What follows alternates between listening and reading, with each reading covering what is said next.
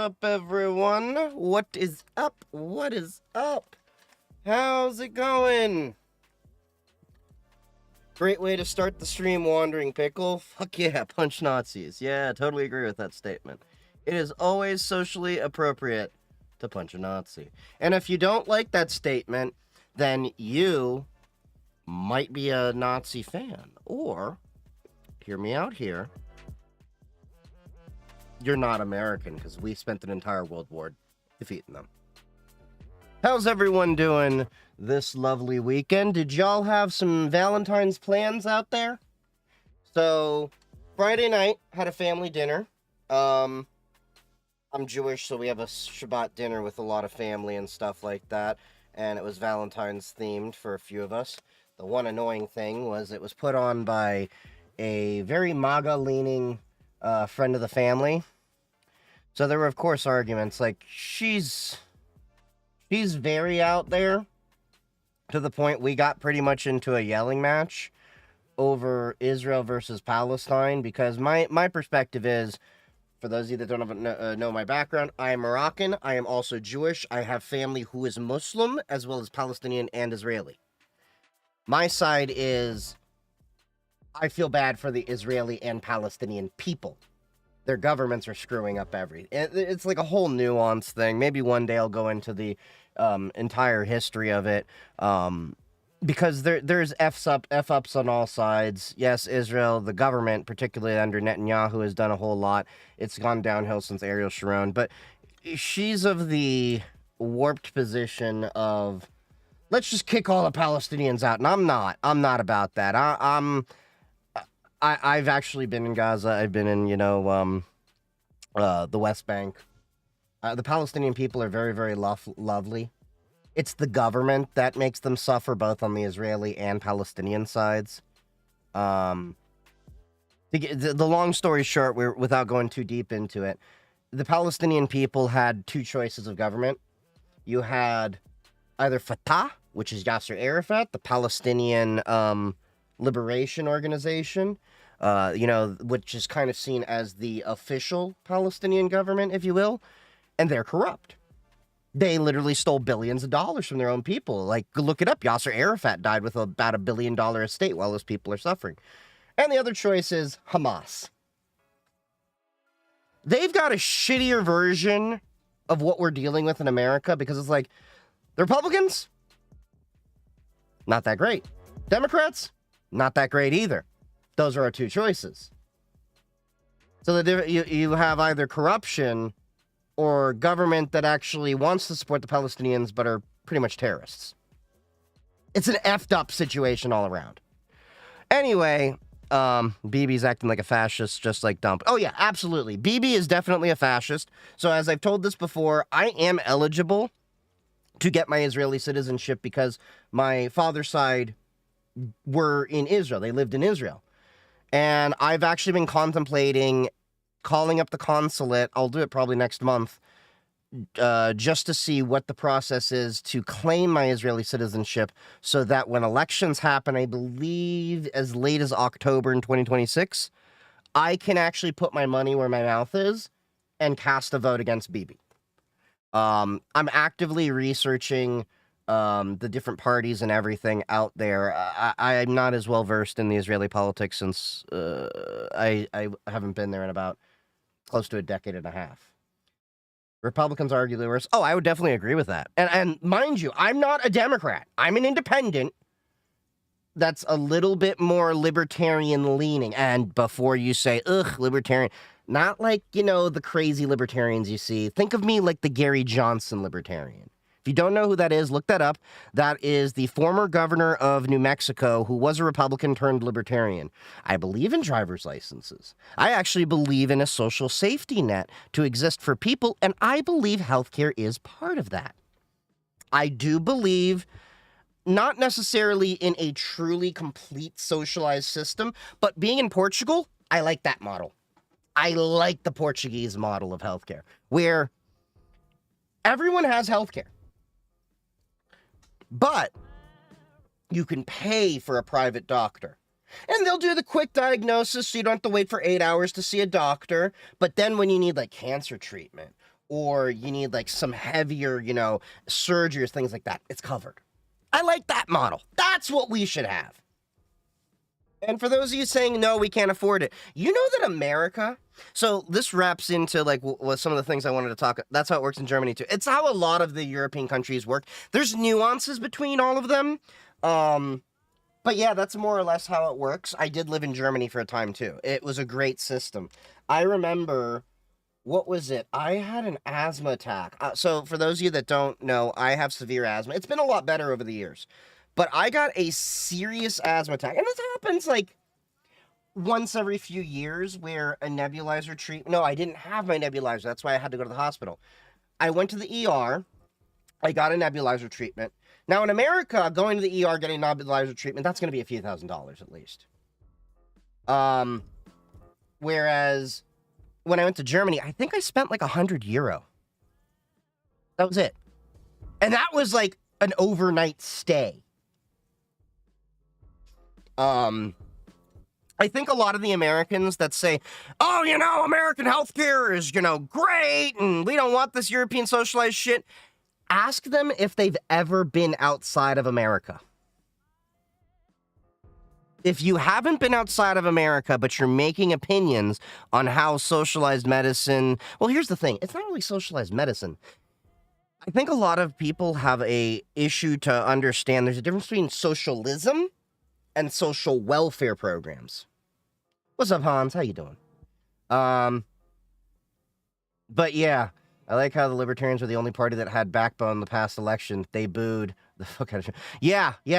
Although I did not vote for the Libertarian Party the last time, it was mostly because Chase Oliver was like milquetoast. He was like lukewarm. He was very tepid. He didn't really care all that much. So I didn't really care for voting the Libertarian Party this time. But I am a proud Gary Johnson voter for the last 2 times, and I was a big Ron Paul guy. And it's kind of funny, I have to say, over my years, okay, I used to be that libertarian.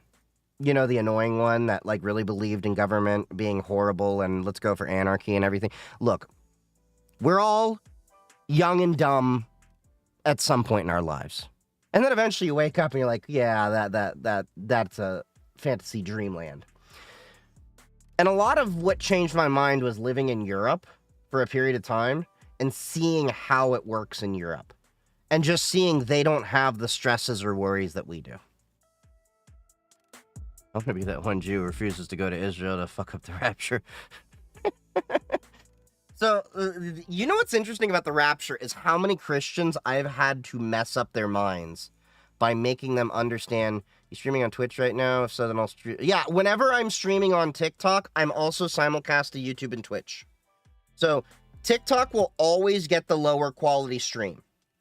Let's make that very clear. I output the video to TikTok at 720p, and you get vertical video. That's why if you look at the bottom, it's cut off right now. But if you go to Twitch and YouTube, full 1080p. What are the best European countries to get dual citizenship as a U.S. citizen? There's a few out there that if you have qualifying things, I'm trying to look into Portugal for my background, as well as the fact that I can possibly transfer my job out there. I'm actually looking into that. The other route that I'm actually looking at to possibly have me move to Europe is, my lips to God's ears, if somehow content creation becomes a profitable venture. Let me put this out there. I've never intended on being the guy that's like, I'm a content creator. But yeah. Germany's actually pretty hard to get a citizenship from what I looked into. I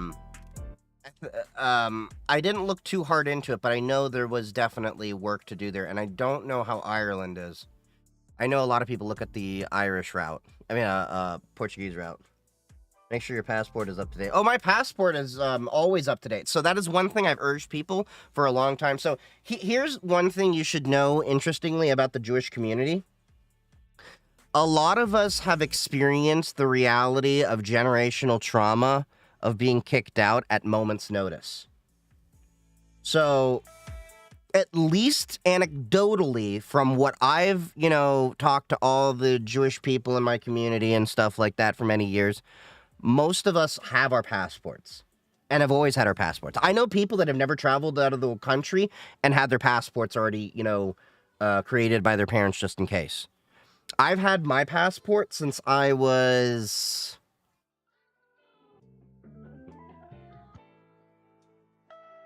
14. My parents always made sure that I had a passport together. I think I had a passport as a baby, they told me, because I did travel out of the country. Of course, I don't remember that. But I've always been a proponent of getting your passport whenever, and for multiple reasons. One, if you want to leave the country at any moment's notice, it's great to have a passport. Because, like, how many times have you ever been like, God, I want to travel out of the country, but I need to get in my passport. Oh, it's going to take several months, and then you have to do all this planning and everything. There's been job opportunities I've seriously had. I worked in Germany for a period of time. And the passport was one of the greatest things to have, because immediately here's my passport. They did the work visa stuff. Boom, hop, skip, and a jump. I'm in Germany. So it was only a couple-month contract. But yeah.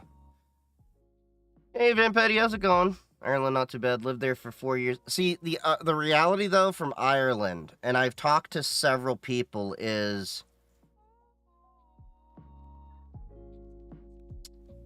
when it comes to the Jewish community, it's maybe not one of the best places. And that's one of the things that's been a consideration for me, is wherever I go, I need to have community. And that's true for everybody. But, for me, it's like, I gotta find where a synagogue is and everything like that. So Portugal is really on my short list, because my family traces from the Portuguese Spanish Inquisition, the Portuguese side. So I actually found family names and stuff in there far enough, and some of my cousins have already claimed their Portuguese citizenship before they closed it up a little bit more, and now you have to, like, be in the country for a little while. But yeah. How should you go about looking for visa-sponsored cyber internships? I don't know about visa-sponsored ones, because I didn't do internships. I did straight IT jobs and everything.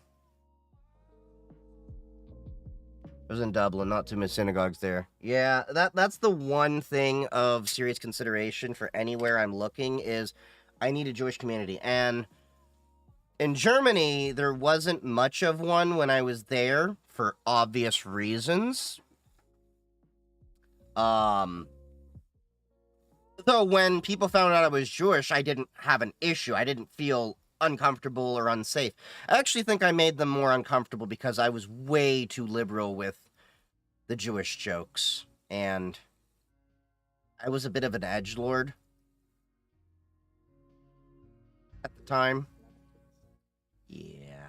I had an incursion with the Polizei one time, because I made a Hitler reference, and they didn't know what to do with me, because they didn't really believe I was Jewish until I kind of rolled up my sleeve and said, yeah, I'm pretty sure your people didn't do this, but yeah. Have you considered Asia? I've considered it, but the issue is a lot of job potential for different things.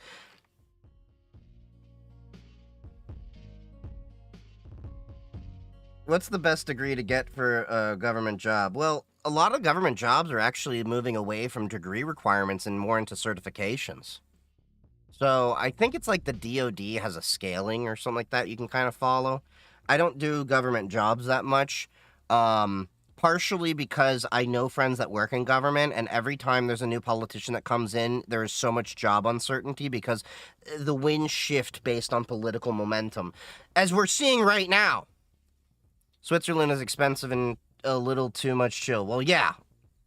Switzerland is way too expensive, as well as the fact that citizenship there is, like, next to impossible.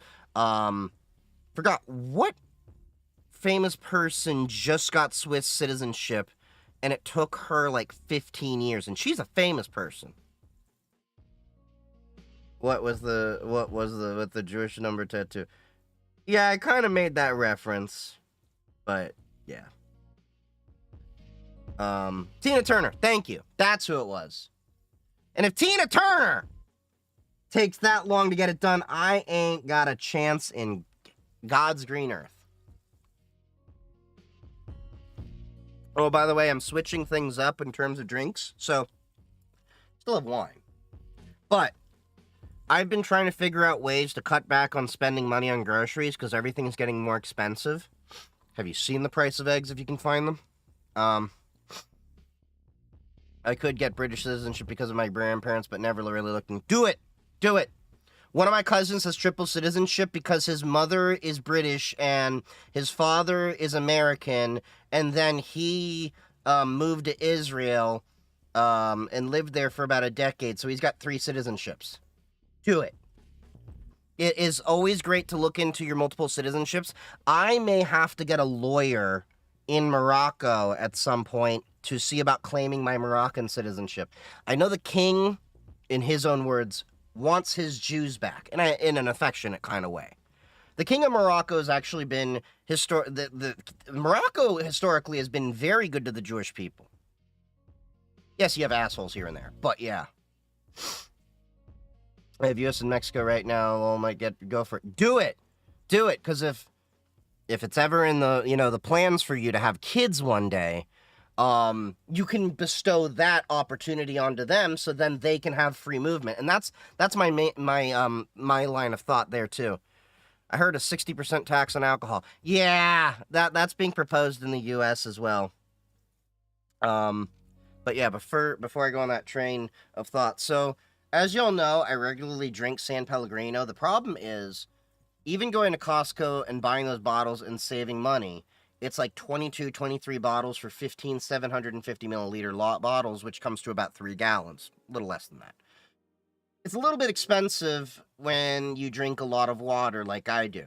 So when I was at Costco, they actually had one of the water delivery companies that offers spring water. So I get 5-gallon buckets of spring water, and they give me a dispenser that does instant hot water and chilled water. It's like $6 a month just for the dispenser. They handle the filters and all of that stuff. And then they do a water delivery every couple weeks. So I have like 4 different 5-gallon bottles, and I can switch it up whenever I want. And then I just put it into the soda stream and make my own sparkling water. So, by my math, I'm saving a few bucks there. Just enough to offset for the cost of eggs.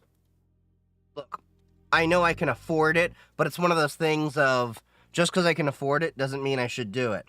So, let's do it this way. Let's do some math. So, about $23 for that. Let's see, $23 gets me roughly 3 gallons of water. If I do, yeah, $8.50, yeah, cheaper. And then, we also did a funny experiment to get the dogs to drink, what water they liked better. They definitely like spring water better. They don't like sparkling water. You ever give a dog sparkling water? It is funny. It's like their expression on their face is, why is it spicy? 23 for eggs. Jesus, times have gotten bad. It's not 23 for eggs. It's 23 for the 15 bottles of San Pellegrino. Glad I have 10 out of 10 quality right out of my tap. Let me put it this way. The tap water where I'm at isn't bad. But it also varies. Not to mention, I do a little bit of prepping. Not overboard. I want to build to that point. But I'm thinking in an emergency setting. What if the water goes out? And it's happened several times. Not for a long period, like a day when the water breaks or something like that. What happens in those situations? What can I do? And I'd rather stockpile water. So that's why I also do it. Well, my dog only drinks purified water, small Yorkie. Yeah, so what I do for the dogs currently is I purify the water through a water filter, and then they have one of those water bowls that's like constantly filtering. It's got an actual filter in there with a little spout that's like, constantly like having the water run. They're spoiled as fuck. Yeah, so they have that.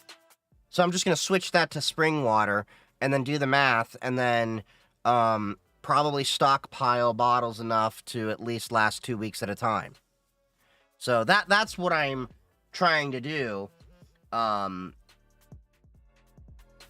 right now I got like 4 bottles. Might have to up it to 8. Any good home and or emergency travel water filters? So there is one that I actually take to DEF CON with me. There's gravity water filter systems. I'd have to look up the specific one I have, but there's gravity water filter systems. So what I did when I was at DEF CON to fill up... So for those of you that aren't aware, my DEF CON bag, it has a 3-liter water pouch built into it. It's got a hydration sack.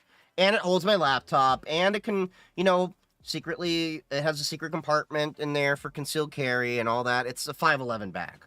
I'm a 511 whore, okay? I got 511 boots, 511 bag, 511 pants, 511 shirts. The only thing I don't wear that isn't 511 is the occasional t-shirt. The laptop arrived? Not yet.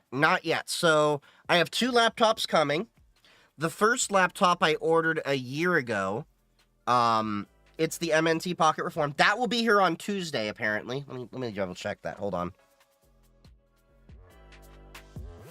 Give me 1 second. I just want to confirm that so I don't get told that I'm a liar.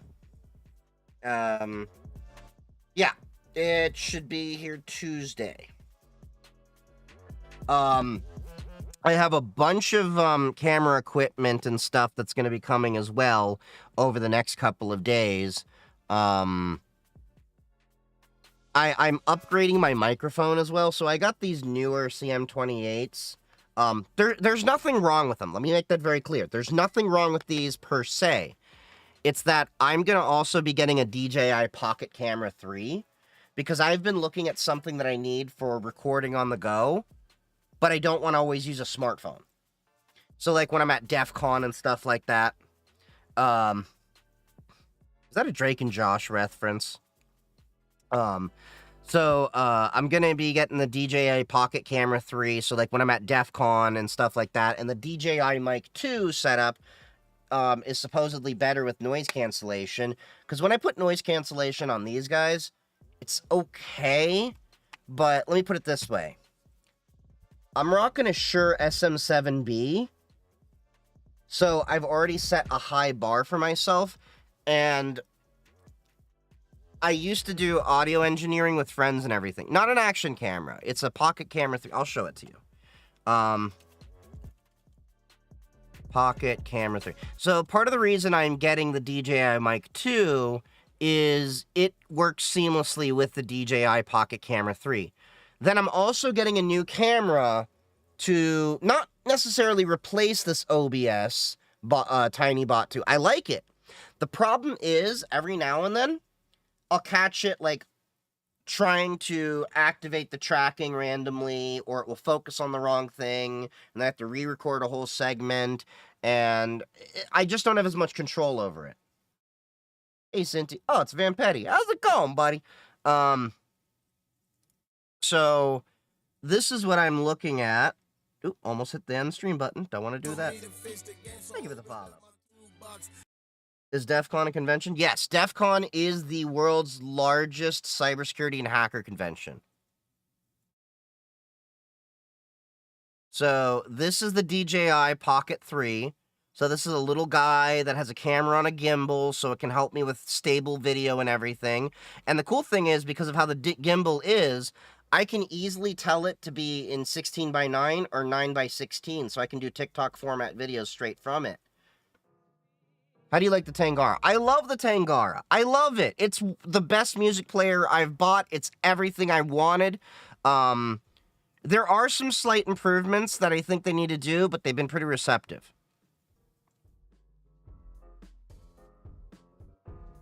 Can't wait for the content coming from that event. I will know more about my DEF CON plans and everything, hopefully next month by latest April.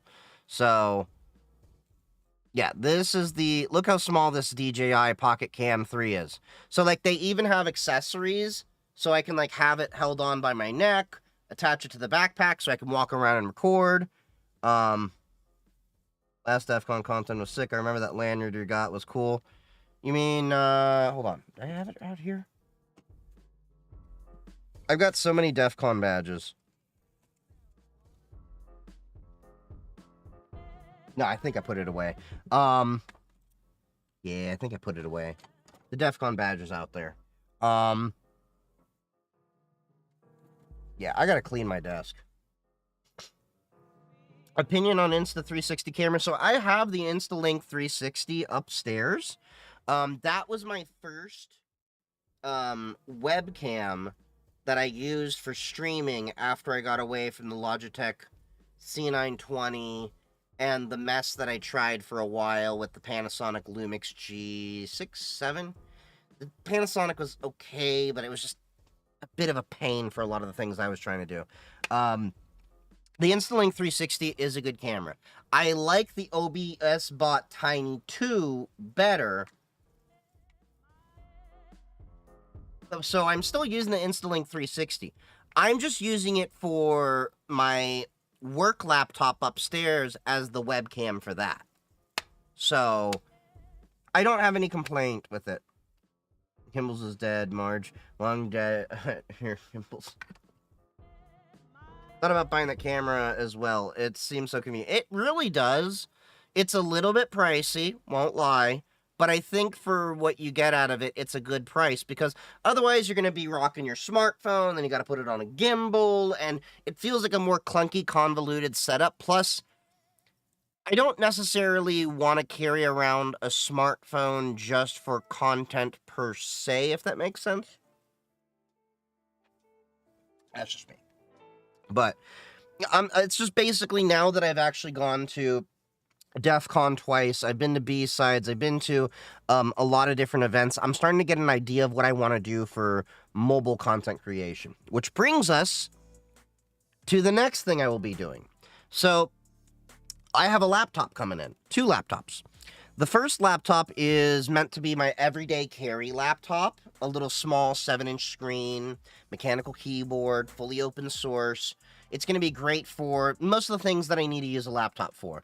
And I'll get into it a little bit more so later. But the premise was why I got these full Linux phones a little over a year ago was what the MNT Pocket Reform is trying to do. I've been trying to get a small, portable computer that can do all of my basic work needs without having to pull out and carry around a full-on big-ass laptop. Not that I have anything wrong with this laptop, it's just the majority of the time that I bring a laptop out, I don't feel like I need the full horsepower of a Core i7 or even an i3. I just need a little guy with decent power that preferably has a cell modem, which this one has. I'll be getting into that a little bit more. Actually, I'm going to be adding the cell modem, which I have over here. Where the hell did I put it? It's been in my desk for a while. That's my floppy disk. Oh, no, here it is. It was right behind the floppy disk.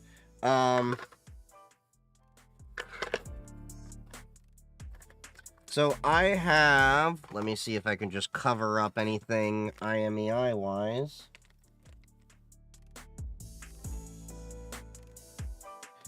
So I have this Quectel 4G modem. I can do a 5G modem. We'll cover that little section over there. This little Quectel.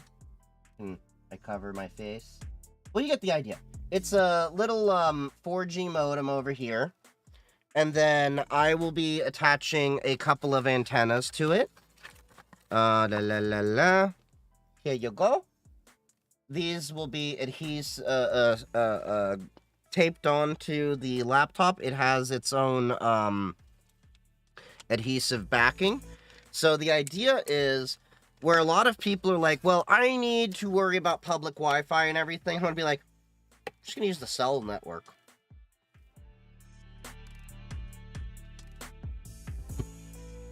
What certifications for 2025 should one focus on all changes in AI? Not really the certifications that you should be focusing on. It's more the base knowledge out of everything. As I tell everyone, and this is coming from a guy that literally only has one certification, the CISSP. That's the only cert I have. I didn't get Security Plus. I didn't do A Plus. I didn't do Network Plus. I didn't do any of that. But yet I have the networking experience. I have the cybersecurity experience. I have the identity and access management, everything. Focus on experience and knowledge over getting the cert.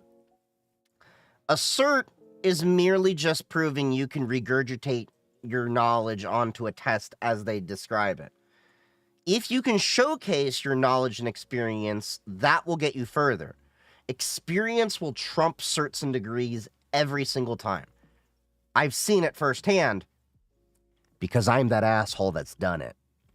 So I only got the Security Plus back in 2019. Haven't really needed any other, but I still want the CISSP. Bro, if you, sorry, I don't mean to assume anyone's gender here, but dude, in the gender neutral sense, if you want CISSP and you had your Security Plus back in 2019 and you have 5 years experience, do it. Found another defacement on Doge. Oh, God. Yes, send me the URL. I'm curious.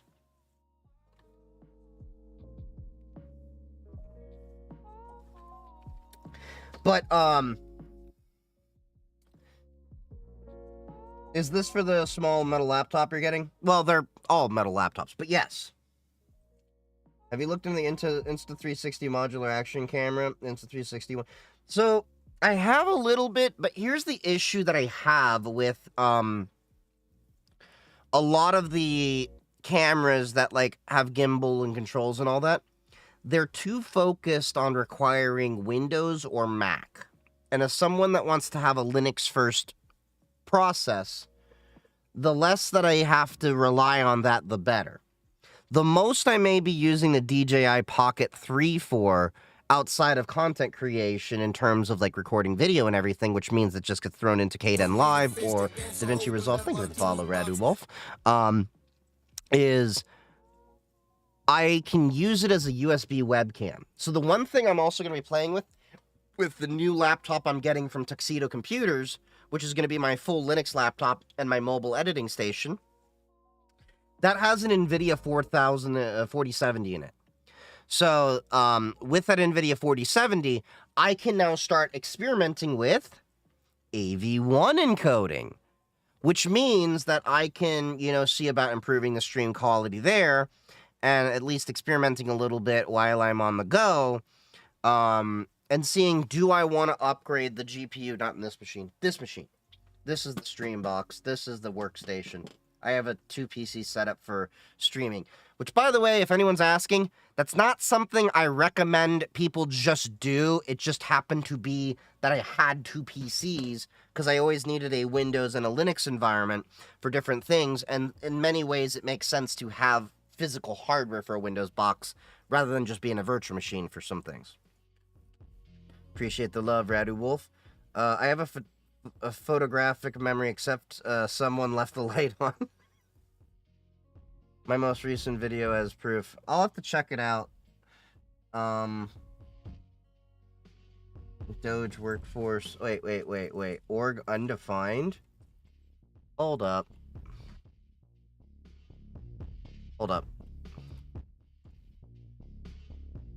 Let's be smart about this.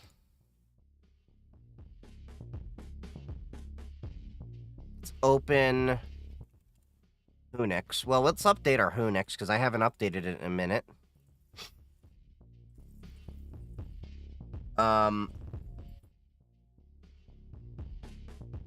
yeah, I'm looking forward to upgrading a lot of my content and everything. That's also why there's been a little bit of a hiatus on the YouTube content, is I kind of don't want to make content until I get the new stuff here, and a lot of it probably won't be here till Thursday. Keep Musk locked in that room. He's not letting anyone enter. He'll go through K withdrawal. They had control of the ID. It was the put in the DB. Wait, what? Hold on.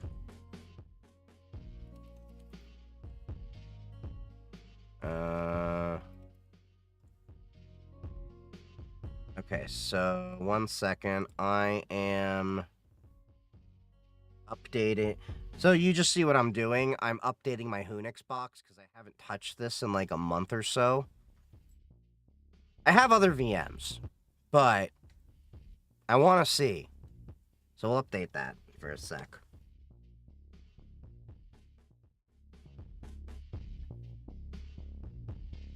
Obama was really the one to make Dodge?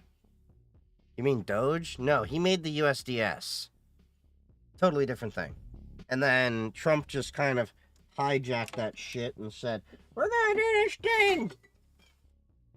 The irony is that Doge itself is an example of a redundant, inefficient system inside of government because we already have systems out to check for waste, fraud, and abuse. From the GSA, inspectors general, they all serve different purposes, but more or less they do the same thing.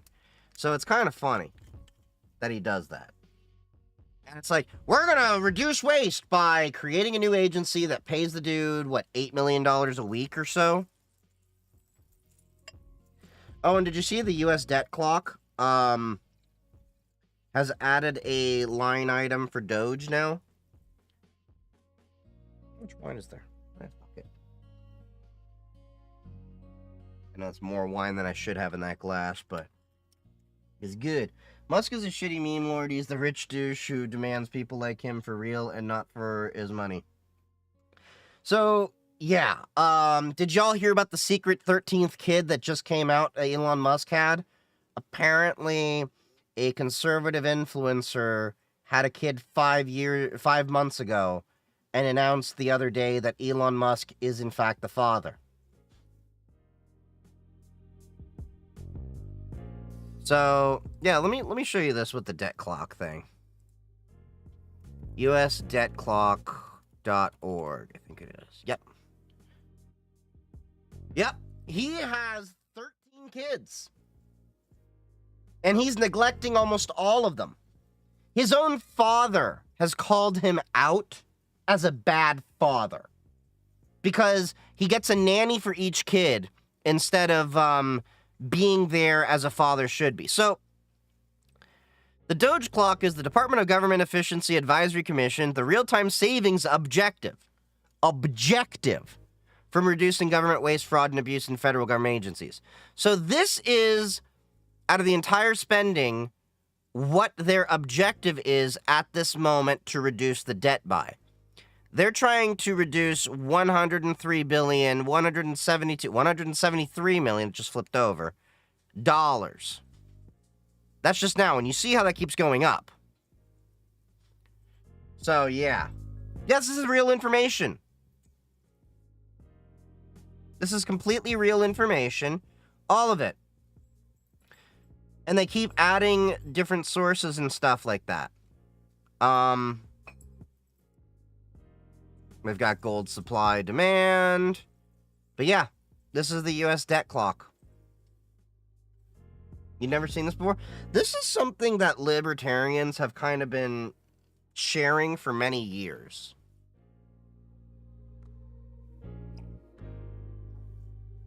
Oh god, that needs to air. This is why I like my Portuguese green wines. Vinho Verde. I feel like you can just pop those out and drink them. Well, I got this red wine that was Portuguese from Costco. It's not too bad. I'm just not a fan of red wines. I mean, this one's good. Savings per family is just sad. Yeah. Hold up. Only $10K per family? Ugh. What DE is this? This is Pop OS's take on GNOME. They're going to have Cosmic DE come out soon so that it's all going to be rewritten in Rust. I'm excited for that. It'll be interesting running Pop OS on a non-System 76 computer, and I don't mean one that I build myself, because Tuxedo Computers apparently has their own drivers for the keyboard and stuff like that, so I gotta figure that out to make it run smoothly. Shouldn't be too hard of an issue. Making first build, should I get a 5070 Ti? That's a budget question for yourself. The question you need to ask yourself is it worth spending the money on that GPU? That's a personal call. I personally don't see the issue with it, but that's up to your budget. I did use Pop! OS on my Lenovo and wasn't that bad, but had better experience with Ubuntu. Wait, what? Which one is that? Not trying to spend more than $800. For the entire system? Then probably see if you can get an older 4000 series. Or cheaper. GPU. Oh. Then yeah, get whatever fits your budget and everything. The honest truth is, not everyone needs NVIDIA. You can probably do okay with AMD if you're not trying to do content creation stuff, and they work okay with AI. They're not the best, though, because a lot of things definitely prefer NVIDIA CUDA. And I'm getting NVIDIA because DaVinci Resolve is where I can definitely see myself leaning into, and the Linux version explicitly requires NVIDIA. There's no ifs, ands, or buts about it.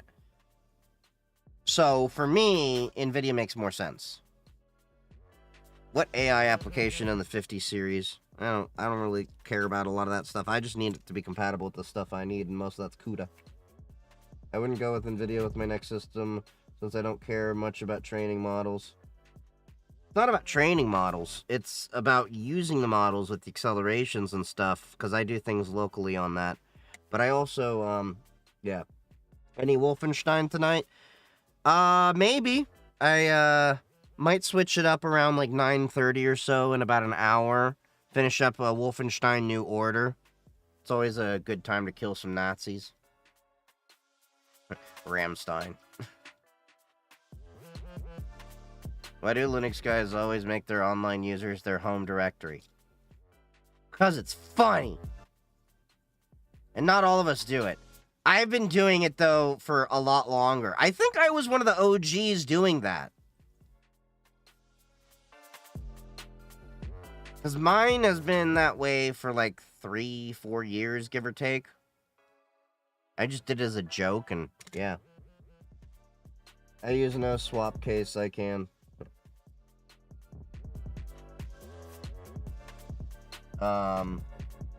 But yeah, there is a lot of stuff NVIDIA does actually have advantages to. They've kind of cornered the market for a lot of things. It's upsetting, but it is real.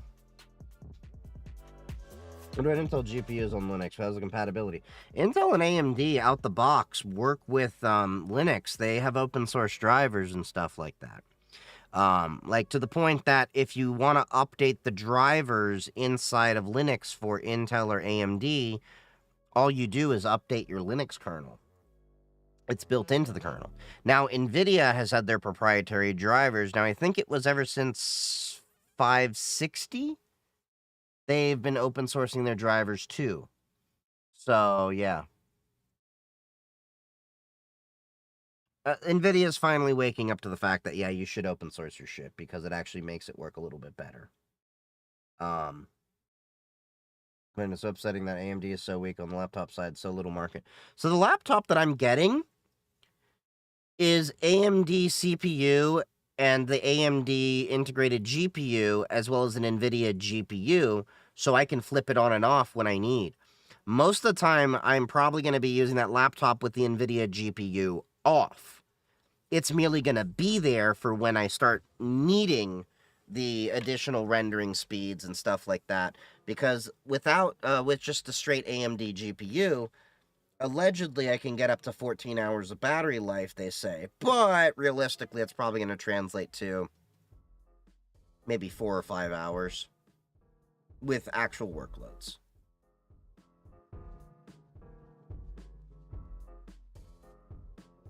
A lot of people were talking about Doge got their personal.gov website hacked because there was no protection at all. What do you mean they got their personal.gov? Alright, hold on. I'm trying to decipher this. So, yeah, the .gov site was horrible. And here's the reality. I think I talked a little bit about this on TikTok. I think a lot of people play too much into, yeah, the Doge website got hacked. I talked about that. I think this is more of a showcase of the point that I was saying, which is that do not assign to malice what can be easily explained through incompetence. What I mean by that is, I don't think everyone thinks of Elon Musk and Trump as these horrible, evil people and all that. I think they don't have good ideas. Let me make that very good there. I do think in their own warped way, they have good intentions, but they are so incompetent in their execution. The reality is Donald Trump and Elon Musk have never had to experience what it's like as an average person. Both of them were born from wealthy families. Both of them have never had to worry about where their next meal is going to be, how they're going to have to pay their bills, and all of that stuff. Elon Musk came from a family that owned an emerald mine. Donald Trump came from the Trump empire of real estate and everything, if you knew about his father, Fred Trump. So, the reality is, I think a lot of people play too much and give too much credit to Elon Musk and Donald Trump as being competent. Because here's the thing. That motherfucker's in his 80s now, I think it is. Elon's grandfather was definitely a Yahtzee, we know that. But Trump is like in his 80s now. And here's the thing, when people like to conflate Elon Musk and Donald Trump to Hitler. Hate to pull a Godwin's Law this close in the discussion. The reality is, and remember, I'm saying this from the context of being a Jewish person and everything. I'm not saying he was a good person. But he was a smart person. He did live like the average person. He did know how to relate to the average person. That's what made him so dangerous and so charismatic and so able to appeal to the masses. Donald Trump and Elon Musk can't do that. They will always be seen as those rich guys. No matter how you slice it, no matter how favorable you view them.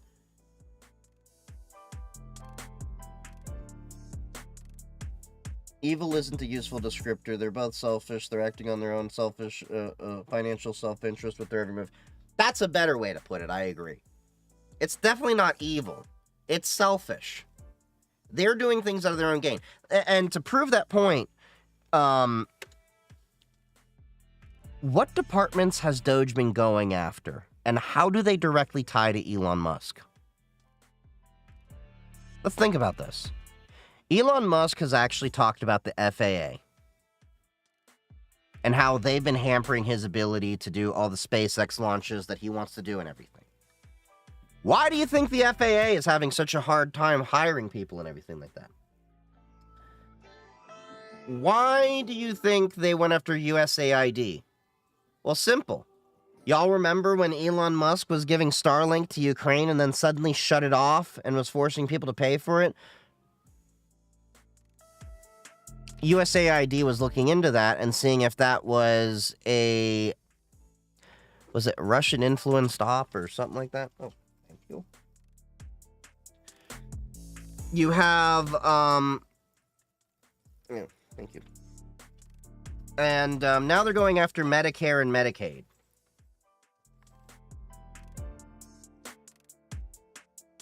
You want to know an easy way to actually save billions of dollars for the medical expenses that we have in the U.S.? Give Medicare, and I think Medicaid doesn't have this either, the ability to negotiate, and you can probably save about 50 to 60% on their actual finance budgets. That's pretty much been proven by experts. No, single payer actually doesn't save all that money nor fix issues. Look at Britain, where they've had their doctor shortages and stuff like that. They have doctors coming out of school now, even though they have a doctor shortage, that aren't hiring. I like the Portuguese and German models. They don't necessarily have single payer. They have a safety net where everyone has insurance, but you can still get private insurance. I know Britain kind of does similar, but no, you don't want to do a full-on single payer system. It's going to cause a lot of issues. I think the reality is with a lot of these systems, no pure system is ever going to fix anything, and every system that we have is going to have some kind of compromise that needs to be done.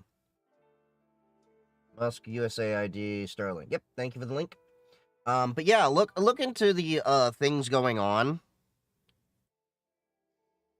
It's not that hard to figure it out. And for Trump and Musk, it's a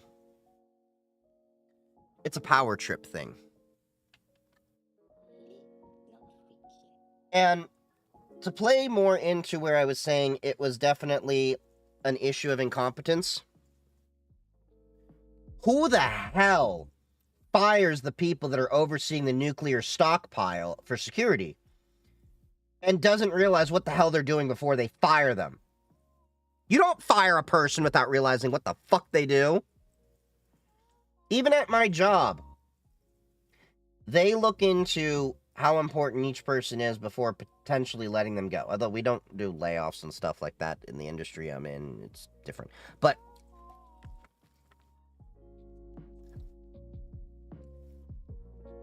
the company I work for prioritizes having institutionalized knowledge.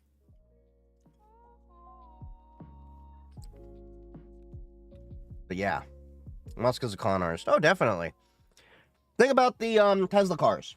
Those are piece of shit cars. And I don't just mean that in the quality control way.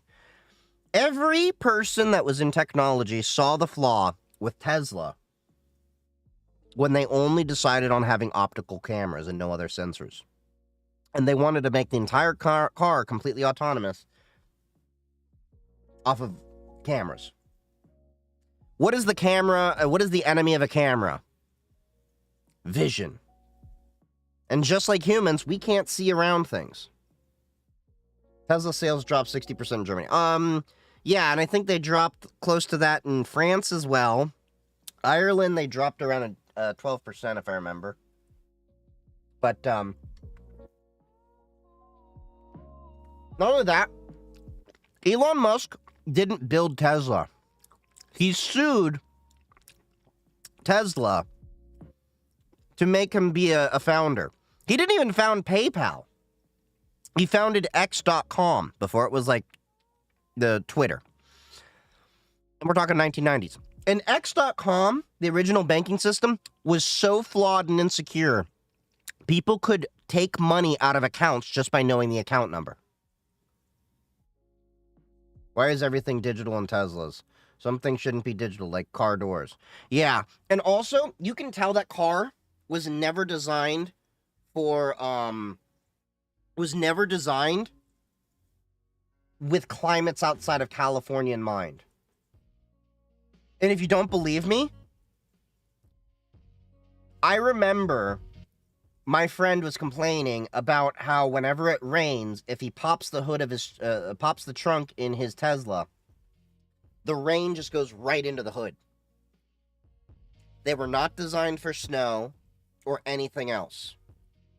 The BYDs, on the other hand, they took into account the varying climate inside of China, which includes snowy areas and stuff like that.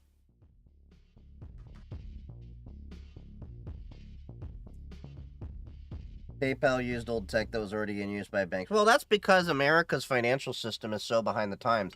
The honest truth is, if we had a similar system in the United States, we're still using ACH system, American Clearinghouse. If we adopted something similar to European SEPA, we wouldn't need PayPal. In Europe, a lot of banks out there allow you to generate payment cards on the fly with their own random ID number, similar to like what privacy.com does. So you can have a temporary card for whatever you need, and then if it gets compromised, you just kill that card off, that digital card. They have the ability to do bank-to-bank transfers without fee in the SEPA system. America is, I would say, about 20 years behind what financial technologies are actually out in Europe.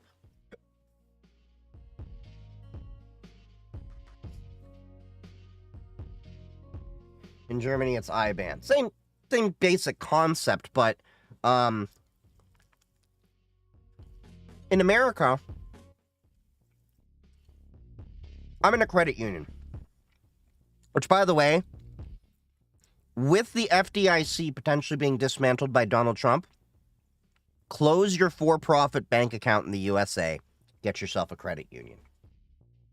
Don't ask me what one's good for you, because the one I go to is a state credit union. There's federal credit unions, there's state credit unions, there's local credit unions, and they're a federated system.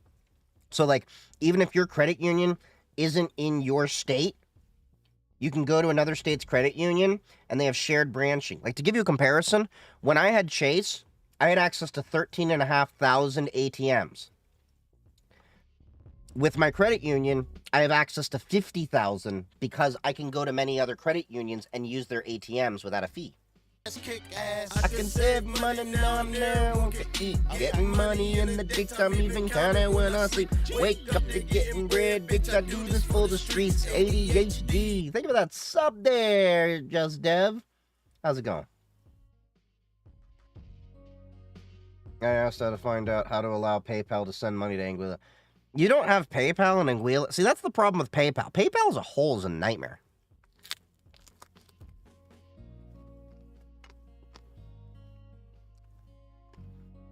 So, PayPal, I hate it, but I need to use it because TikTok pays me through PayPal. So when I get my money every month from TikTok, it goes through a PayPal account. Many different businesses need to use PayPal to pay me. So I have to have a PayPal. I've had several occasions, it hasn't happened recently,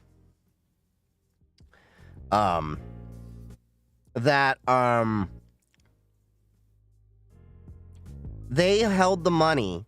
I had to go to the CFPB, make a complaint, and the CFPB helped me claw back my money. And what did this fucking administration do? Dismantle the CFPB. Now, why did Musk do that?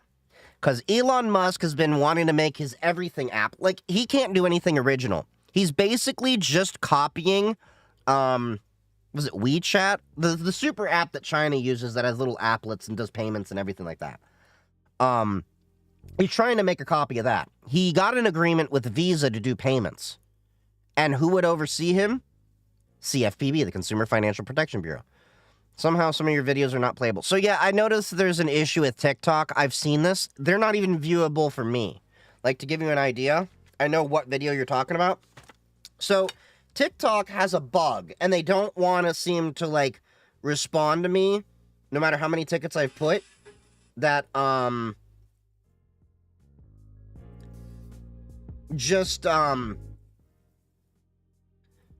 what'll happen is some of the posts will get into a manual content, excuse me, a content review, where TikTok has to review the content to make sure it's okay with community guidelines, and then it's supposed to be released as normal.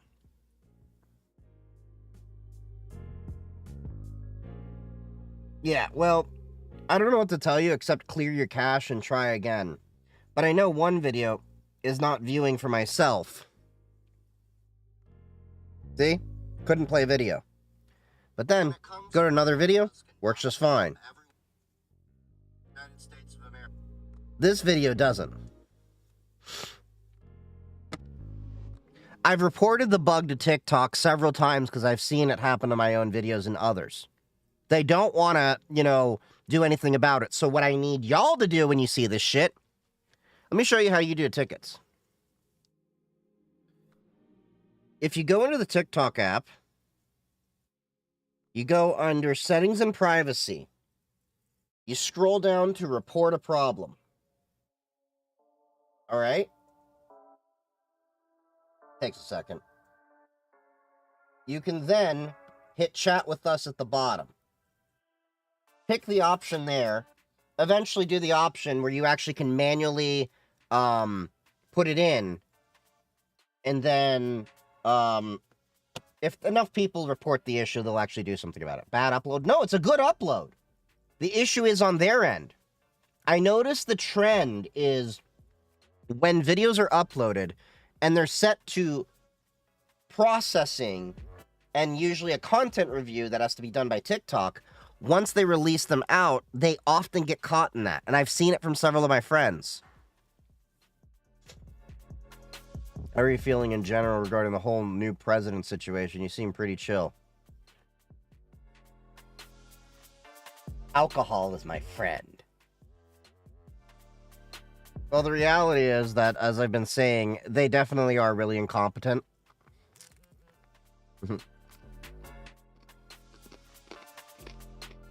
It's stressful. It really is, because, let me put it this way. I myself, because of what I do, who I work for, and all of that, I'm not worried as much. But I am worried for a lot of my friends and family.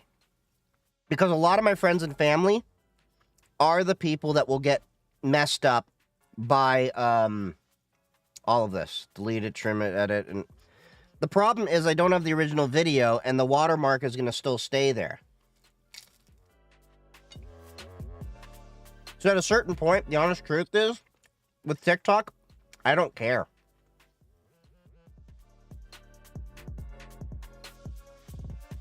That's in part why I'm trying to switch more towards Twitch and YouTube. Because the honest truth is, we still don't know what's going to happen with this damn app.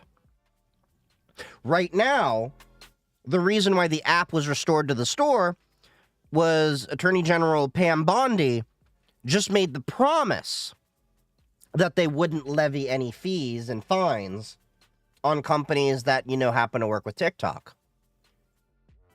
But at this point in time, as we know,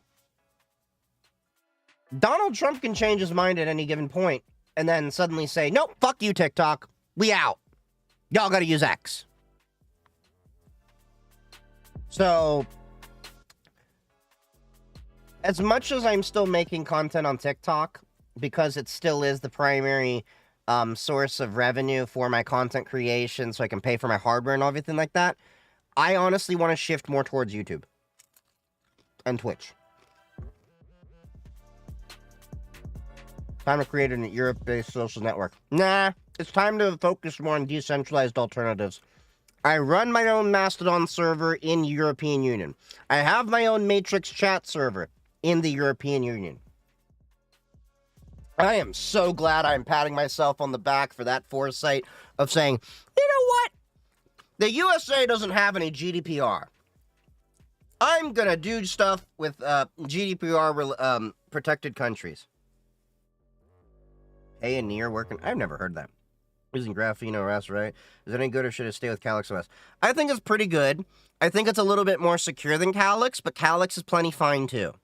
Calyx actually is at DEF CON, and Calyx actually has booths where you can buy phones with pixels and stuff like that, preloaded with Calyx out of the box. Pretty cool. They're a pretty good company. The only thing I will say about graphene is the dev community is kind of toxic. And I mean that in the way of, like, they're too puritanical and they don't understand there's different threat models. Ask if you ever plan to do an earlier stream. I like your streams, but they are sometimes a little too late. So the issue is, because I work and all those other things, I do them a little bit later. So I kind of fit it with my schedule, as well as give myself a couple-hour buffer. Plus Sundays, I actually like to go out and do things. Like today I went shooting and all that, which there was a TikTok video up, by the way, of me shooting, breaking in my new rifle and all that stuff, which it jammed a few times, but that's because it's brand new. I didn't lubricate it anything.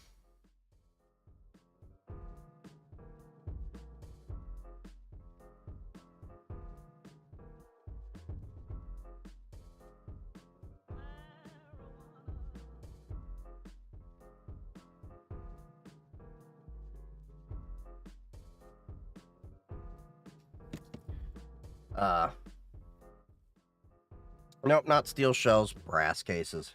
Yep. My website hoster reached out to me for getting to know me as a customer. You mean KYC? Yeah, that's gonna probably happen more and more. I'm tired of trying to communicate through Redstar OS. I need a better method. Can we create a Prism's STQ1 satellite fund so I can blast pure Kim BDSM hentai? You know, I think I have an easier way for you. There's an organization that, like, was, like, flying balloons into North Korea. Just do the same thing. Just make leaflets of Kim hentai and airdrop them through balloons. There you go.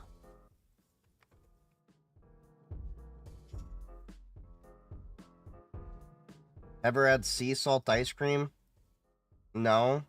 Had sea salt taffy, not sea salt. Yeah. No, the only foreign app to go through this was Grindr. Wonder what Congress is afraid of. Gay conservatives, maybe, who are married with kids. Yeah, that's what cracks up a lot of people, is when I tell them about the Grindr situation. I'm trying to find my Calyx stickers. I know I have them from DEF CON. Cybersecurity Schoolhouse Rock. I got some really great stickers. And that's the other problem with getting a new laptop, is trying to figure out what stickers I'm slapping on that bitch.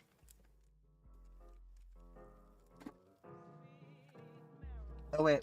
I got the best sticker for you. Like, to give you an idea of just how many stickers I have collected from DEF CON.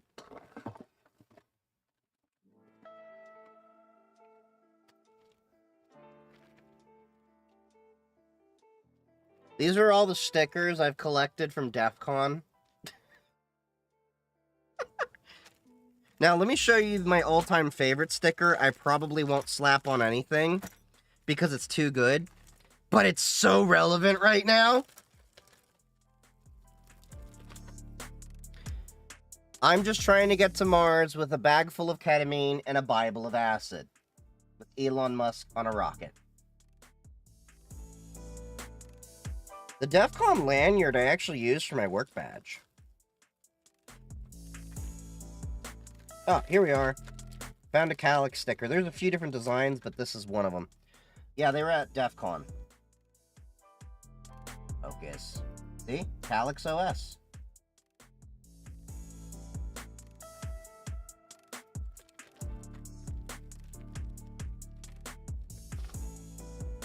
Put that on a shirt.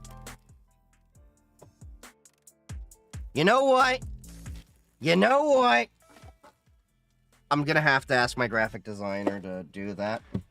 And just so you know, whenever you buy merch or anything from my shop.chiefgeek3d.com, 20% of that profit goes towards my graphic designer. You're helping a single mom pay for her kids. Calyx OS is another operating system for Android. So the two main security-focused distributions of Android are Graphene OS, which I personally use, and Calyx OS. The main difference between the two comes down to how they sandbox Google Play. So my understanding is that Graphene has full Google Play Store that is completely sandboxed and containerized and isolated in the phone. But Calyx uses something called Micro G. Different security model and things like that. Can you encrypt your data on Android like on Linux with VeraCrypt? So Android is able to do full device encryption. I don't see why it couldn't do VeraCrypt. Hold on. VeraCrypt Android. I've never tried it. Now, currently they have no plans to support it. But there's nothing technically stopping it. It would just be somebody that actually has to make a version for it.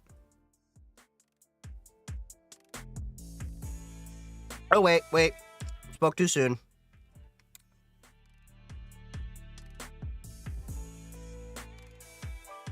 Droid FS.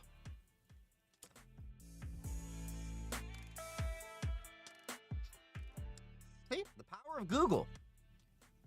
Last release was 7 months ago, so not the most actively updated thing, but you don't really need it updated that much if it's pretty decent until they have bugs in it. So yeah, it's an F-Droid. That's apparently an option. I'm not vouching for it. I'm just saying there's an option to do it. I haven't personally used it myself. The desktop environment is just GNOME that comes on Pop! OS Linux. I like the Mac-like aesthetic as a former Mac user.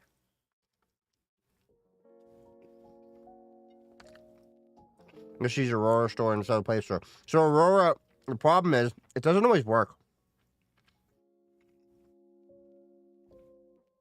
So far, Arch Linux is fun. Of course you're an Arch user. We get it. You're an Arch user. The CrossFit vegans of the Linux world.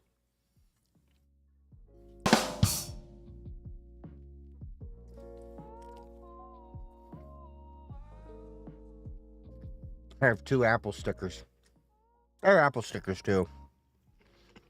I just don't see wanting to slap anything on an Apple. I don't see the reason to slap an Apple sticker on anything.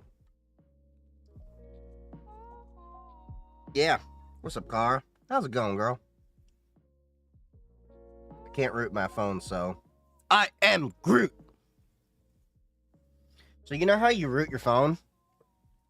So the easiest way to root your phone, go in your backyard, dig a hole, plant your phone there. It will plant a seed and then root Android for you. And then you can have a sproutling of an Android phone to give you more Android phones. That's how they're manufactured, by the way.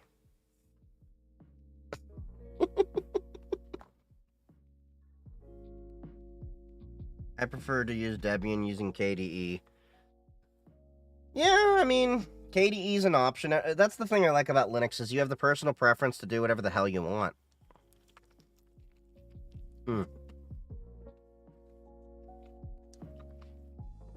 What advice would you give to someone who wants to be a network engineer?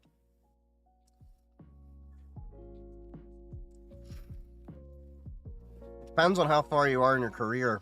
But as always, home labbing. Home labbing is a sure way to beef up the skills that you need. And a home lab doesn't have to be physical hardware. It doesn't have to even be anything too fancy. It just has to be an environment that you can use to educate yourself in the environment that you would probably want to have for your work. So, for example, I started out with networking myself. I started with the pfSense firewall, well, originally DDWRT and then OpenWRT, and then went to pfSense firewall and then got into VLAN tagging and all that. But anyway, so like some people I know, they get like secondhand Cisco Meraki's and WatchGuards and whatever they really are going to be using at work or they're interested in learning. And then what you do is you just build your home network doing that. On top of it, make yourself a blog documenting your journey, like a basic WordPress or something like that. Have this WordPress, by the way, attached to the resumes you're putting out. Because then you can actually showcase your skills that you've learned on your own. And they have a reference to see what you've actually been doing with that knowledge. The experience is what's going to matter more to anything. And then, of course, you have the whole Network Plus. You have, if you want to get into the Cisco hardware, you've got the Cisco CCNA. But bear in mind, Cisco CCNA, as well as every other vendor-specific certification, is specific to the vendor's hardware and environment and everything like that. So don't focus too much on being like, I need Cisco CCNA, unless you plan to be in a Cisco environment or the place that is currently paying for your certification, a lot of companies will pay for certifications, has a Cisco environment. Because a lot of companies don't all use Cisco.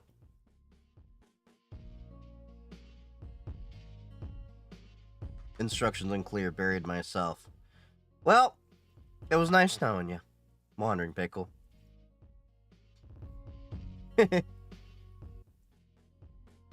I run a MC Minecraft server on a pterodactyl panel to show doctor skills. Hey, anything works. My boss was literally looking for someone that knew how to actually discuss cybersecurity concepts and discuss it with stakeholders and things like that. My content that I created on TikTok and Twitch at the time actually helped me get my job. You'd be surprised what ancillary things you're doing can actually help you get your career. There is many paths to success in this field. The way you have to think of it is, most of this field was made by college dropouts. And when you understand that, you understand not everyone needs to go to college to do this. Not everyone needs certifications to do a lot of the things they do.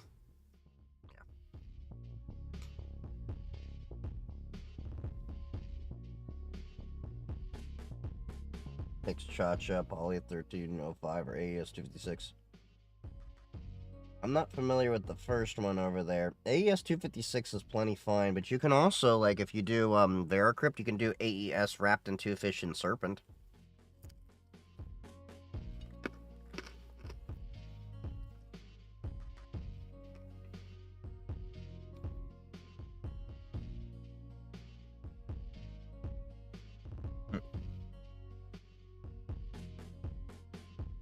CCNA is helpful, to be honest. You learn a lot about general stuff, like IP addresses, 7-layer.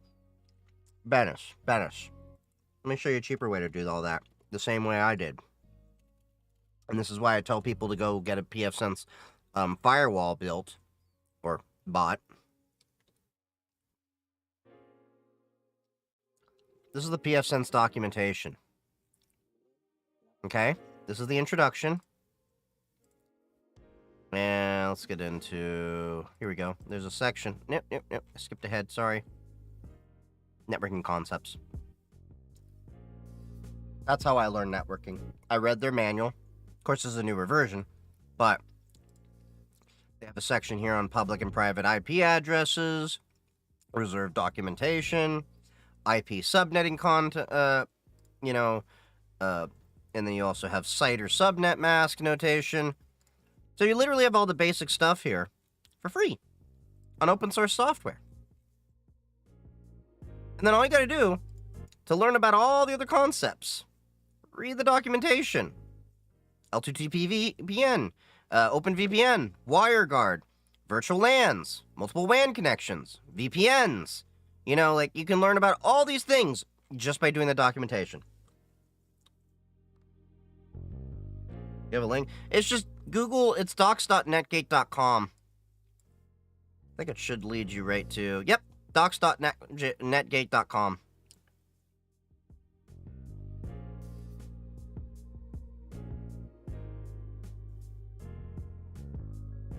I wonder how coding works in other languages. The same way, just different.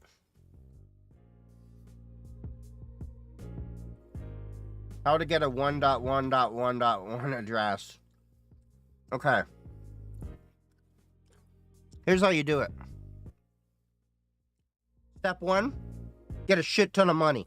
Step 2, use a shit ton of money to buy that on the market. So, a lot of people aren't aware of this. Shit, I wish Aaron was in the chat right now. He knows more about this than me. But there's markets ISPs and such use to buy and sell IP addresses.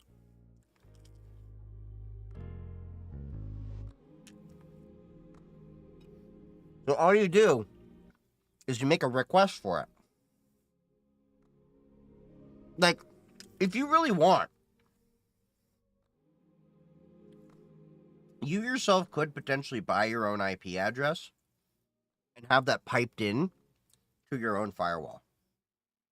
And have an IP block that will stay with you no matter what ISP you use. I don't know the specifics of it, but I've told people have told me it's possible.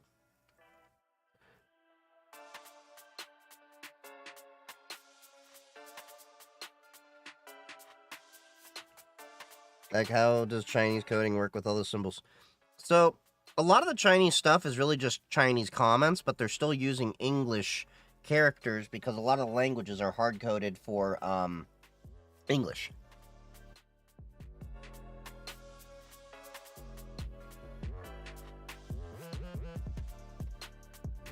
I love to troll host companies with, excuse me, can I buy a Fortnite server?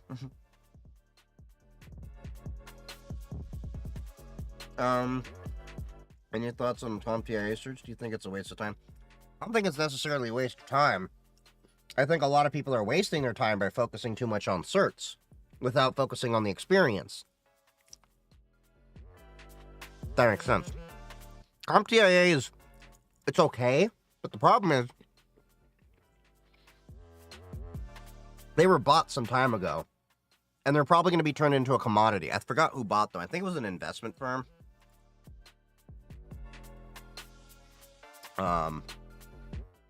Yep. HIG Capital and Thoma Bravo. So this just happened in December. So the problem is that these venture capitalists and shit like that, they have a real problem with reducing the quality of things that they buy to squeeze money out. So this isn't definitive that this will happen, but I have a feeling CompTIA is going to decline in quality and in their reputation as of a result of being bought by HIG Capital and Thoma Bravo. So that's all I say. What do you say for VPN IP DNS leaks, and do you root your device to prevent it? No. The reality is, most of y'all that are worried about this kind of shit, it's not even worthwhile. As I've talked about in prior videos, like the one that comes off the top of my head, if anyone's really curious as to why I tell people that y'all focus too much on VPNs rather than actual, bare base knowledge of skills that you, of the things that you're doing, and that you should focus more on how you use the internet than how you access it. There's a video that I made a month ago. The truth about VPNs, overhyped, misunderstood, not a silver bullet. Not to mention, I'm going to be honest and say, rooting isn't as good an idea as a lot of people think it is. To give you an idea, my Graphene OS phone doesn't run as root. You purposely do not want to have root access for that. It really doesn't do anything much. And yeah, so if you're that worried about your IP address or DNS or whatever being leaked, my advice as always is to go to your buddy with tin cans and string and talk to them that way. VPNs aren't a magic silver bullet that protect you or anything like that. Most of y'all would benefit from actually learning how to use the internet in more private ways than just using a VPN.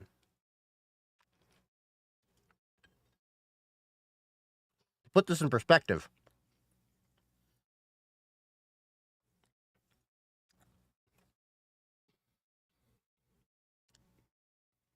Most of y'all flip a VPN on and do the same exact shit. You go on a website, you buy a product, you're shipping that product to you and giving away your physical address. You're on Facebook. Facebook was probably already seeing that you were over time to drink. Okay. It's 13% alcohol, it's 87% water, that counts.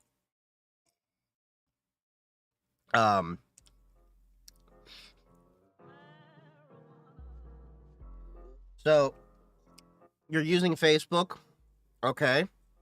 Facebook already knew that you were connecting before these other places and knows where you were anyway. TikTok the same, Amazon the same, all of that. So is Molvad still good or not? That's not what I'm saying at all. Molvad is a good product. I like Proton too. But the problem is y'all are putting too much weight thinking that any tool is a silver bullet. I don't care if it's Tor. I don't care if it's VPN. If you're flicking on a privacy tool and you're not changing your behavior on the internet, you may as well just be, throwing money down the drain. It's about, changing behaviors more than anything. Now, I'm not saying VPNs don't have their place, but most of y'all don't even understand it doesn't really add that much to the whole idea of privacy and security. Yeah, VPN is just like changing your clothes. Yeah, it's still you. You just change your clothes, basically.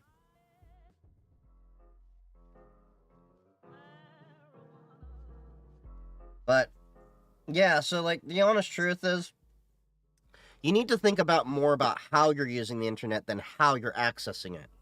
The only reason that I say to use a VPN is getting around geographical blocks. If you're in public Wi-Fi that's untrustworthy, like a Starbucks, an airport, things like that. But in most cases, a VPN's not really going to help you all that much.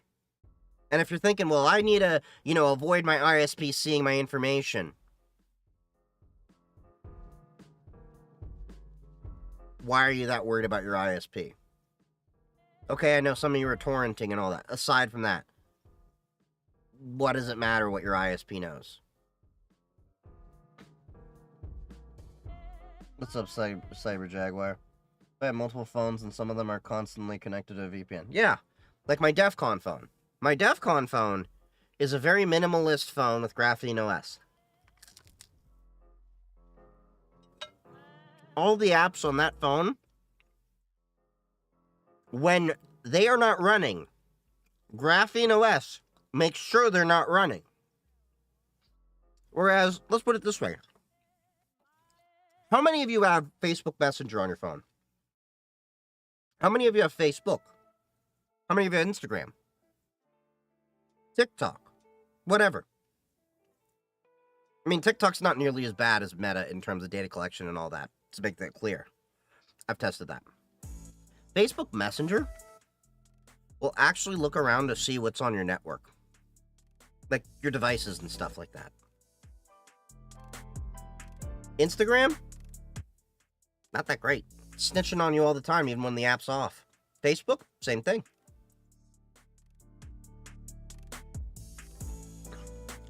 VPNs don't provide anonymity to the sites you're visiting. If you're logging in with your real name, LOL. Good for doing anonymous activities or hiding from your ISP owners of the internet services. Yeah, pretty much that's what I'm saying there. Most people using VPNs do the exact same things they were doing on ClearNet and then think suddenly the VPN's going to be a magic bullet to protect them. No. It's the same thing as Tor. Tor is anonymous until you do something that doesn't make it anonymous. Like, okay, several states have blocked adult websites. So when you access the orange and black hub, the one with the particular sound, boom, boom, boom, that one, you're anonymous. Then you log into your account. If you have an account for your lists and all that kind of stuff, look, let's be honest.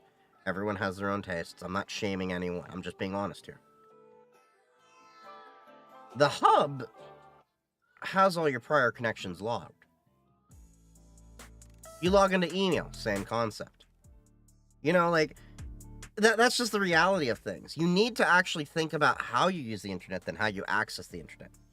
That will solve a lot of your issues. Like, let's put this into a more realistic and dire situation here. Abortion. I don't care what your position is on this issue right now. I do believe that it is a medical decision that should be between the whoever and their doctor. I don't care if it's abortion or anything else. A medical decision should be kept between the doctor.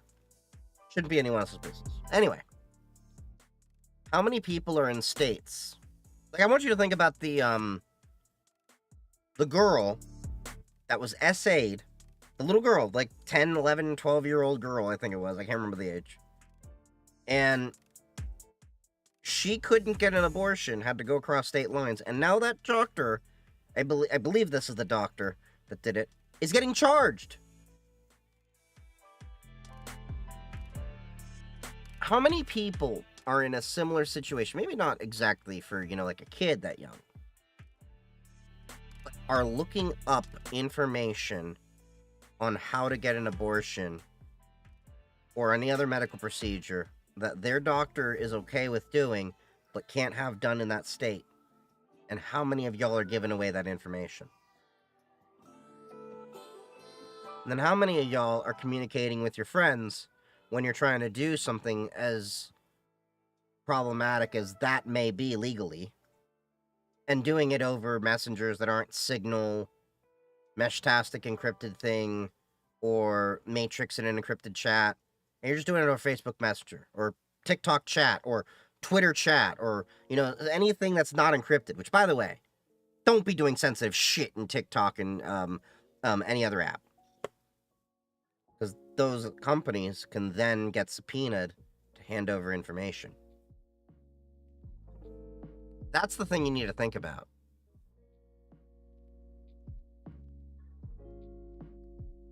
PGP or Omemo for Jabber. I haven't used Jabber in a minute. PGP is my preferred thing. That'd be really cool to make a DEF CON phone. I just get a Pixel and install Graphene OS.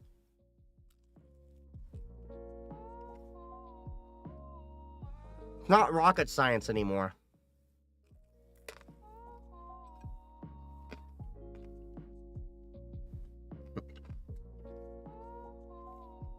So having multiple phones or computers is important to there's a key solution to this. Yes and no.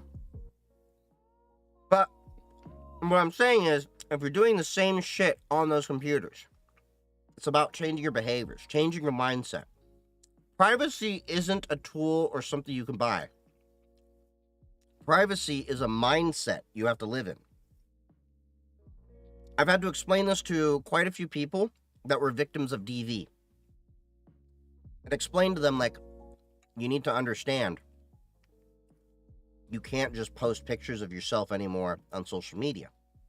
Like, many of you don't even know about geotagging, where your photo, what you're taking, is attaching metadata to tell your location. And often, when you send those photos to people, it doesn't strip that metadata, so people can see the location of where that photo was taken and when it was taken. That's just a small drop in the bucket. Not censorship in Orange America. This morning I got a Windows update desktop notification from Chrome saying messenger.com. The site has been updated in the background. No messenger tab was open, no process in the shift escape messenger, but the actual F. Well, your first problem was Chrome. I'm a Firefox boy. Which, by the way, I will be making some content in the near future. By the way, thank you for the follow, Eric. I will be making content in the future about why you all should switch to Firefox. And it's not just, oh, it's more open source or anything. If you don't know about Manifest v3 coming out and how that's killing a lot of ad blockers and shit, because Google wants to have this whole way of more privacy in ads, which is really just a way they're actually hard-coding URL redirects and stuff like that, so that they can still get money on their stuff. Yeah, it's problematic. Firefox is going to be the only browser that supports a lot of the extensions. I love Firefox too. I've been using it for like 20 years. When I don't use Firefox, I'm either using Chromium or Brave. Those are my browsers of choice.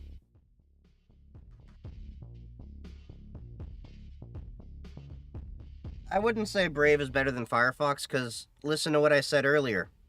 Manifest v3. Manifest v3 will eventually be forced on in Chromium, Brave, and all those other browsers that are based on Chromium. It's going to be problematic for ad blockers and a lot of extensions that do with privacy. What about Usenet? What is that and how does it work? Usenet is old school peer-to-peer networking and stuff like that. I haven't used it in a minute. I need to refresh my memory on how it works, to be honest. You going to DEF CON this year? Hopefully. I'll know more in a month or two. Extra step of scrubbing the photo, but there's still more. Well, that's why I disabled geotagging in my phone. On one hand, I understand the reasoning for geotagging.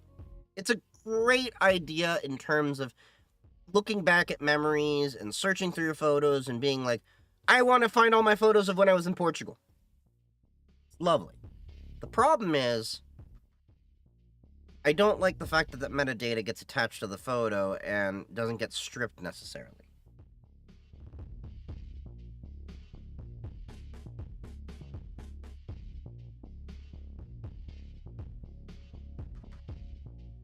What about Opera? I love the Tab Islands. Opera has fallen off a cliff.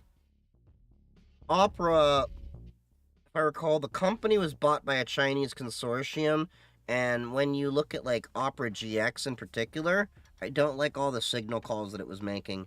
And I've had so many friends that were like, oh, my website's not working and all that, and you know, like they'd had so many issues, and then I just install regular Firefox or Chrome, and suddenly their issues went away. Opera GX and Opera as a whole isn't, no. Isn't Opera using Chromium now? Kind of, sort of, but not really. It's still garbage. Opera used to be great. They fell off a cliff, though. On my Ubuntu machine, YouTube on Firefox causes my CPU to skyrocket for no discernible reason. Chrome works fine. I don't know. I don't have those issues. It could be something about dependencies. It could be... There's many different things that could be contributing to that.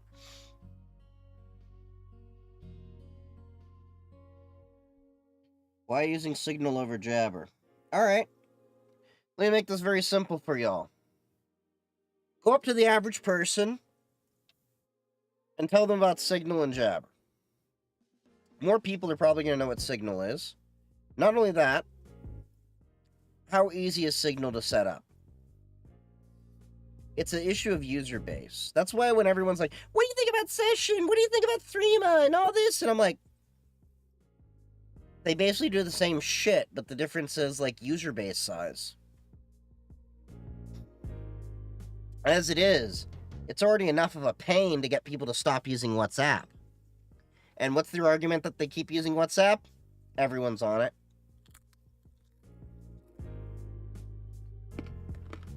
Same thing as Telegram, which is a garbage software.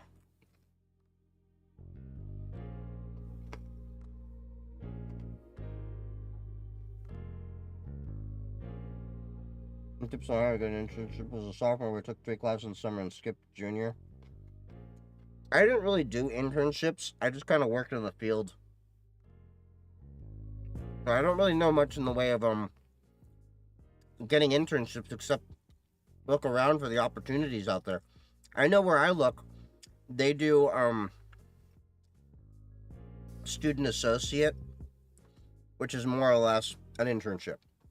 And a lot of those people end up getting full-time jobs. We actually have one guy on our identity team that he didn't finish school. He just went straight into work.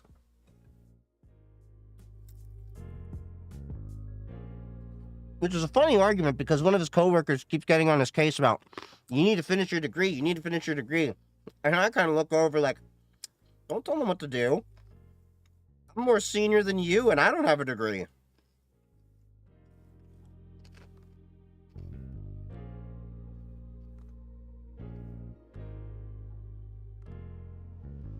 Do you do freelance work? From time to time.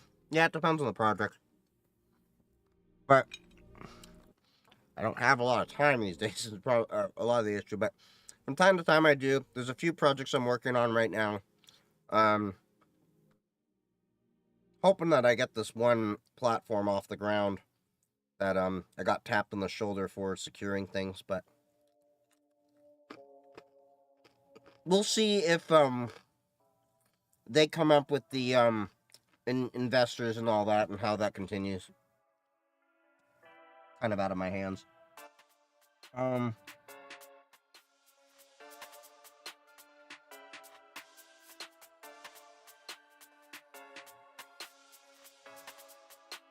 What about Brave browser? I think I already mentioned that. Where I use it, but it's not my preferred browser. Firefox is still king.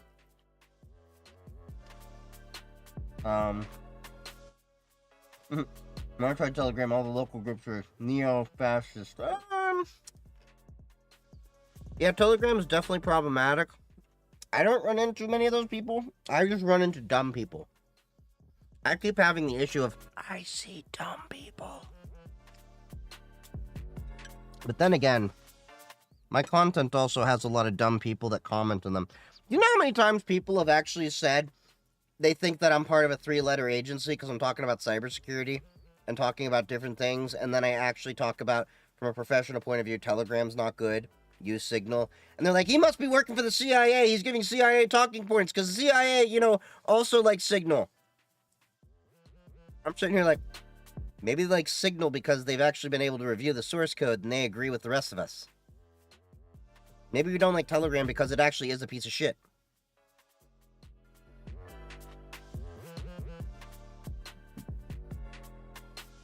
WhatsApp FPS people in chokehold, especially non-Americans and boomers, respectively. Yeah. I don't understand a lot of the people that keep staying on WhatsApp and everything. But what's Mastodon? Is it like Twitter or Tumblr?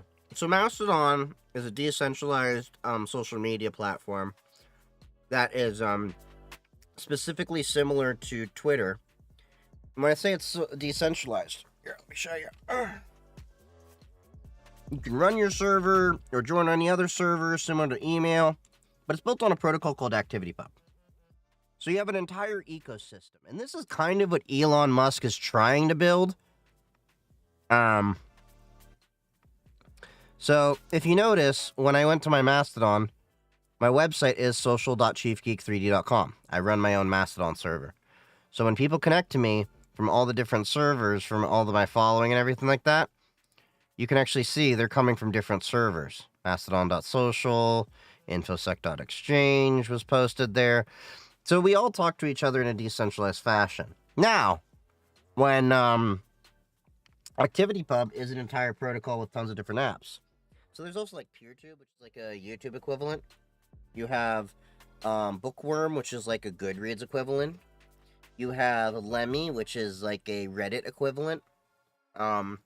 And all these things can talk to each other. So I can watch a PeerTube video from my Mastodon. It's a fascinating concept of the Fediverse. I'm just trying to figure out if a PeerTube works and if there's an option to get off of YouTube. There is, but the honest truth as a creator is you'll probably at most want to, put your content on YouTube and on PeerTube. The user base for people using PeerTube is still by far much smaller than it is on YouTube. And if you do monetize your content on YouTube, you can't really monetize it on PeerTube. It's just one of those things. I still use YouTube, but I also do go on PeerTube and stuff. There's a possibility to see a TikTok viewing history if it has exceeded 180 days. I don't know. Maybe there is. Maybe there isn't. But I don't really look at my TikTok view history. Hell, I barely use TikTok personally to look at content. Because the problem is the algorithm is just so effed. And before even the ban around the 19th of January or so, it's just been effed for a while. What was the Goodreads alternative you mentioned? Bookworm. BOOKWYRM. There's a few apps out there in terms of ActivityPub compatibility.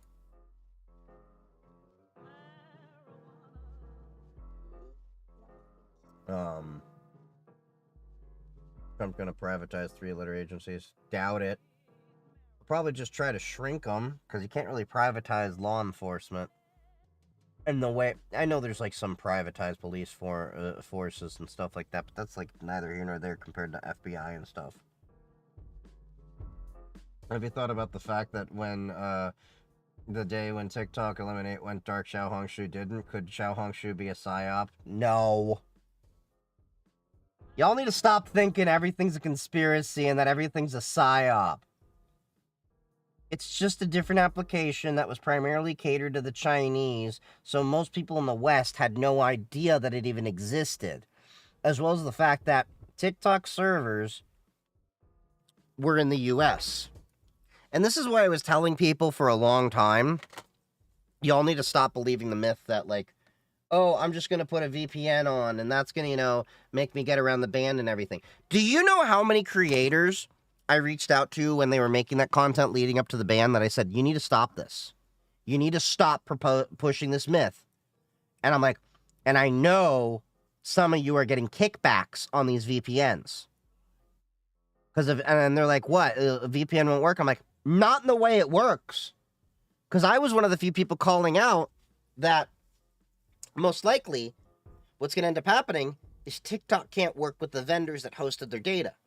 And those vendors will be forced to shut things off, which was exactly what happened. So that's the honest truth, is like, it's just that they're on different servers. Now, Xiaohongshu is designed to be a Chinese app with their servers in China. That's actually why I can't do a lot of the streaming that I would like to do on Xiaohongshu. I need to post more on there. I haven't posted in a minute.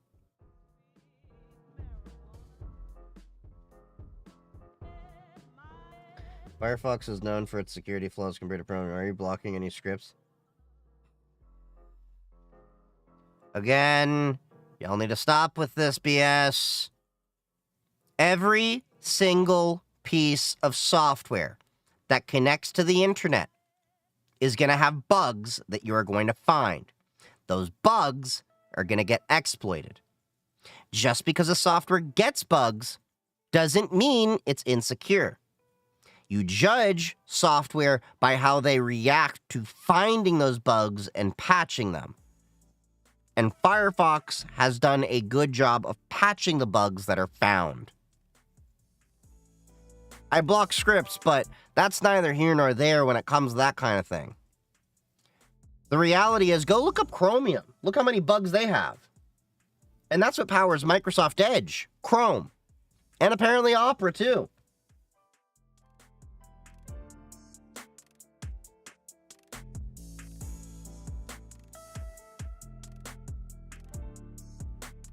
What's your opinion on Singles voice and phone number mandate? Can it be used for zero-day exploits? No. It's the same thing as Telegram and many other applications. They use phone numbers to verify that you are a real user. That's all they do it for.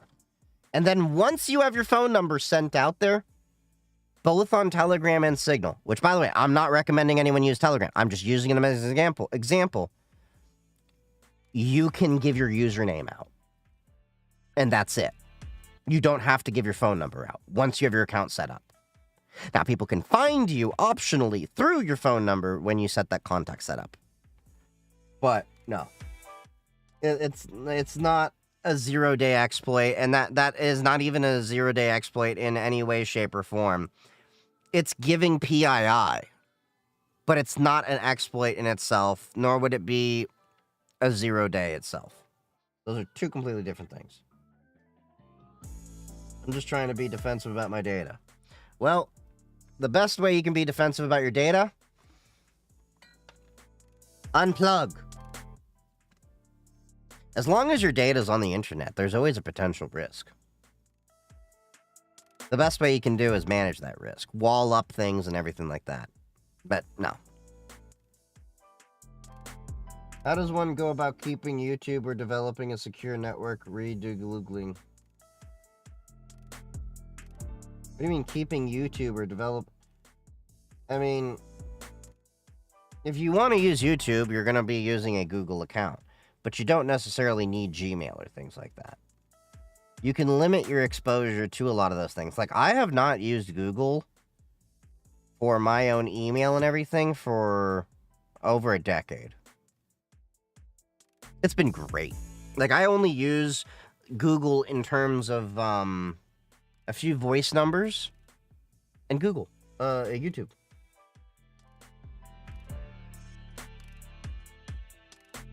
Is it true our rulers are mush-brain boomers?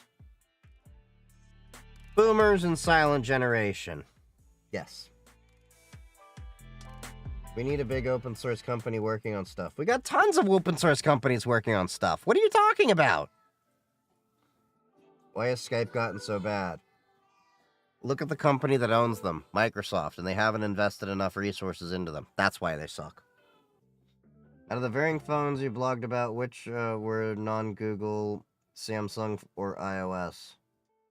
What do you mean? I'm not sure what you mean by that. Non-Google, Samsung, or iOS. I'm a little confused by what you mean, Callisto. Use Proton, I love it. Yeah, I like Proton. I'm affiliated with them. I got affiliated with them after I've been using their services for a while. I like their entire suite of privacy tools and everything. And I know some people talk about Tuda and all that. I'm actually in talks with them right now. They reached out to me to want to affiliate with me. I have nothing against Tuda. Great company. Great product. I just think Proton has a better value, if that makes sense, for the suite of tools. But I'm still going to, promote Tuda because they are a great service in and of themselves. There is the whole nuance of they're in Germany and one's in Switzerland, and technically one is still privy to the EU courts and stuff like that, but I digress.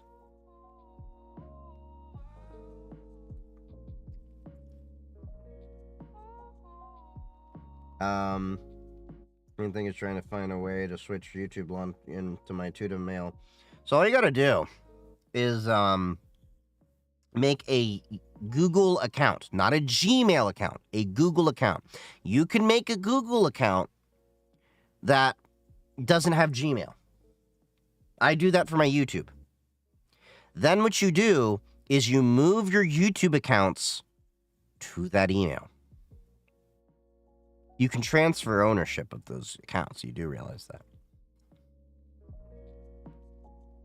What do you use instead of Gmail? Proton or Gorilla Mail? Personally, I use Proton Mail, but I also use Microsoft Office 365 for a few things. In terms of business, you can't beat Microsoft Office 365 for business, specifically. There's a lot of different security tools and packages and things that it just bundles in that are just so amazing.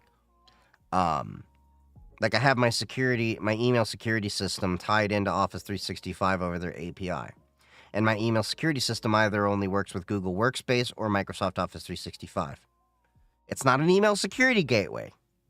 It works through the API. And that reminds me, it's a little bit sensitive right now, and I got to adjust it because it's catching some false positives from vendors. What's your short list of tools or that you would vouch for, sponsor, and recommend? I got all those in my links. If you go to links.chiefgeek3d.com, under product recs, I will always have a list of products that I actually recommend and vouch for. Most of those are companies rephrase that. All of those companies that are in there are companies I've used personally and can vouch for. Used them in various different capacities and things like that, but I don't vouch for anything unless I actually believe in it and I've used it myself in some capacity, or at least done my due diligence to test it out. How do I make a professional sounding email name without it sounding like I made it at 10 years old? Well, you grow the fuck up, you come up with a name. But in reality, if you're trying to find a good email or anything like that, buy your own domain through like Cloudflare, or at least like Porkbun, then tie it into Microsoft Office 365, Proton, Tuda, whatever the hell you want, and have your own domain, like I do with my Chief Geek 3D email.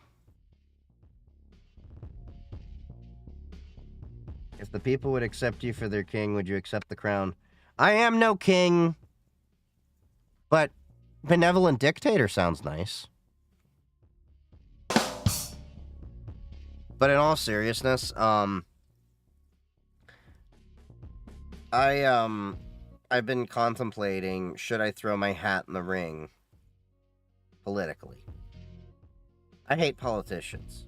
I know I'd get censured, Not censored, censured, which is a way you punish people. Because I would be on the House floor. I would be the first one to go, fuck you, you're cool, fuck you, I'm out. I'd also probably be doing a whole bunch of other shenanigans. I'd be the one person probably doing fishing on all the other Congress people and shit. I was a poli-sci major in college. Let me be your campaign manager.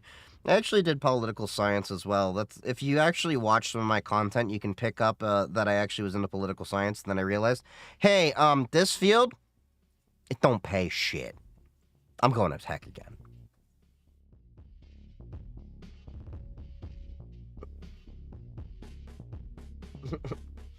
Black.com, trustworthy. I swear to, I don't know what this is, but I swear to God, if this is like blacked and y'all are sending me to an adult site, I will kick your ass.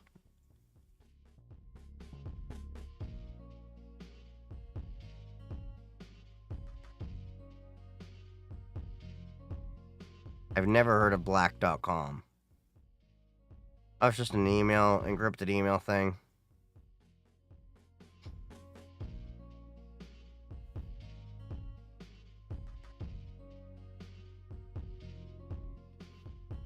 Well, let's look at it.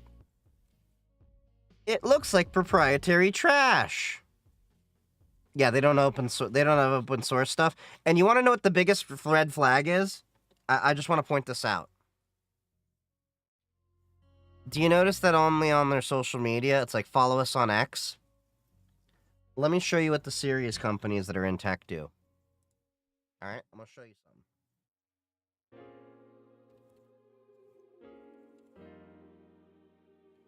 All right. Let's check out Tutanota, okay? We're scrolling.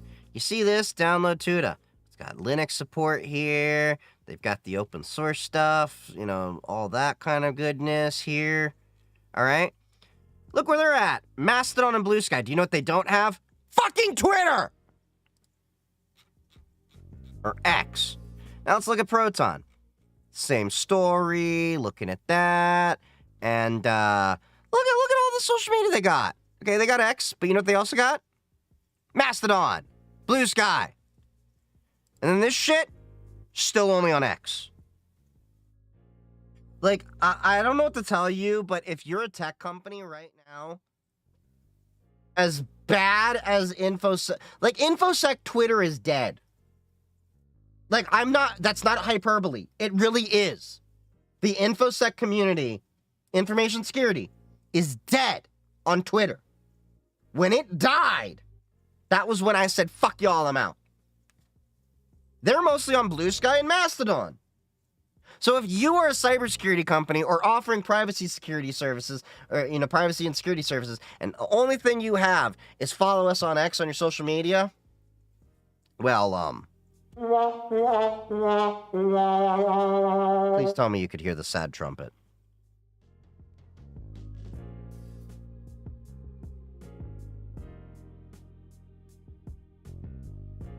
I want to switch careers from English teacher to tech. Should I get a bachelor's degree or diplomas? You don't need a degree to work in this field. I don't have one. I'm a cybersecurity engineer.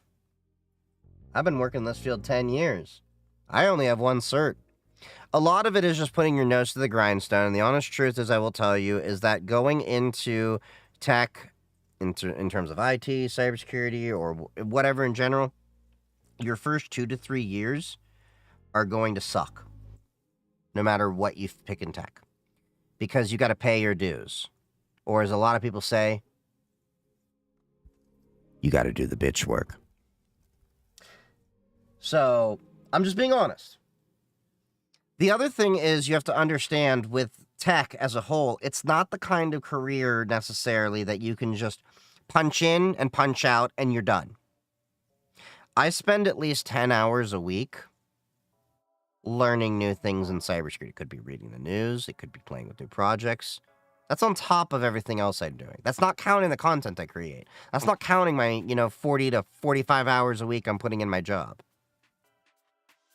In this field, if you plateau your knowledge, you're dead. You're dead in this grid. I don't know how else to say that.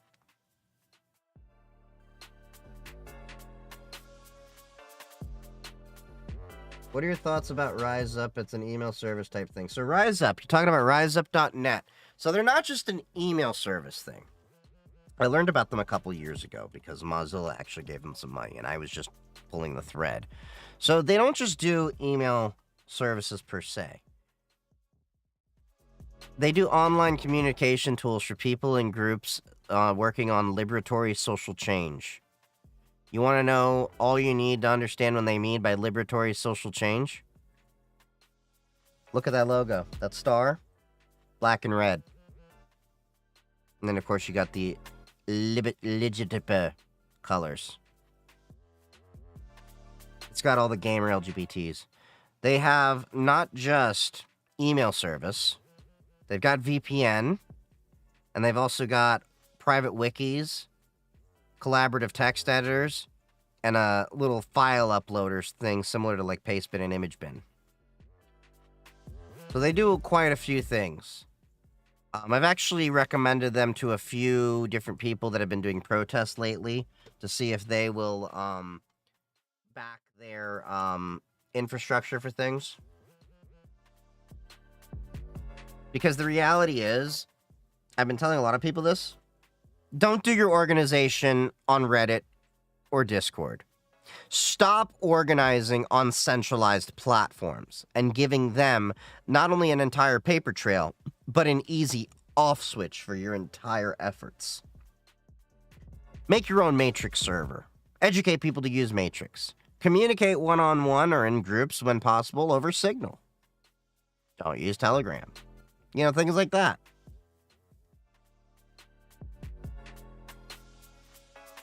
Into a review on my project. I can take a look at it, but I'm not too into coding or that if that's what you're looking for. I can at least look up the concept. Have you discussed cybersecurity in regards to securing physical or digital archives? I've touched a little bit about it in the past. I do talk about physical security from time to time, but most of it revolves around locks and, well, various aspects of physical security. Like I just had a TikTok post about me going to the gun range earlier today. That's physical security.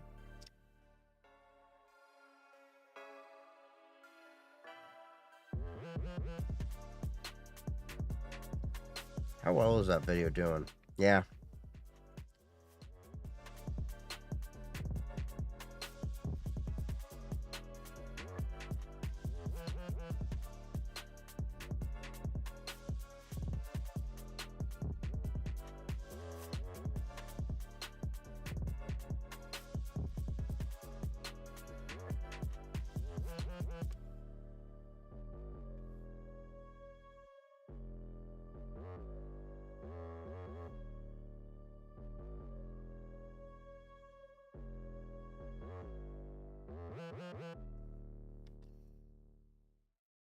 Sorry to respond to a message when I was on TikTok.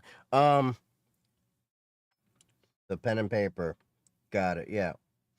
Does Matrix have a limit on how many servers one has? Like Discord has a limit, 100 limit? Here, I'll show you my Matrix server. So I run my own Matrix server. There is no limit, except on the resources you have. It's a decentralized ecosystem. So to give you an idea, some of these, okay, like Red Fang, they're coming from matrix.org. Some of these people are hosted on my server.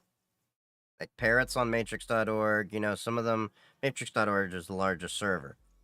So you can connect to as many servers as you want. There's no limit, like Discord. Your limit is how much resources you can devote your server to allowing connections.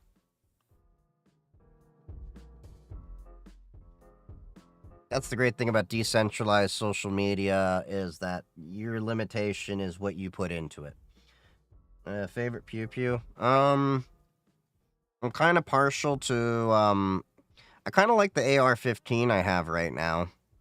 Although, granted, I just broke that in today. I bought it many months ago. I just haven't had time to go to the range and do the proper... Hell? Oh, something just fell. I haven't had the time to,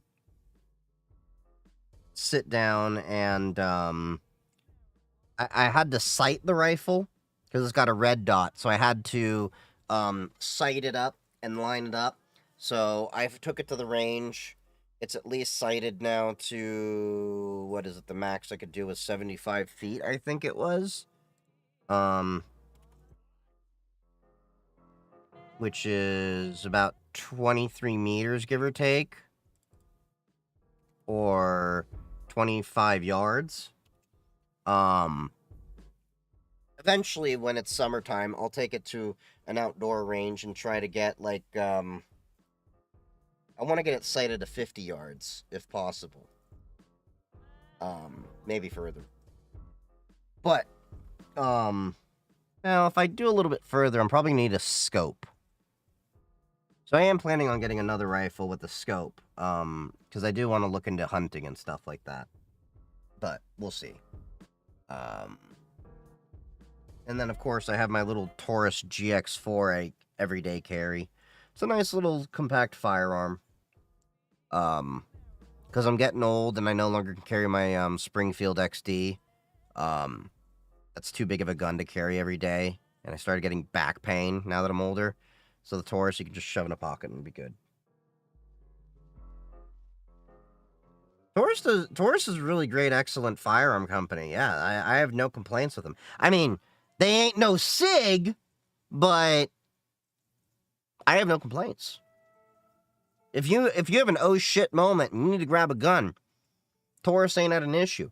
Once I got through the initial, like, 300 to 500 rounds you have to throw through it to, break the firearm in, I've had no complaints with it. The only issues I've had with it when it wouldn't reload properly had to do with when I limp wristed it a couple of times. That was also because I injured my wrist when I went to the range beforehand, so yeah.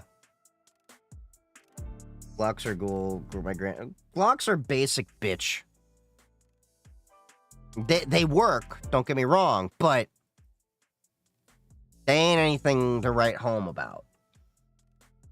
The Gen 4's Glocks were a little bit better. I think, what are they on, Gen 5 now? But I feel like you still have to pop open a Glock and modify it to be anywhere decent, whereas the Springfield XD I had everything I liked about the Glock, but none of the issues. Glocks are Toyotas of the gun world. You take that back! That is an insult to Toyota! You want the Toyota of the gun world? That's a Kalashnikov. Those fuckers will keep on going. You know what I mean?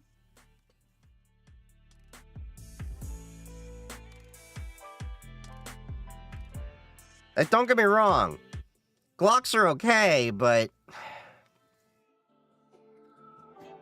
I just feel like they're mostly living off of their name right now.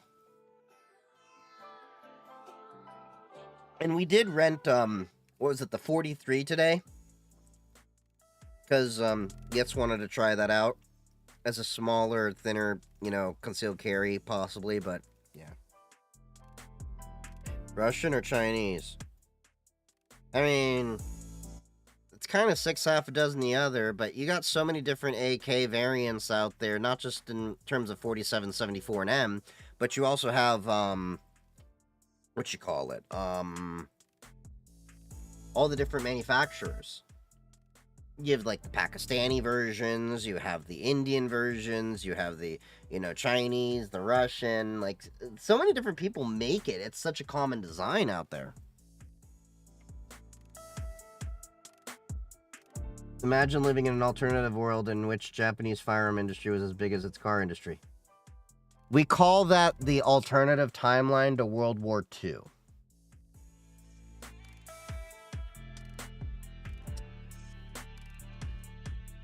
Amazing how one atomic bomb changes the course of history. But yeah,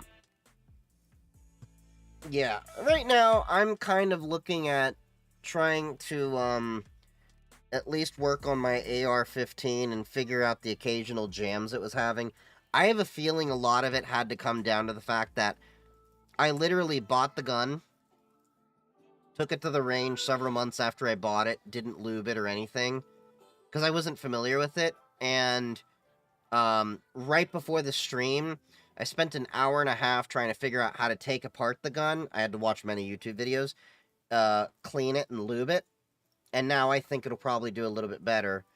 I spoke to the gun shop while I was there at the range, and explained the situation, because it didn't strike the primer hard enough. So, on a few rounds. And occasionally it'd be like you'd press, you'd hear click, and then nothing would happen, and then you sit around for like 15 seconds like a schmuck in case the squib fire or a hang fire, not squib fire, a hang fire, and then boom, rack it back, next round's okay, but that happened a little bit too often.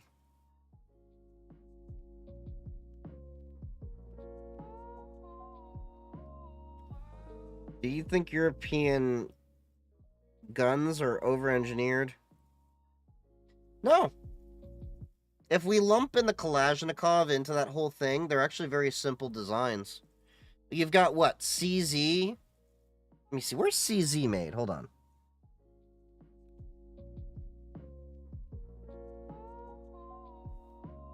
CZ...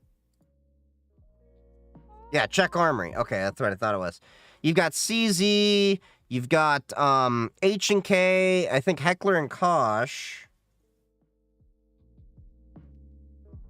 Yeah, German. You've got Beretta. I think Beretta's also yeah, Italy. So you got, like, quite a few out there. Walter. I think Walter's British, if I'm not mistaken. Nope, German. Sorry. What grain are you using for the 15? Just the standard 223. Hold on. 223...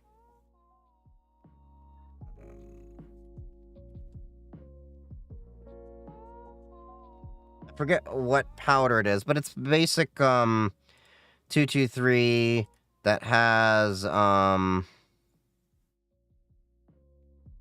on. I was using PMC bronze ammo. 55 grain. Grease gun. I think the Chinese arms are untested. They are relying on Russian, North Korean's arms industry, even though China has far higher manufacturing capability. Well, the issue is, and for a long time, China hasn't had the ability to innovate in many different spaces. They just know how to copy. And China also, they don't really get into wars.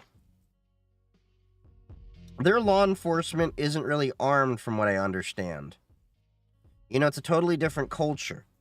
So they haven't had the experience of, you know, using firearms and stuff like that. No need to innovate AKs, just mass produce them. Like, yeah, the AK is still an effective firearm today. When I was actually looking at my first rifle, my choice was literally between 3 firearms. AR-15, AK-47 semi-auto variant, and a Tavor, a TAR-21. I wanted the Tavor, but the issue is they're hard to get your hands on and they are expensive. Like, just the base model one. And there was also, like, it would be harder to get parts and everything like that. The AK-47, well known. The issue was, they're not too popular in the US. You can get parts and stuff like that. But the AR-15 was like a dime a dozen. And then also, it didn't really help that, when I was deciding on actually buying a rifle, the gun store had the news flyer that came to my mail saying they had a sale, and I picked up my rifle for $600, including a red dot sight, a case, 2 extra mags, and 200 rounds of ammo. It's a nice starter rifle. I'm probably gonna, now that I've poked around with the firearm a little bit, I'll probably upgrade the bolt carrier and a couple other things now that I've taken apart the gun for cleaning and, like, properly given it a clean and been like, oh, this is how you can upgrade it. Okay, that makes sense. Now, the one thing I did add to my, I added a couple things to my rifle. I added a sling to it with the M-lock, as well as, I added a foregrip with a tactical light. So, it can blind you and do the pulsing, and it's right on the foregrip, so as I'm holding the firearm, if I flip the switch right where my thumb is, yeah, I can get light and everything. It's great. I like teasing my friends that live in Jersey and stuff, because it's illegal in their state. Any cycling issues with the 15 on first go? Yeah, there was, as I talked about a little bit earlier. As it started warming up, it wouldn't always fire. Just like it felt like the striker wasn't hitting hard enough. So, but I think a lot of that has to do with the fact that I need to break that rifle in, and I didn't lube it up. It was literally, I bought it off from the store, and it probably still had the stock machine oil and everything in there.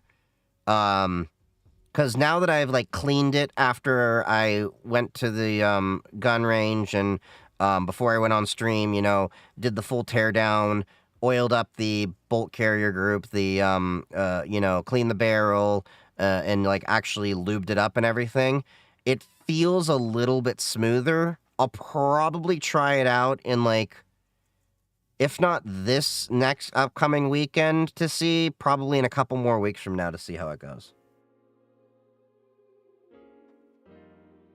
I live in Jersey. I hate it here. Well, yeah, nobody likes Jersey. That's your own damn fault.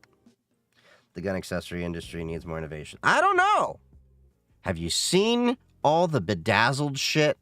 I'm kidding. Thank you for the follow.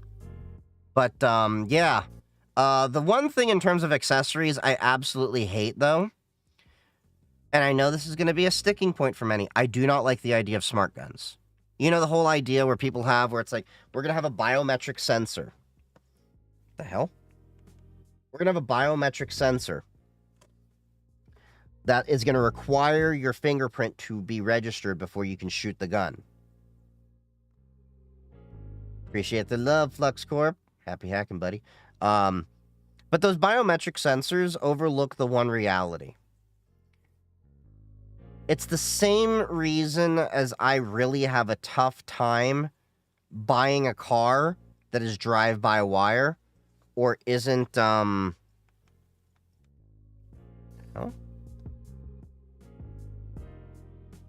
Okay. Sorry, my camera's being weird. A mechanical device is always going to be more reliable than an electronic one. And I have the feeling of when you go to need your firearm, if there's a biometric lock around it, particularly with smart guns, it can fail for so many different reasons.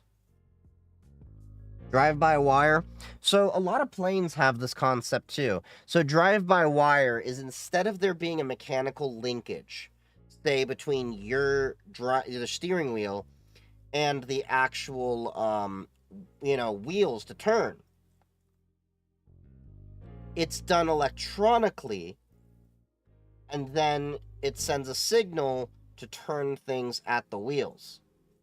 So you could have a potential issue where your car's going and your wheel, for whatever reason, isn't sending the signal to turn, or something's not happening because there is no direct linkage.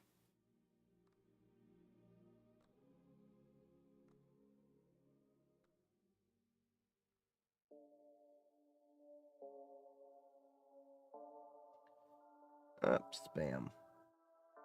No, not push start. Push start is totally different. Push start is merely just a connection of your starter going to, a button. That's an on-off situation. That's not a big deal. Your car either starts or it doesn't. I'm talking about when you actually have the issue of your car is electronically, not mechanically, connected to the actual steering, or the acceleration, or braking. That's the issue with drive-by-wire. I feel like only computers and a few other things need to be electrical. I agree with that entirely. I have no problem with, a digital display for information and infotainment and all that. I have an issue with them removing all the physical buttons. I need physical knobs. I like knowing that I can reach over, turn my volume up and down without actually looking, just by knowing where it is, or the AC, or the fan speed on all that. I shouldn't have to flip through 50 million menus to get the result that I need. And that's why I freaking hate Teslas. The whole idea of why some of these car companies are tying everything in to the infotainment system is simply, it saves them money from having to run more wires. Because now they can feed all of it to the center console, rather than, oh, your windows need to go up or down? Instead of running an individual switch, we'll just put that in the console, and you can tap the button. Oh, your AC? Same concept.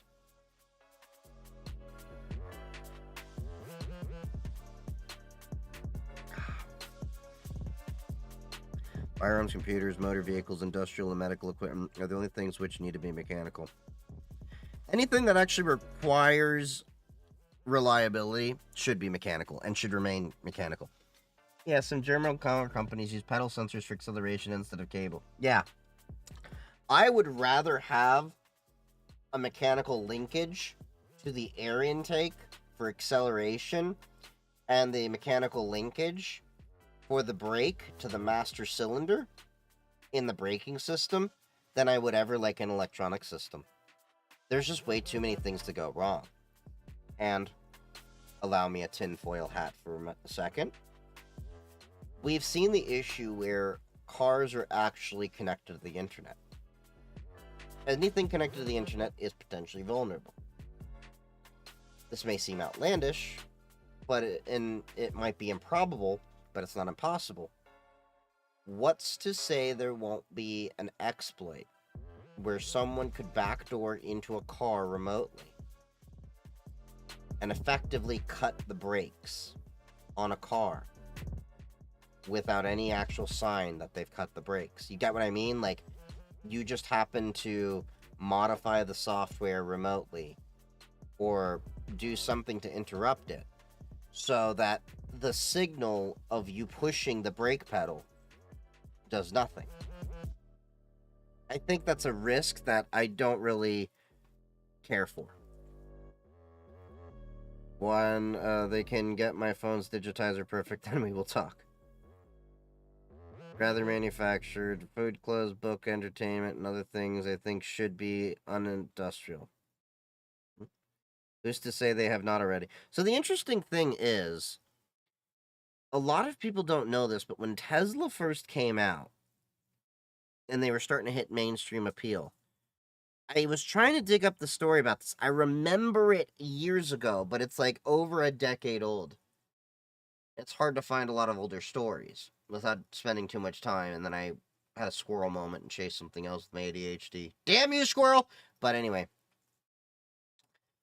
Tesla originally, when they sold their cars, had everything in the system running as root, including the infotainment system.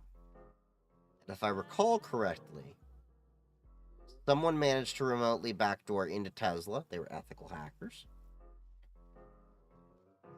And take advantage of the fact that everything ran as root. And if I recall correctly, they backdoored the car through the infotainment system.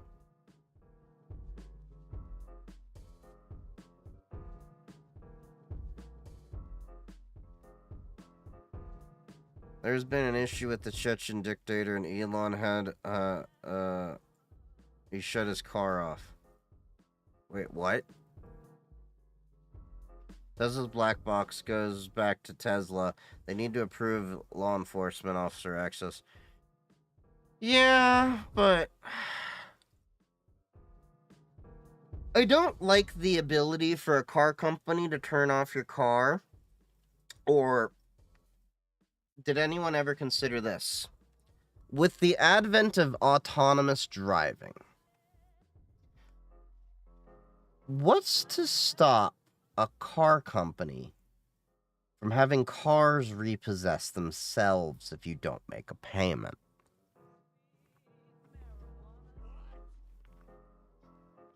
Furthermore, let's say you're okay with that. What's to say they don't make a mistake, which can happen? As we've seen, Elon Musk fired people and then had to claw them back. What's to stop a company from making a mistake and then you're stuck without your car and having to fight to get your car and prove either you A, did make the payments and there was some other issue, or B, this has happened before. People have repossessed the wrong car. And they repossessed someone's car who didn't have any payments or anything. Just food for thought. EV car still, a software needs to mature still. I reckon we will still see so many vulnerabilities soon. Yeah, well, the reality is, as long as they're internet connected, there will always be vulnerabilities. With that being said, I am very interested in seeing what the vulnerabilities might look like for the Chinese EVs. Not because I'm like China bad, but having talked to a lot of the cybersecurity people over on Xiaohongshu, their understanding and insight into cybersecurity is radically different than ours. They're actually, from what I've talked to and seen from people, very behind the times. Like, they're still okay with QR codes for everything. They're still okay with SMS MFA for everything. Whereas we're getting away from SMS MFA. Most of our apps are using TOTP. And we're starting to move over to passkeys and WebAuthn and FIDO for hardware security keys. Talking to a lot of the people in China, it apparently blew their mind that we're using hardware security keys and things like that. But yeah. I wouldn't say there's necessarily backdoors in the Chinese EVs, but I would say that there definitely is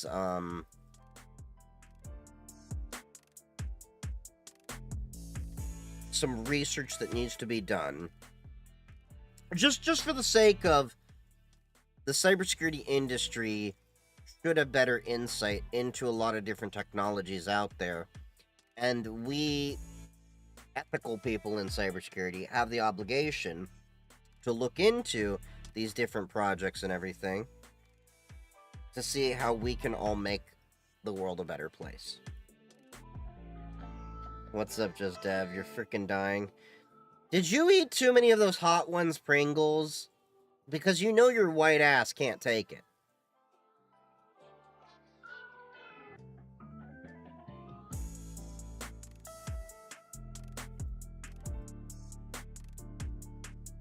Jesus Christ! You had 2,250 milligrams of cat. You literally had 2.25 grams of cat. Do you need to go to the hospital? Like, I'm not even joking. I'm being dead serious here.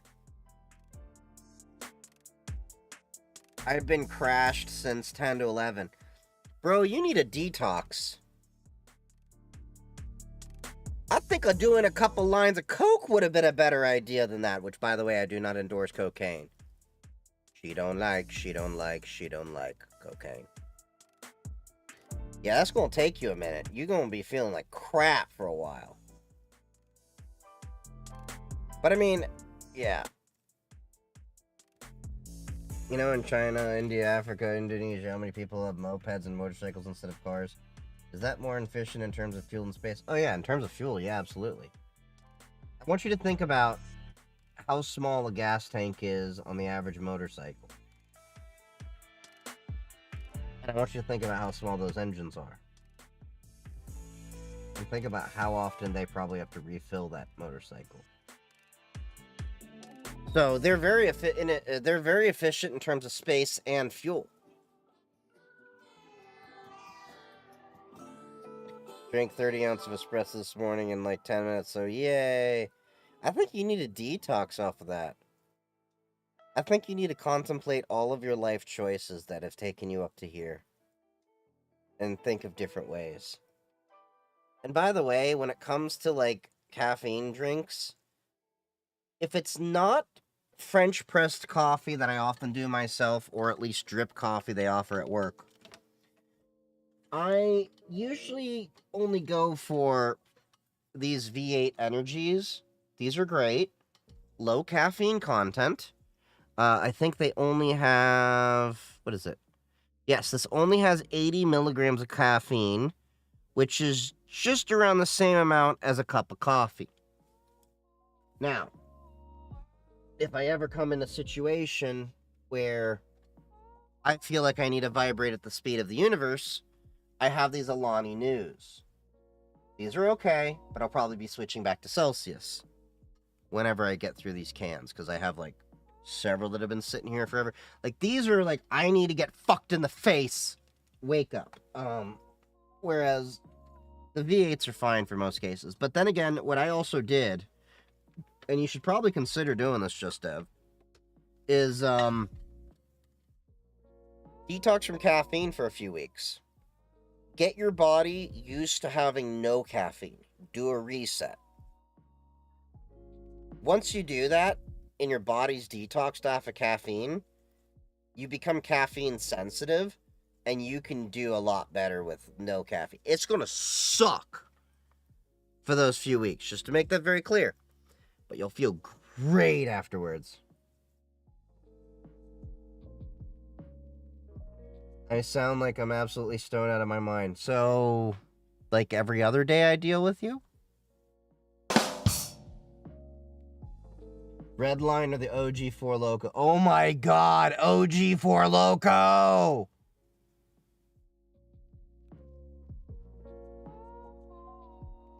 Should we do that in America? What, the bike thing and all that? So, here's the thing. America has too diverse of an economy that we can't do that everywhere. And that would also require re-engineering of a lot of things. Not to mention, culturally, there's a huge difference, because I want you to think about the average person that has to go grocery shopping. Think about how much groceries they buy.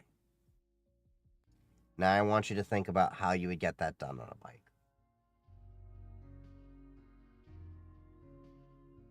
It's not that it's not a bad idea, it's that it won't work here. That makes sense? I only been drinking coffee again for like a week or two, basically. But those hot one sprinkles are very good. I'll get more Saturday. Backpack and trailer. A backpack and trailer. Well, I don't know about you, but that'd be a pain in the ass to have a trailer for my stuff.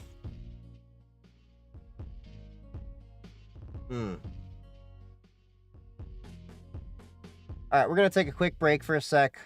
I gotta use the bathroom. And then when I get back, I'm gonna go lay down. I'm gonna end up falling asleep in this chair. Dude, take care of yourself. Do what you need to do. Appreciate you popping in, though. But feel better.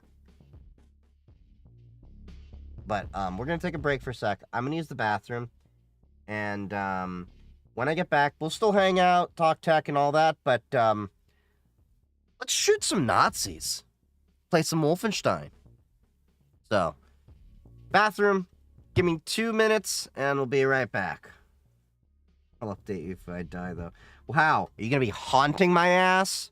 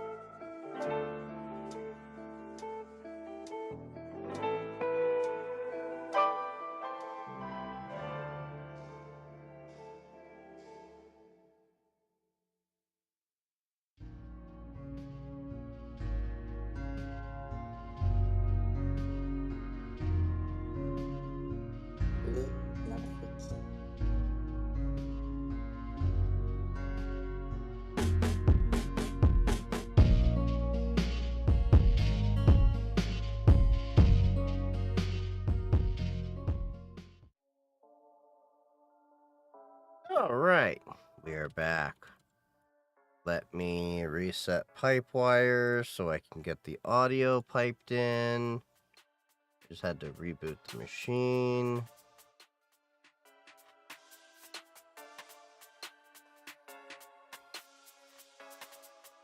Oh, god damn it.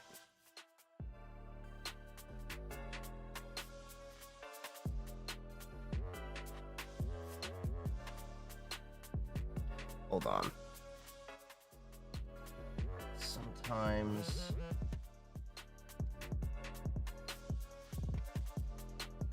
I have to physically unplug it. What is your background music? Oh, I had some music that was actually made for me a while ago. So, those are tunes exclusive to me. I used to be in the hip-hop scene, a few years ago. So, I met up with a few beat makers and stuff like that.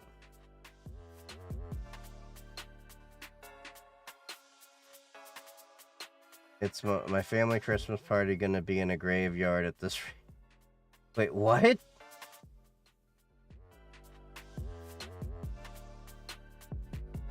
Alright. So, let's do a quick test to make sure the audio works. You keep killing my entire family. Bro, you want to talk about killing my entire family? Front, left. 1 second. Let me make sure this works and I will continue on with that joke. Front, left. Alright, cool. Front, right. There we go.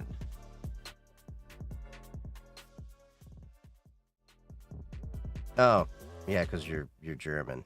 Well, you want to, if it makes you feel any better, anytime someone swallows one of my loads, it's another Holocaust.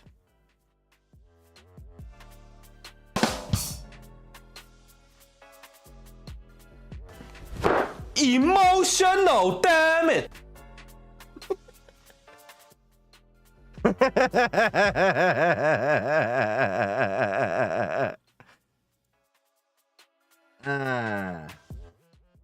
Yeah, man.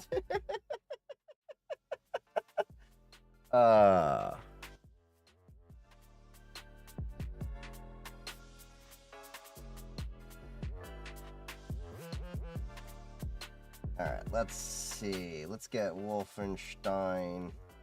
I was typing like wool and it was like World of Warcraft and I'm like, yeah, I forgot that was a game. I haven't played World of Warcraft myself since I was like 16, 17 years old. I'm so thankful I never got into that deep.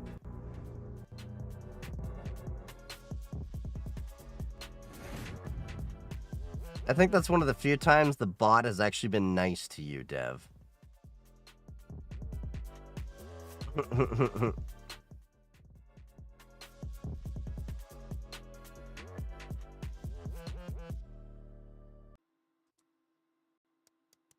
Alright, let's make sure, because sometimes it switches off.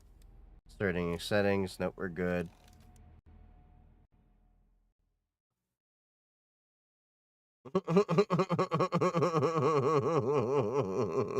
Okay, it did fuck with you.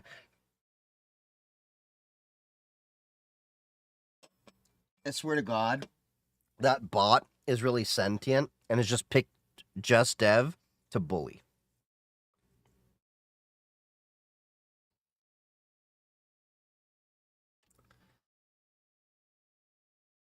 I think eventually we'll have to go through Doom Eternal. Because I need to play that game. Because there's a new Doom that's coming out this year.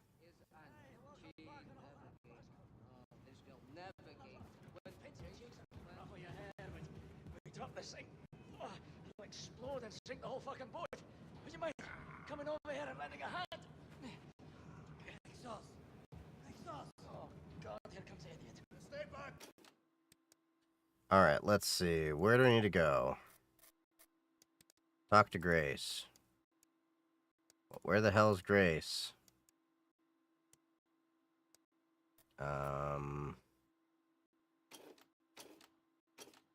this thing is very dangerous.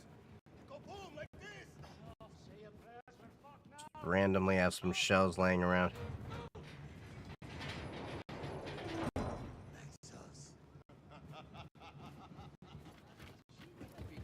Bullies me more than a dominant theory. Than my dream dominant femboy. Oh, I misread that.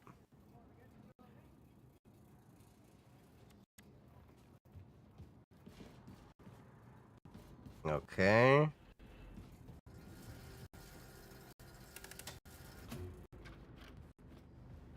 Let's deactivate the trap.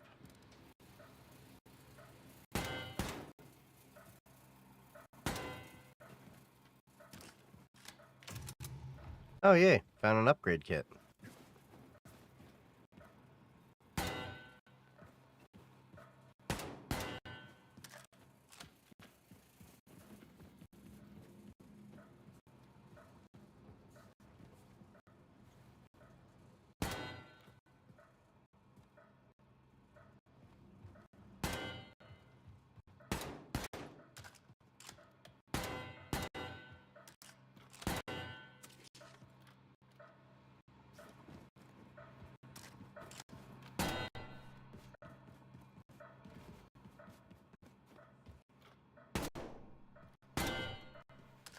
Oh, it's a dog.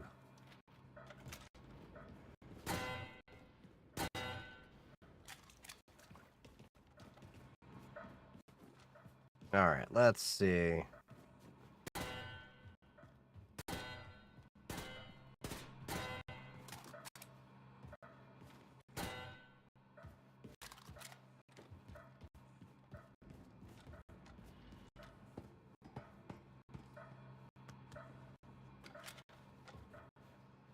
I don't think... Oh, well, I've never really played this Wolfenstein, so yeah, it makes sense. I don't remember this.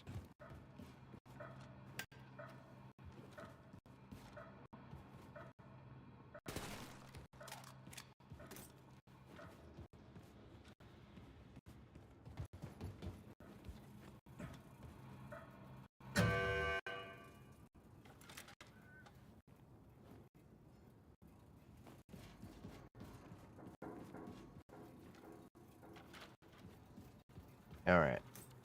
So that reloads that. Okay, so... Where the hell do I need to go? I wish they would actually just give you a fucking proper map in this shit.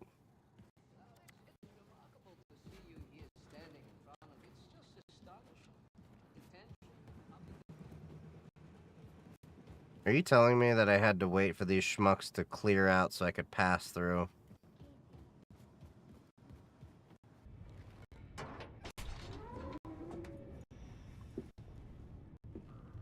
You asleep? Oh, I just wanted to get some rest before we arrive at New Orleans. Just such a long ride. Need a few minutes. Can you put your arms around me, William? I met him, Anya. I seen him and I wasn't afraid no more. Oh, William. There's your gratuitous nudity scene. What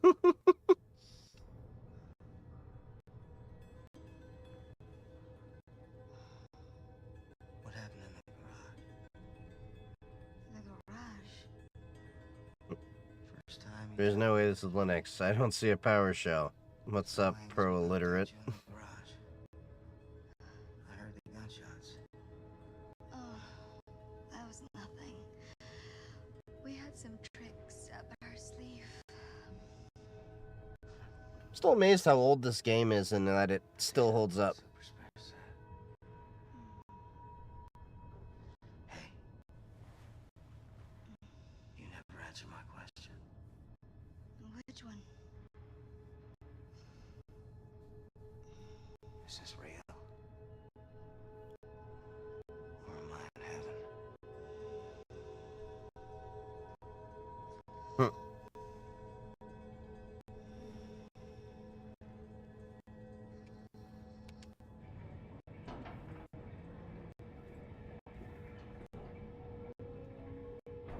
So I looked into the sequel to this game, and apparently, it's not that good. Oh, Herr Blazkowicz, I saw what she did to you on the television broadcast. It was horrible. I'm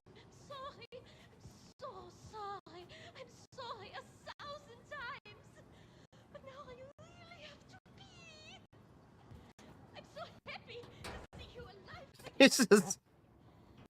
Might want to light a match or something. Should go see if Grace has a job for me. Put this new body to good use.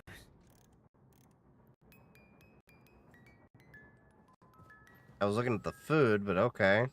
I guess that'll do. Maybe I don't. Is it true what they say, Connie? We are on the way to New Orleans? Yep. What is it that we are doing in New Orleans? Don't know. Some shit. I listened to... In West Virginia, earlier... Interesting little details they add. Kiitos, Captain Blaskovici. Stay on the platform. Oh, wait, what? You would have thought they would have just, like, eliminated all the swastikas and shit.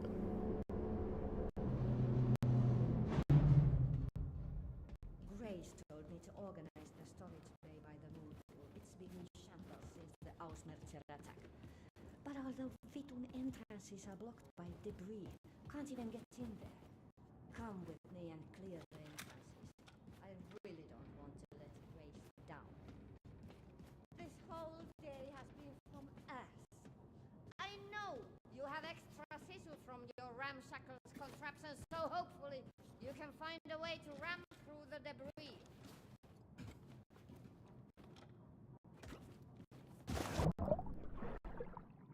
Alright, let's see. What am I supposed to do?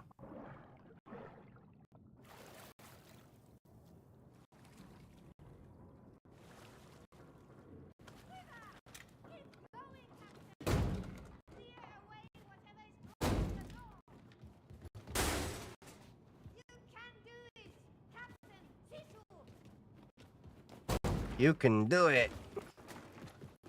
So I basically just gotta ram through this shit. Ihana, Captain Blaskovici. Now I just have to figure out how to get this place organized. Thank you for your help, Captain. Oh, just got an upgrade for the ramshackles. Tackle through certain walls. Cannon arm. Throw hatchets and grenades with extreme velocity. Known for more falling to ground. Regenerate armor.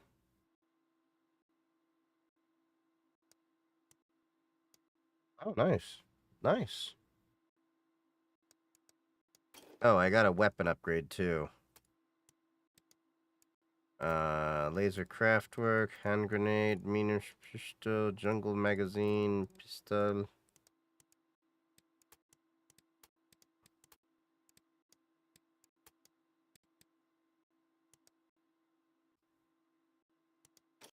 I'll have to think about that, what I want for the upgrade.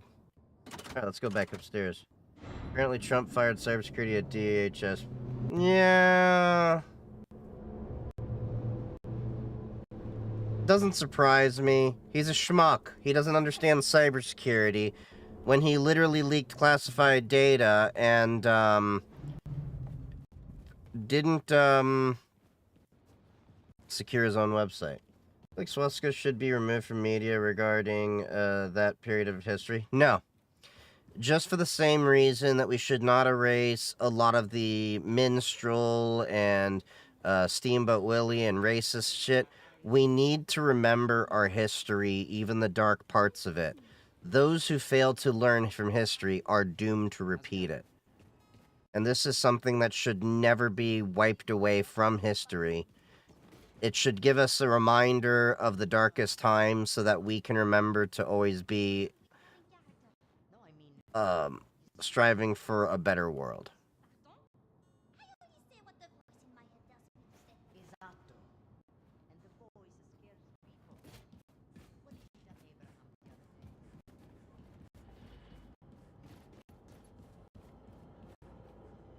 Okay, where the hell is the... This is what's annoying. It's like every time you get back on this ship, it reloads the map, and then you have to like rediscover like what you can do. Hello. There we go. A lot of Gen Alpha grew up never seeing Hitler speeches on YouTube, then they voted for Trump. Absolutely. And that's an example of how poor education is. Because we didn't watch those speeches on YouTube. We watched them in class.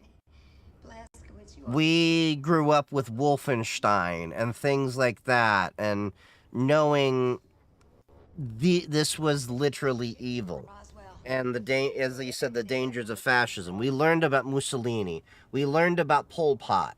We learned about all of these different things. He was a good man. I mean, in school, I even learned about Zhang Jieshi.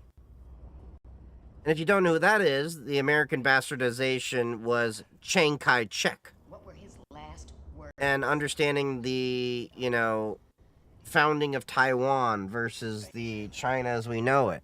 A lot of Gen Z really grew up with very, very poor education. The American education is just horrible. How is everything functioning? Hi, Grace. This one of yours? What's this? Whoa, where did you get this? Especially had it back in Roswell. Said he found it at the crash site in 47. Looks like no, it can't be. It's history. But it. Oh, continue. Continue. I'm sorry. I'm sorry. That spooked him. What's happening, Grace? It's a full-on assault. Have them run the engines as hot as they can. Full fucking throttle, sister. Yes, ma'am. I'll tell them. We're on a course for the New Orleans ghetto. Come on in, Blazkowicz. Have a seat. Now, that ghetto was home to one of the last remaining resistance groups in America. I think Gen Z experienced the tail end of a world free of free open information. Yeah, but the problem is a lot of Gen Z didn't know how to use it. And they dumped him there. So Horton and his comrades and all these people. There's too many abstractions to get a lot of the free information. And then, after the event of And then you have issues with Gen Alpha. That they literally trust AI, ChatGPT and all that as being a source of truth when it's not. The tool. There's no one left. We gotta do something. Right on. So now this new body of yours is ready for some Nazi killing? More ready than We're here for one thing, and one thing only, unstoppable. and that's killing Nazis. You are a fucking freight train. Now, before we arrive in New Orleans, we need to make a quick detour into Manhattan. So you'll want to read the mission brief, activate the war map out there, and pull up the info screen for the Manhattan districts. Got it. On Blazkowicz, one good thing did come out of all of this mess. Yeah. What's that? Your execution is all over the news. Nazis think you're dead, baby. They ain't never gonna see you coming. Oh, that's their mistake, not ours.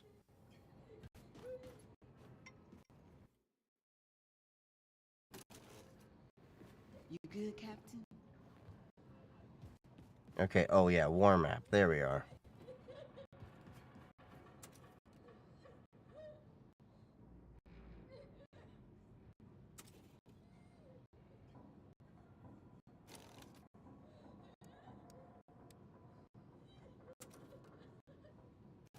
Alright, plot a course for Manhattan.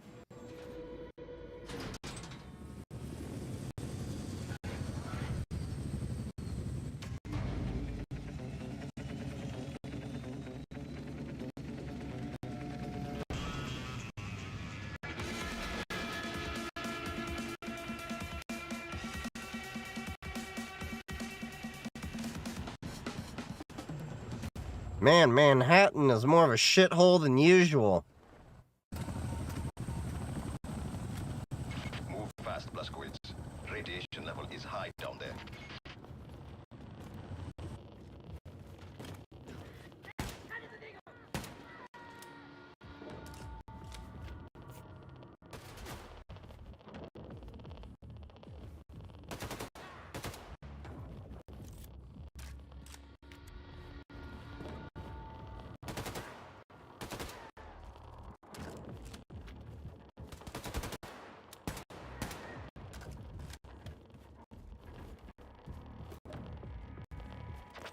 Blazkowicz, find a way inside the nuclear bunker before the radiation levels, kill you.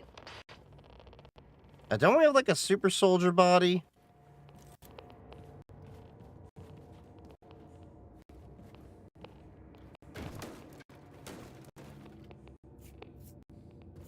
Let's overcharge.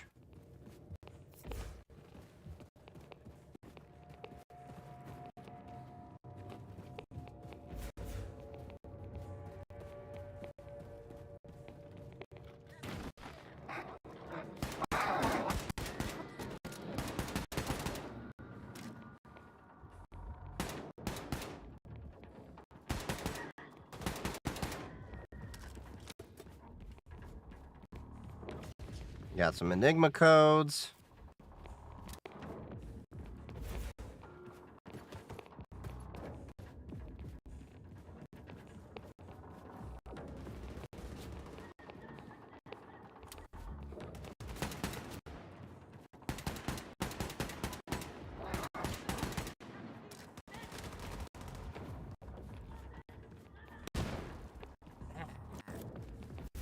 Good Nazi, because you're dead.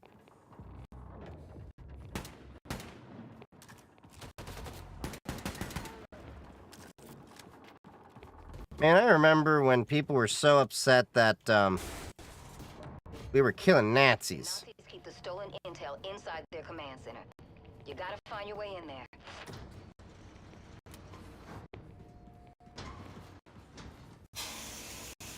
There we go. Alright. Should be decontaminated from radiation.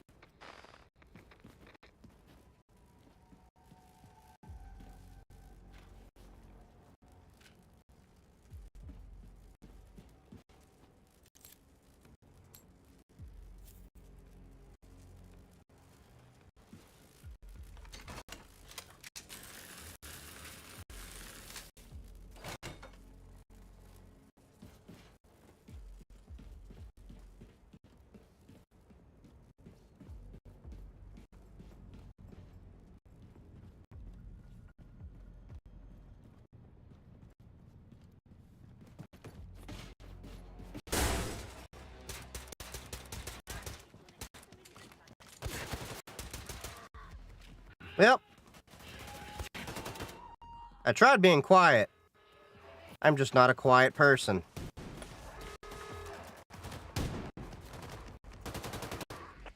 But he's a dead person.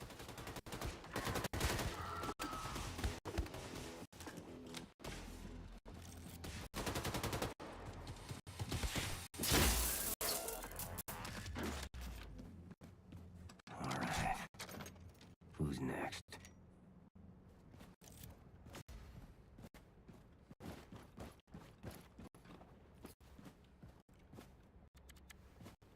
Alright, so who's next? Got some Enigma codes. Get some body armor. Oh, there's my hatchet.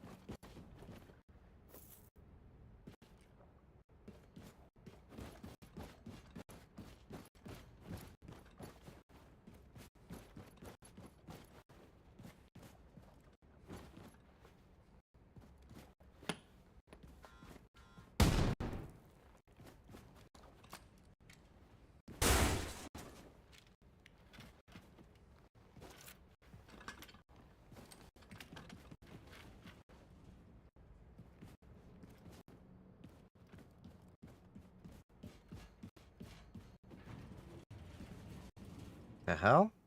What are these shutters?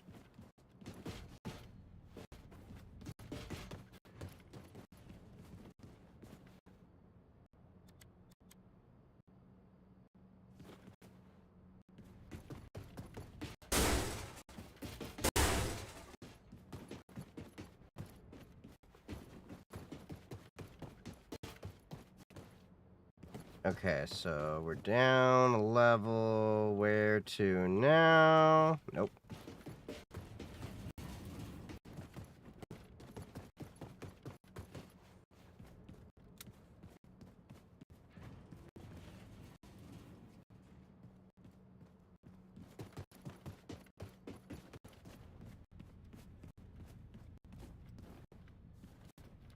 Plenty of body armor around here. Something's about to happen.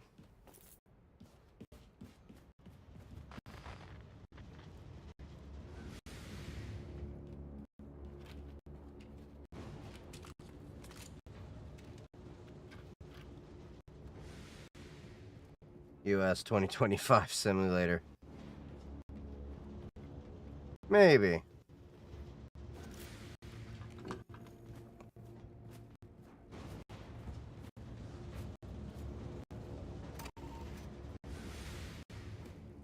Okay, so we gotta override the blast doors.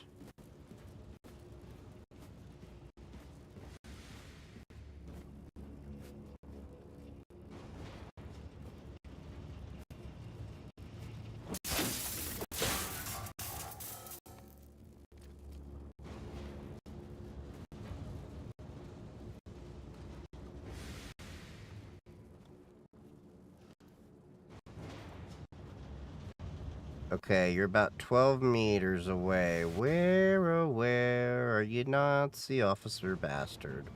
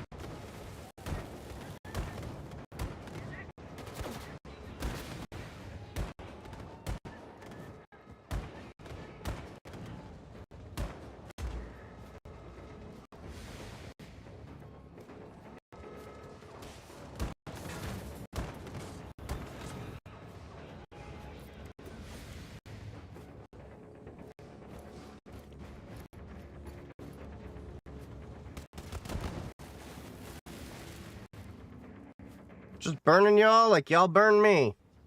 What's up, VTuber Nero? How's you doing?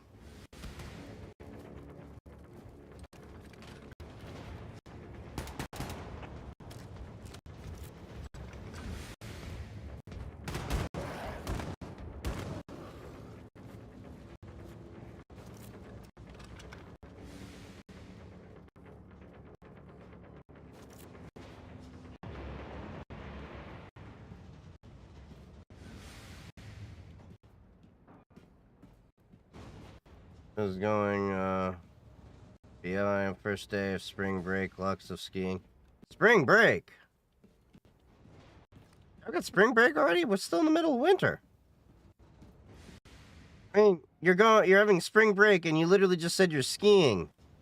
One of these things isn't like the other. One of these things just doesn't belong here. No, I'm kidding. Hope you're enjoying yourself. They put it right before midterm season. Ah, dicks. Wait. Was that to refill the burning gun thing? But I like the boom boom stick. It gives me that boom boom pow.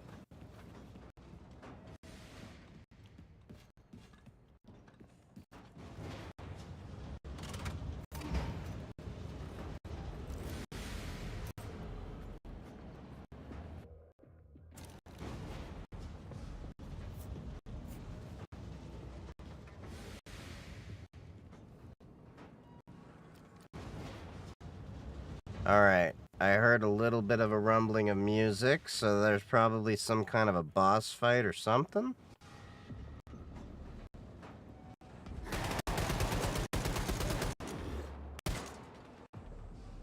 Knew it!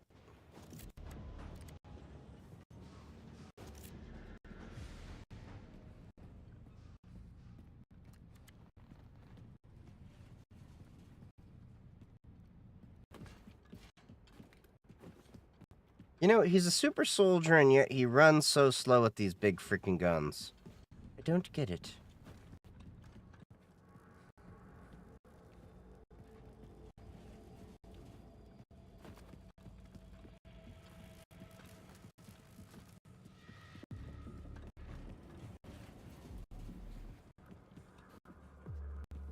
Alright, come on. Open sesame.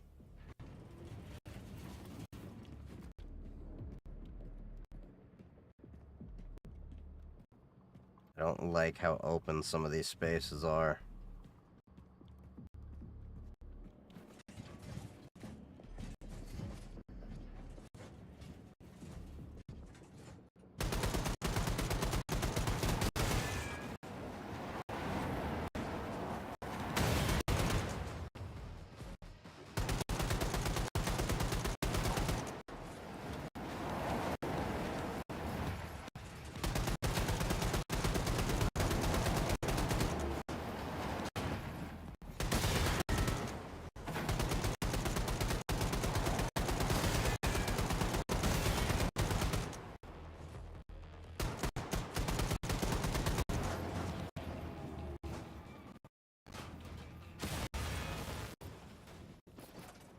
Like when I was little, shooting cans with my BB gun. Except bigger can. Big guns are awkward even if strong. I don't know. Only way forward seems Have to you be seen Rambo? Should be able to do the Rambo walk.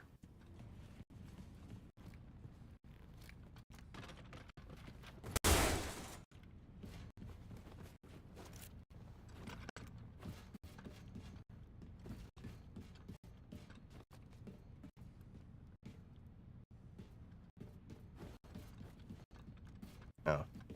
Got a little disoriented there.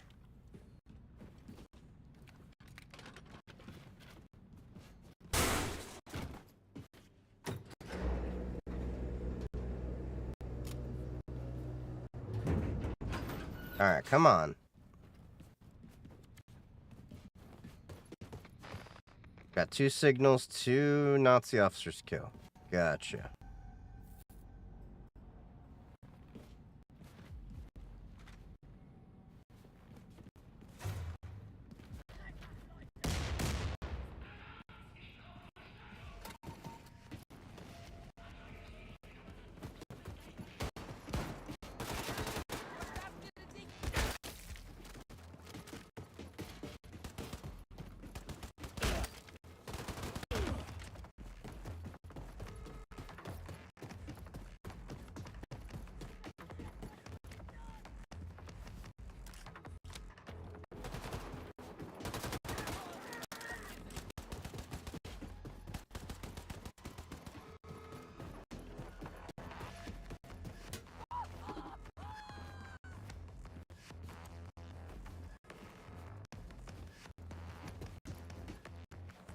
Nope, that door's locked.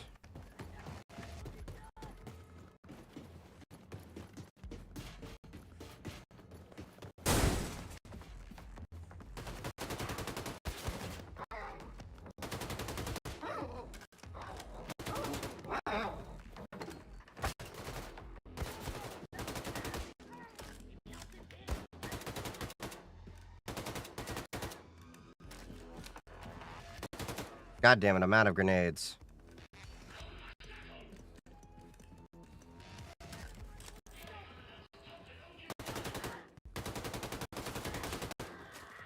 Go on, keep on. I got plenty of ammo for all of you bastards. That's one dead officer.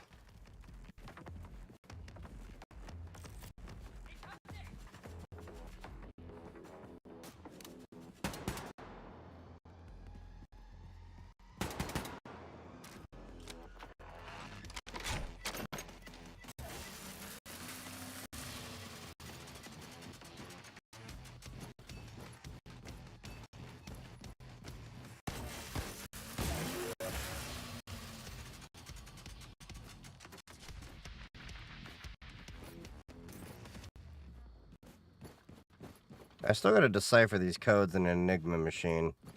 I forget how I'd do that.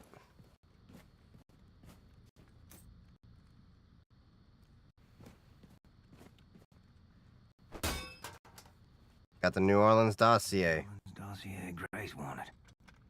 Guess that's my cue.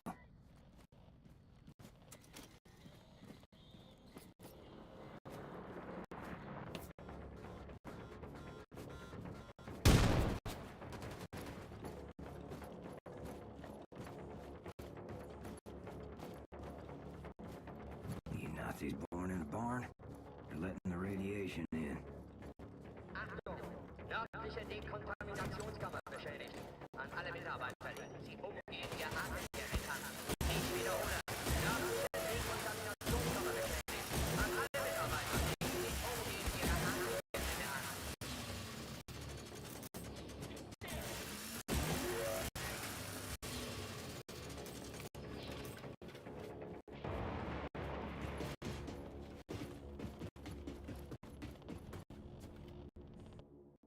Run.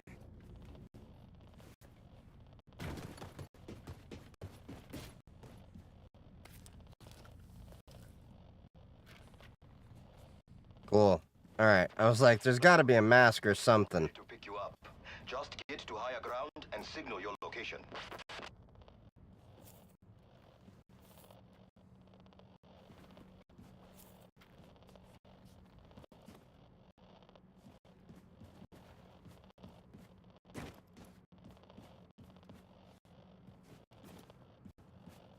I don't like how open this is. It feels like a trap to me.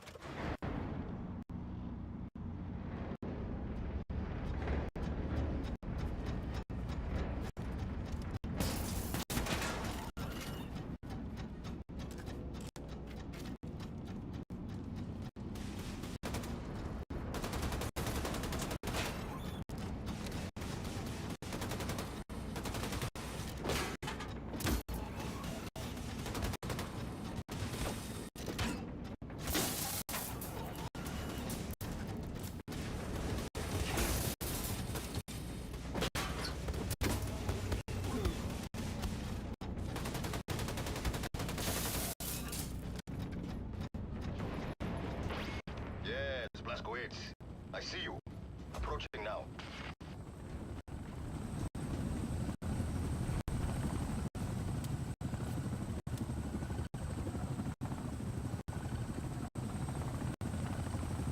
All right. That level's done. Sort of. Oh, okay. I already guess you're done.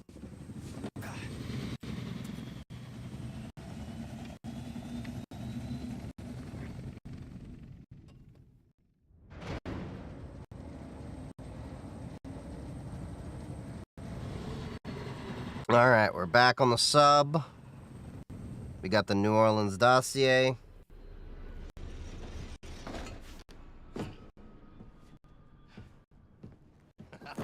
We make a good team, you and I. Oh, shit.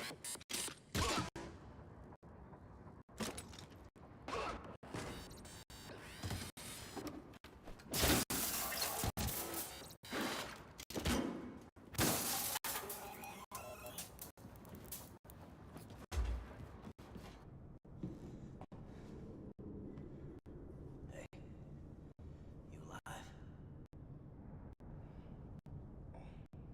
That's gotta hurt. Not so good, friend. All right. Gonna be okay? Yeah. Been through worse. Just need to rest. All right. Hey, Stay! Check it out. Got some smoking fresh Nazi battle robots for you. Big opportunity for some very important scientific research and so forth. Hey! Yes? Oh! Shoshana, look who's here, Mr. Shimshon Blaskovich. What have you done to me, Yingala? What have you done? I've been so absorbed with this artifact you brought into my attention. Absorbed and angry. See, the Dashichet engineers that made it called it the God Key, a term that only a complete and utter schmuck would accept it at face value, because first, it's not a key. I mean, I don't see a key here. More important, its actual purpose. I don't know what its actual purpose is! Makes me very angry. All right.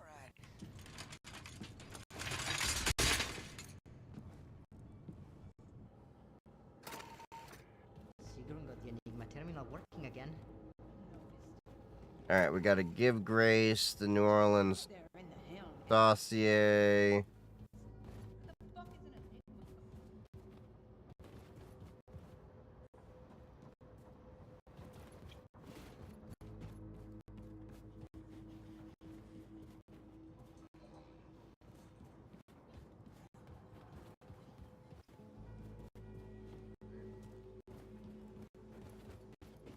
Which way do I have to go? Life and death situation. You got to help me, man. All right, Dick. I was doing inventory in the ammo. Should check out this Enigma machine everyone's so jazzed up about. Got rabies or some shit. Biggest rat I ever seen in my life. Big as a dog. If I hadn't been so lucky that I boxed down on top of it and trapped it, man, I'm not sure what would have happened. You gotta go to that ammo depot and kill it, man. Be careful not to get bit. I guarantee the motherfucker will give you tetanus. God knows what else. There's something shiny back there.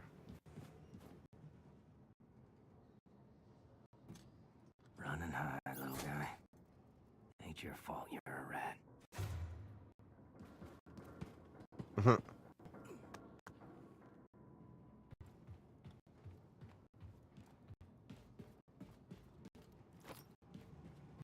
Okay. Armor. Hey, hey.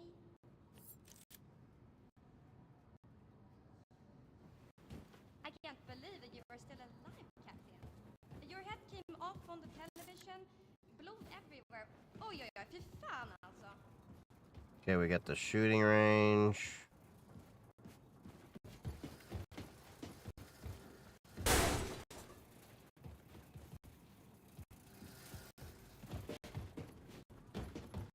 Where the hell do I need to go? Okay, Seth's lab is over there. Man, you got balls, baby. Thanks. Can sleep easy now, knowing that fucking monster rat ain't coming to claw my eyes out. Scary shit, man.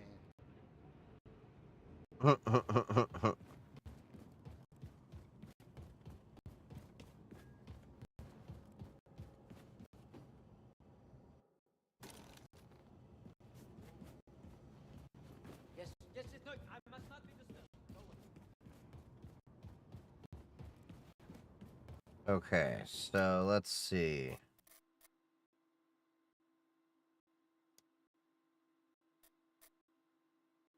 Where is the helm? Oh, that's the airport. Yeah, okay. Hey, Gabriella. Propaganda broadcast. Did you trace the signal? Oh, William, There we go. Chris! This motherfucker don't wait, Abby, or break your idiot neck. I got you in New Orleans dossier. I'm sorry. It's just that it took me hours to put her down. Okay, let's roll. In other news, the Minister of Public Security, General Engel, has resolved to clean up the streets of America from, quote, all criminal and terrorist elements. Der Terroranschlag auf Roswell war ein Weckruf für das amerikanische Volk. Wir sind sicher, wie wir glauben. Later tonight, we interview Lady Helene herself about the upcoming movie, the most expensive in cinematic history, chronicling the hunt and capture of Terror Billy. We will Terror ask Billy? Lady Helene the most That's what we pressing call question. me. Who will play Terror Billy? Can any actor truly channel the pure evil of one of history's greatest mass murderers? The helm. 5 minutes? My brothers and sisters. For the longest time, I've been hearing through the grapevine about this resistance. Leader. Named...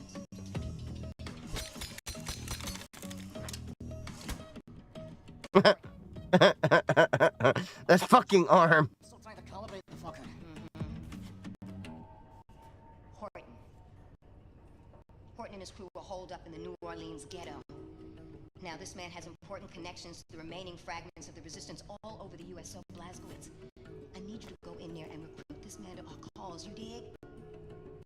However, this shit ain't gonna be easy. Nazis got this great fucking wall all around New Orleans. Heavily armed guard towers, and the coastline is riddled with mines.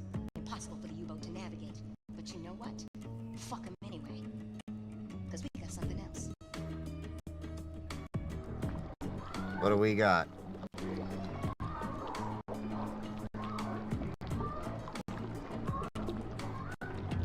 Somebody fucking in the sub?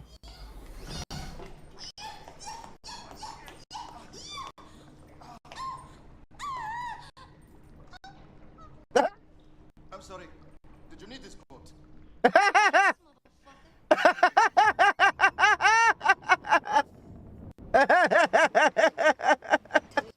Did you need this boat? Yeah, yes, motherfucker. Break into the East Perimeter Security Tower located there in Lake Bourne.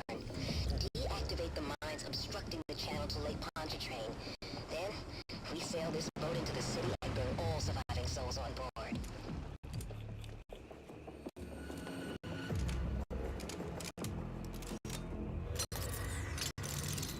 Ooh.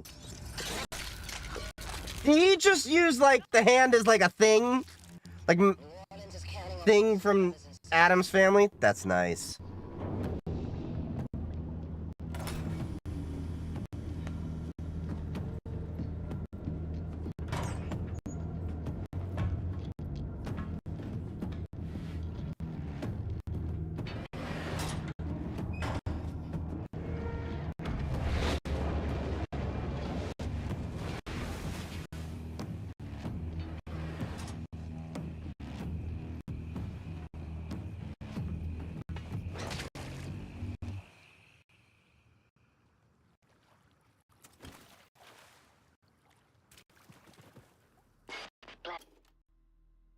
Alright, let's see.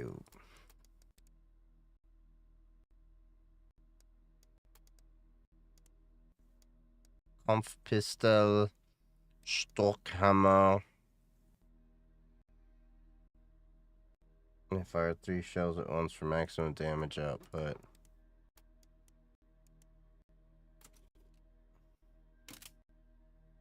Supercharge. I need you to make it to the other side of the Great Wall. Look for any kind of opening that will grant you passage to the inside of the wall. Yeah, Blasco. Not seen a living civilian from up here since we arrived. Now, on the other hand, there's an overabundance of Nazis. Hope you have better luck finding survivors. Fergus out.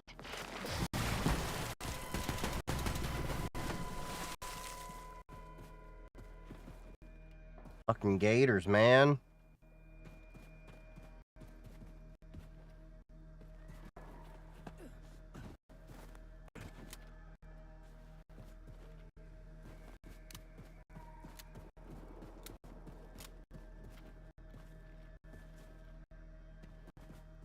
I guess this used to be a zoo of some sort.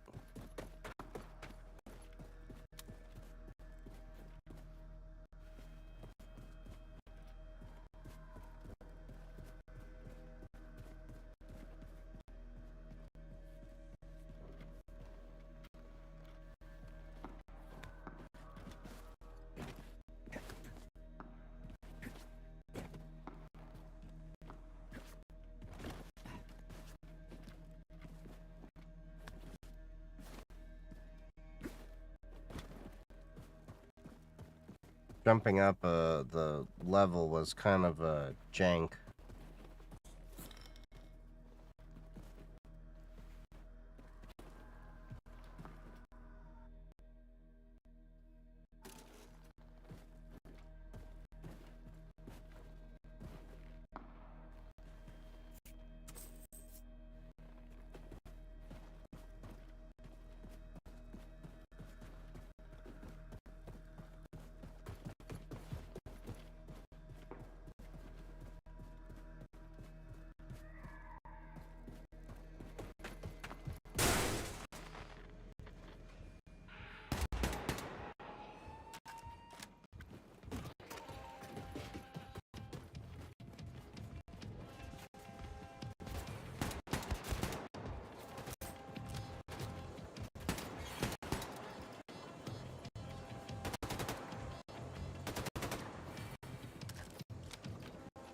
Okay, I heard shit grinding from over there, but I guess that's not useful.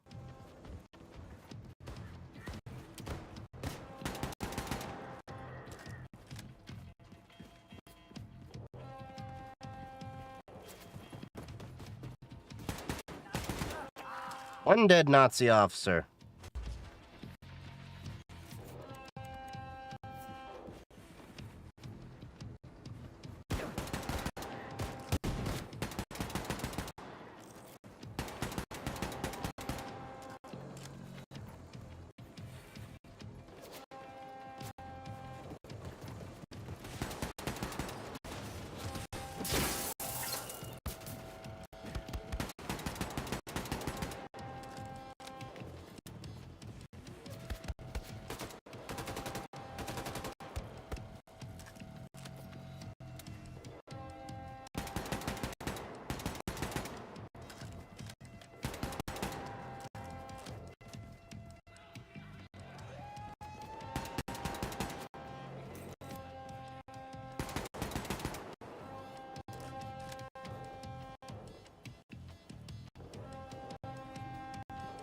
Come on, come on.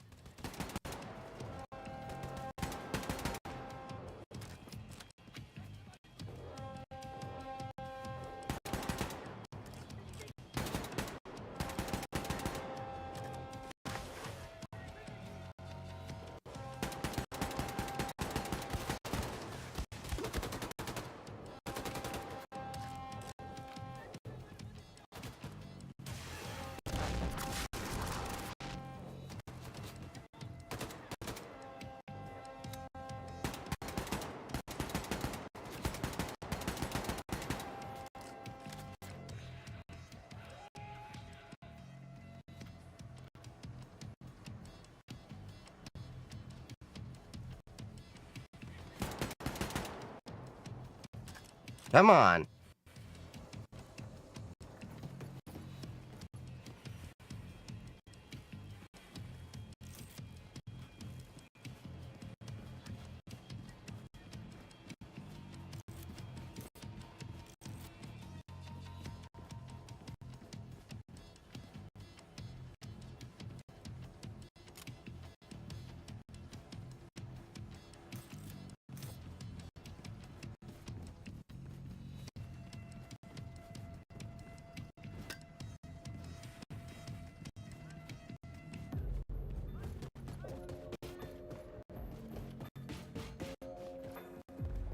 God damn it. Where are you? Or you gotta be down here.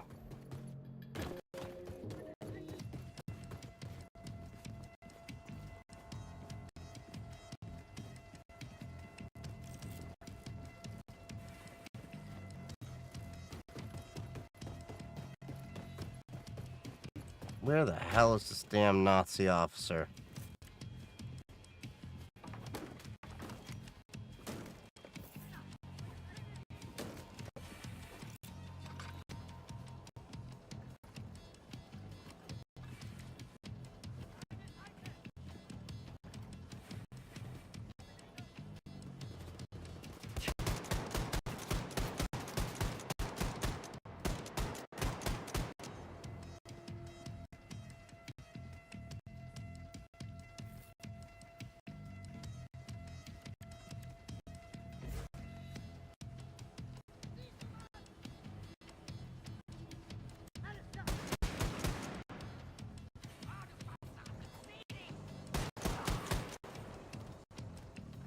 Well, that was definitely a circumcision. Oh, there you are. Checked by a fucking stare. There you go. Don't be such a sauerkraut.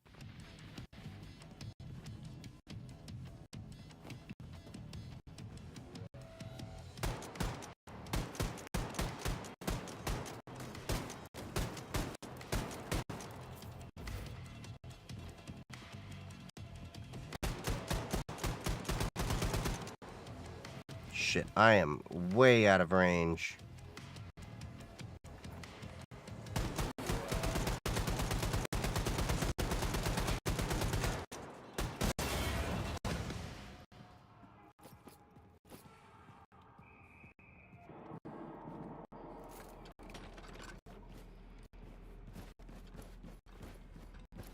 Is there a recharge station around here?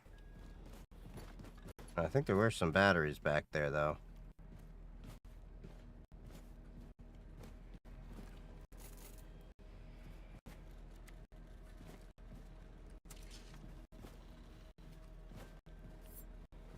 Another hatchet.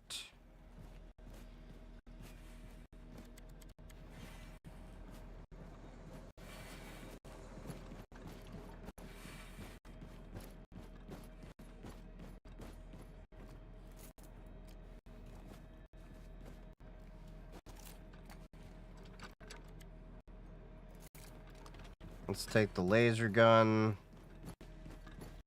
Even though I like the bigger gun, but the reality is, oh, here we go. Another upgrade.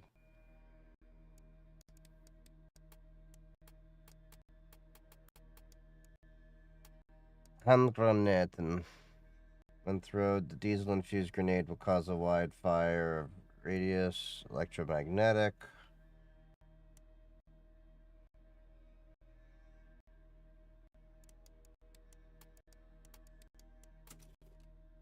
Okay, that should make reloads faster.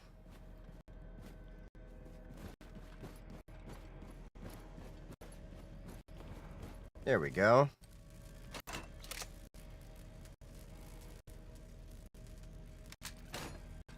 And now the big boy is fully loaded.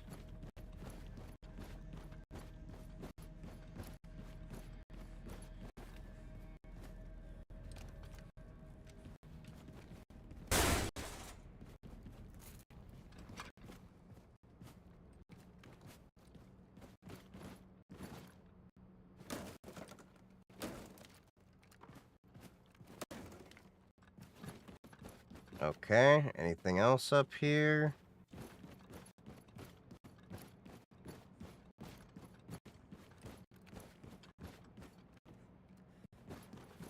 Oh, didn't need any of this stuff. Okay.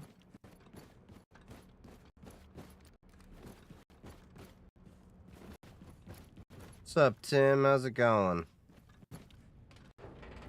All hail up search penguin supremacy. Blazkowicz, head for the old American Bank building. That's where This is annoying. I just pushed the door open and it took away my big-ass laser gun. The American Bank. What's the dollar worth these days?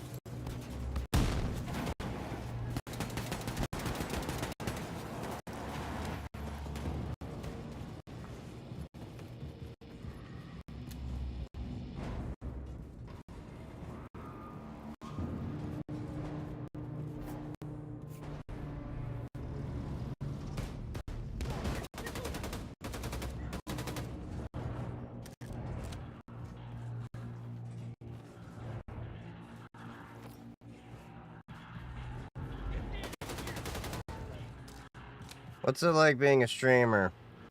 I mean, it's a thing, but it's not my main job. I do mostly cybersecurity stuff. It's a fun little hobby. God damn it. I do it mostly because I like to tinker and educate people on different things, and I came across just a lot of different people in tech and cybersecurity giving some really, really bad advice.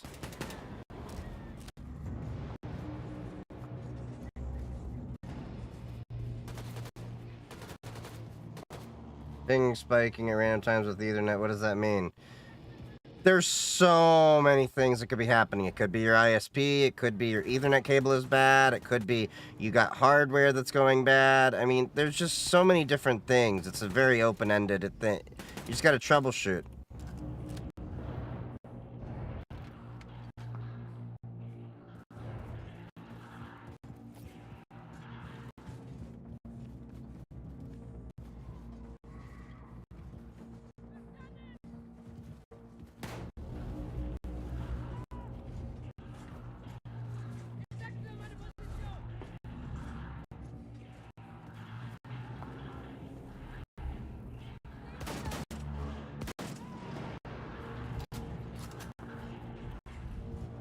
How would I troubleshoot hardware issues?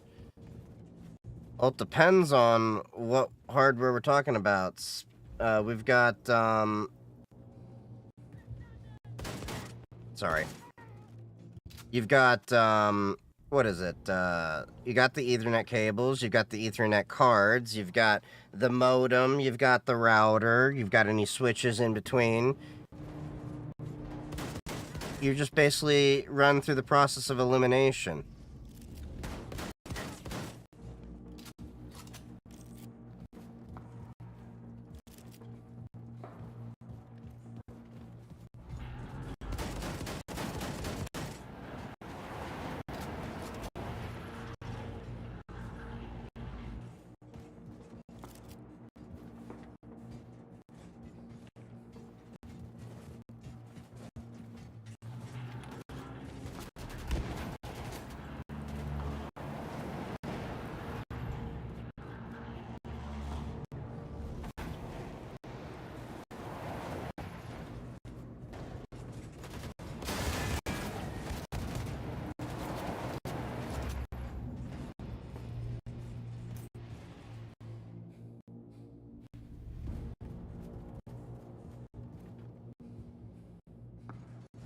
Okay, come on.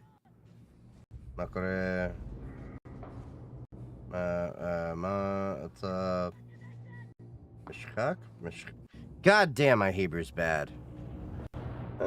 Nothing much. Just killing Nazis. On Wolfenstein. Speaking of bad advice, I'm working on my CompTIA A plus certain, bro. I think I bought like the most outdated study book. Makes you think it's outdated. Because I do know they talk about old tech and stuff there.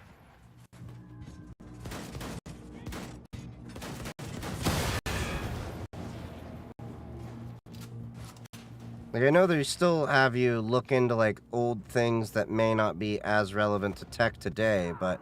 God damn it! Placed and upgraded everything except for my PC. Well, I think you're missing what I'm saying. It may not be your PC. Look at everything that you have connection-wise from your computer to what gets you internet that is before the demarcation point. Like I said, you have to check your modem, you have to check the cables, you have to check the router. Everything. It's not going to necessarily be the PC itself when you're talking about network connectivity issues.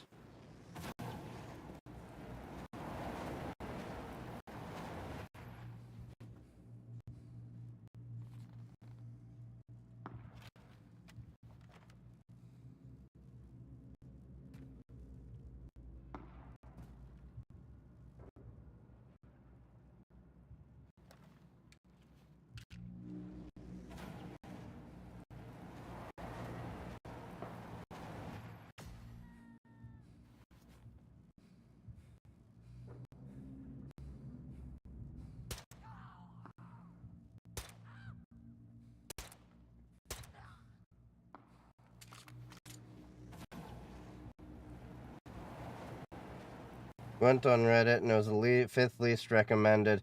LOL, good though. Just gotta keep studying. Well, I've never taken the A plus myself. I've only gone for the CISSP.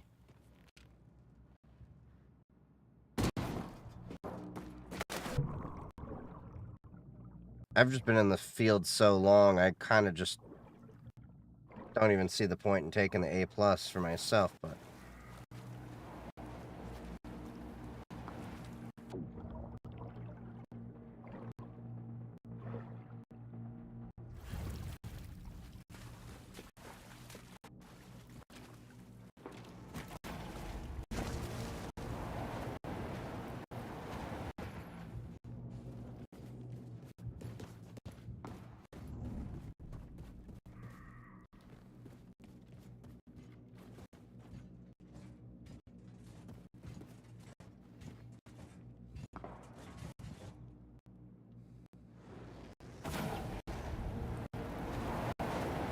Is it just going back and forth to each room and trying to burn them?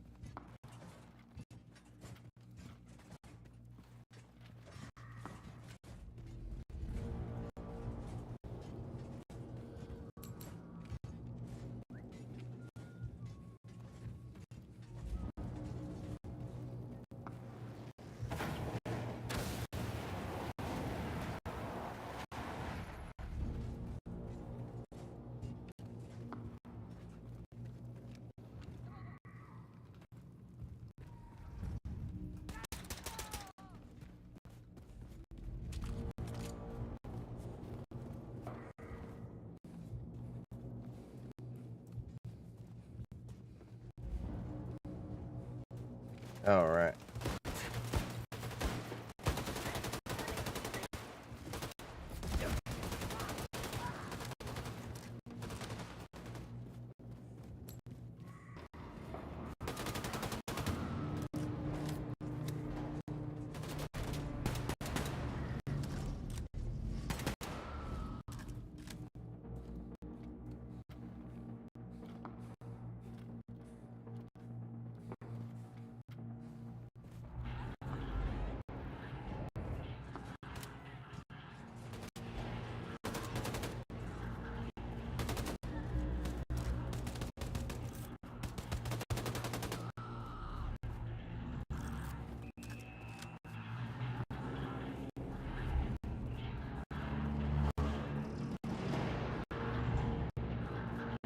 The hell is that noise?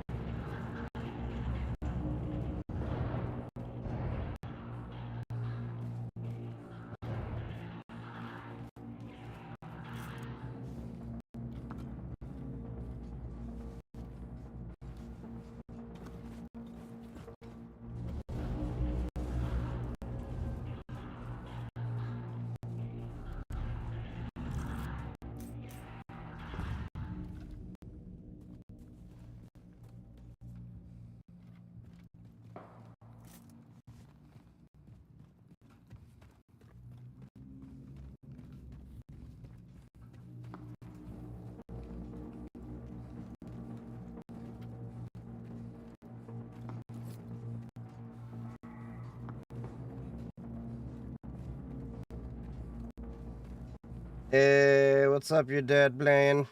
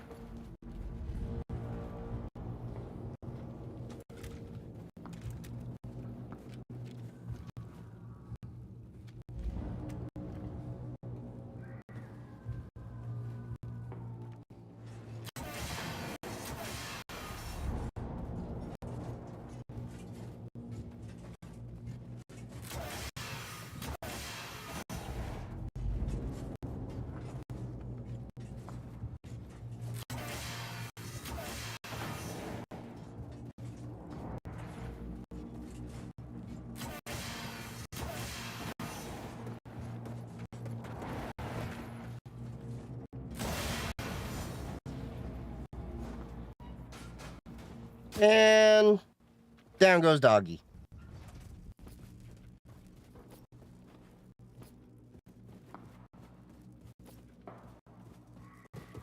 There we go. Let's see. Where do we go next? Donkanasking. Okay. Oh, I can smash into cars? Inspection day is here. Officers will inspect you for lice and disease symptoms on behalf of the Ministry of Health. You can inspect these nuts.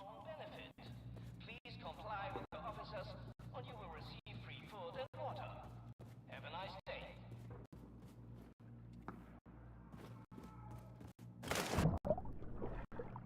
The Big Easy. Find it interesting I can swim so easily with all those weapons on him. People responsible. Today is the inspection day. Inspection teams on behalf of the Ministry of Health are working in the area for your safety. Stay calm and do as you are told. You will receive food and water after the inspection. Have a nice day.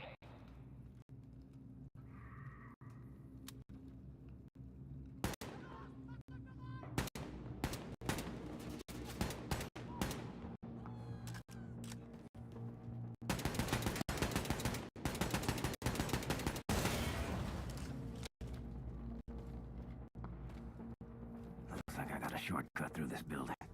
Sweet. Everybody go boom, boom, boom. Get that. Boom, boom, boom. Gotta get that.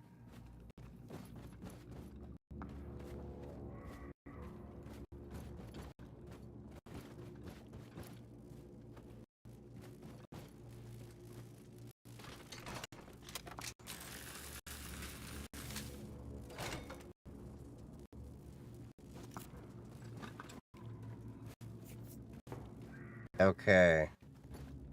So... there's a shortcut through the building.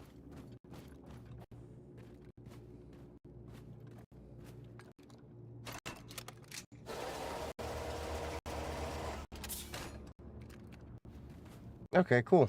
Got that refueled, so now what?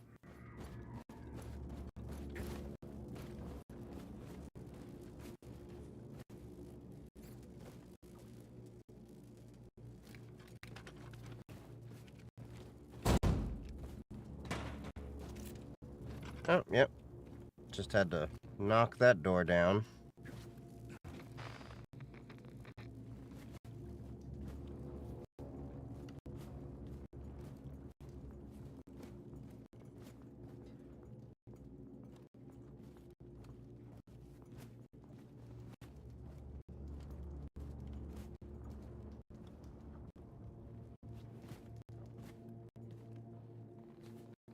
So where are these signals? They're god-awful close.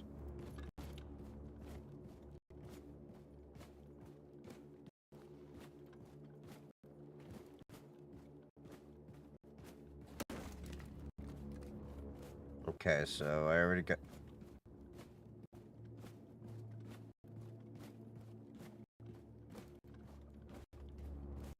Okay, so they were upstairs.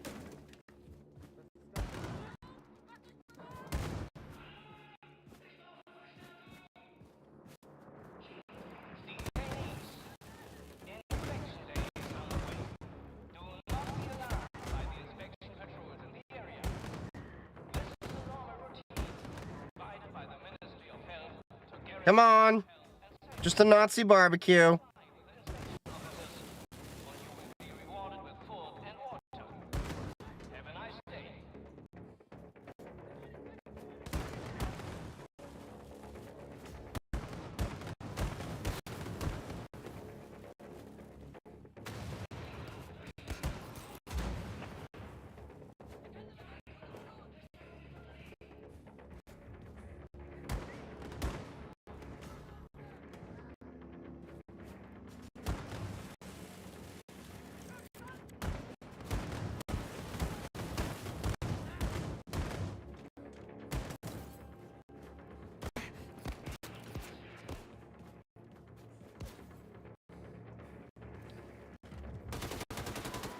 That's what I was waiting for. Come on, boy. Don't be such a sauerkraut.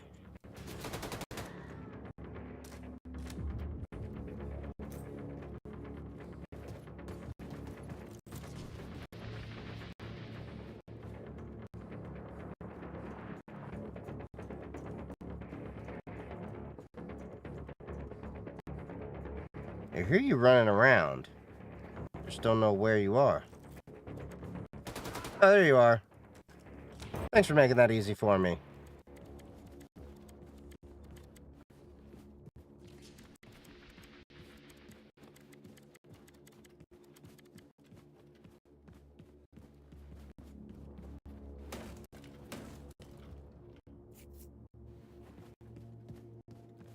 Alright, so I guess we go up one more level.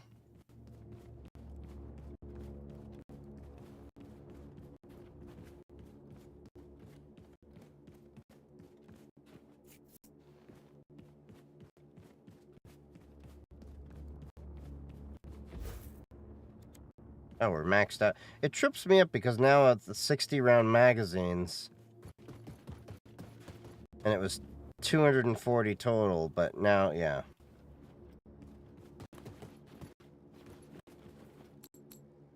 Alright, we got some more grenades. We are fully loaded. Couldn't get across to the other Power up. Maybe I can make use of that. Overhead train, up and running.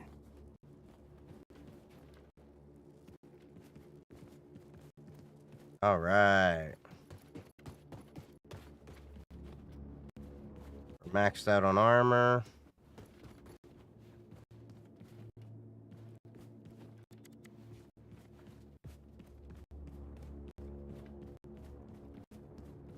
Let's see, where to now? William, we are moving on from the tower now. Mines are disabled. And Fergus is scouting ahead. Just had a big fight with the Nazis. need it. William? Don't know if this is normal, but I think the pregnancy is making me a little, you know, excited. Oh God, is everyone listening in on this frequency? Yes.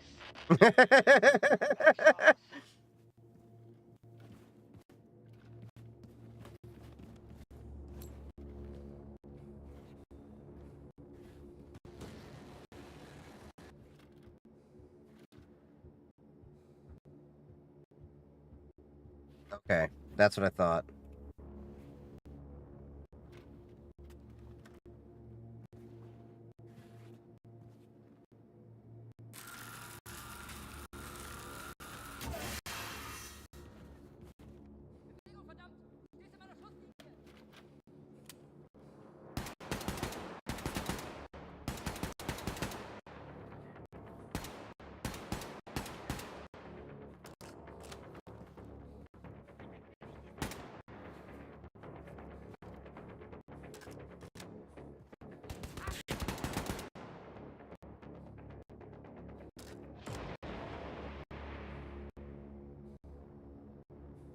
All right, I think we're clear.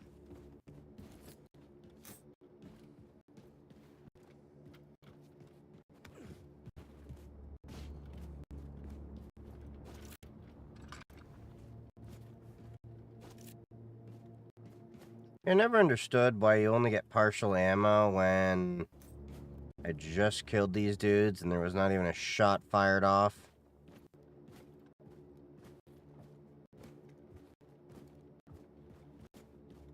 All right.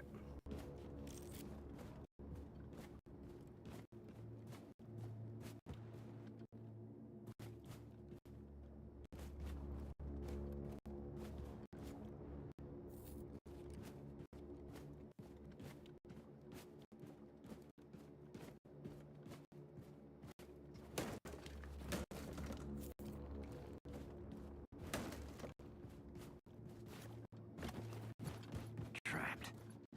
Looks like I gotta blast my way out. Detainees, inspection day is on the way. Do not be alarmed by the inspection patrols in the area. This is a normal routine provided by the Ministry of Health to guarantee your health and safety. Comply with the inspection officers, and you will be rewarded with food and water. Have a nice day.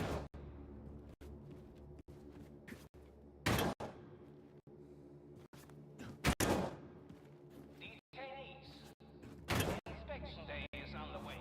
Do not be alarmed by the inspection patrols in the area.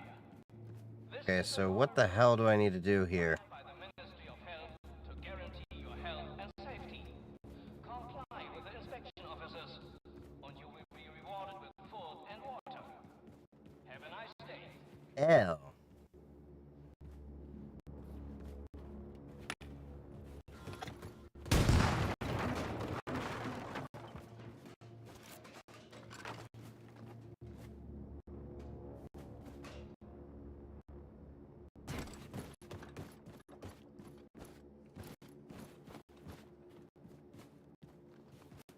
I mean, that could have been a little bit more obvious, I'm just saying.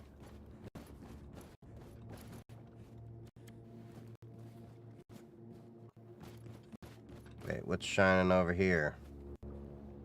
Nope, just ammo for shit I don't need. And why couldn't I just, like, smashed... I didn't even try smashing through the wall, did I? Yep, I'm an idiot.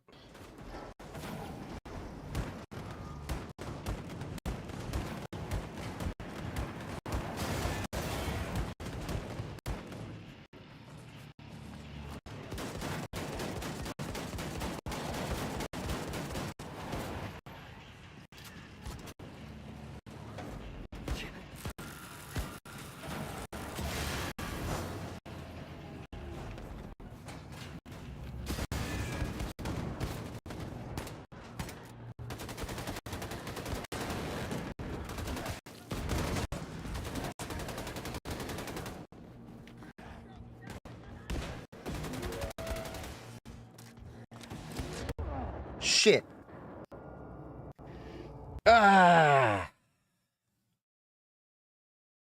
at least try to get a little bit further before I call it a night.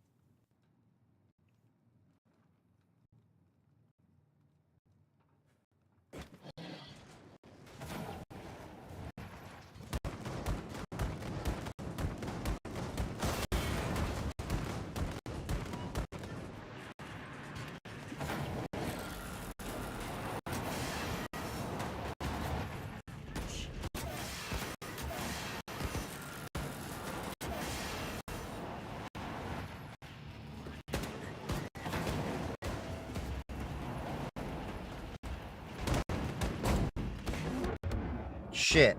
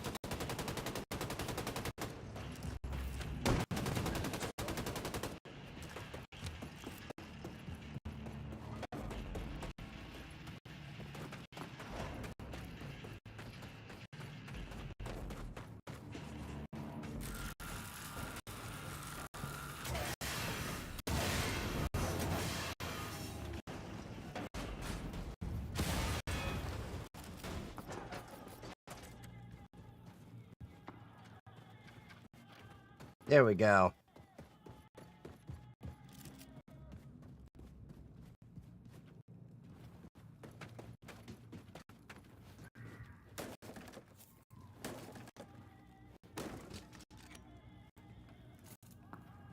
Detainees, inspection day is on the way. Do not be alarmed by the inspection patrols in the area. This is a normal routine provided by the Ministry of Health to guarantee your health and safety. Comply with the inspection officers, and you will be rewarded with food and water. Okay, cool.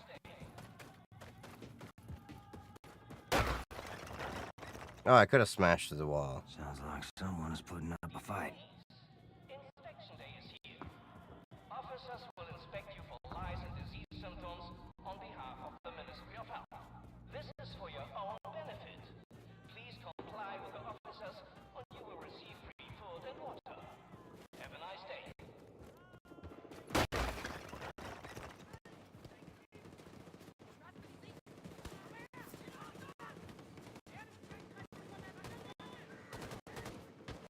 Detainees,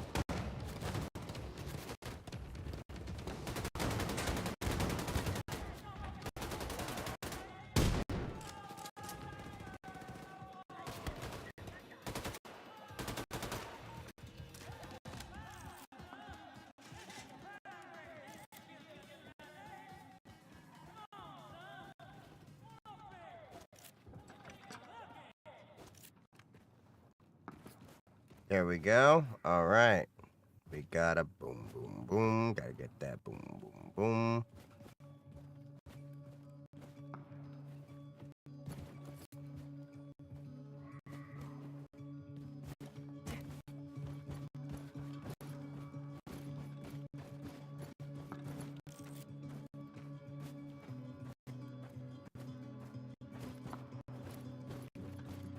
Okay, where the hell am I supposed to head?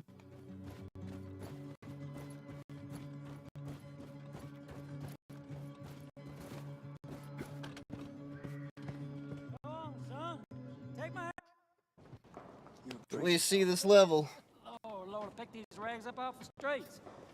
Name's Hort. William J. Blaskowitz. That's the dude we're looking for.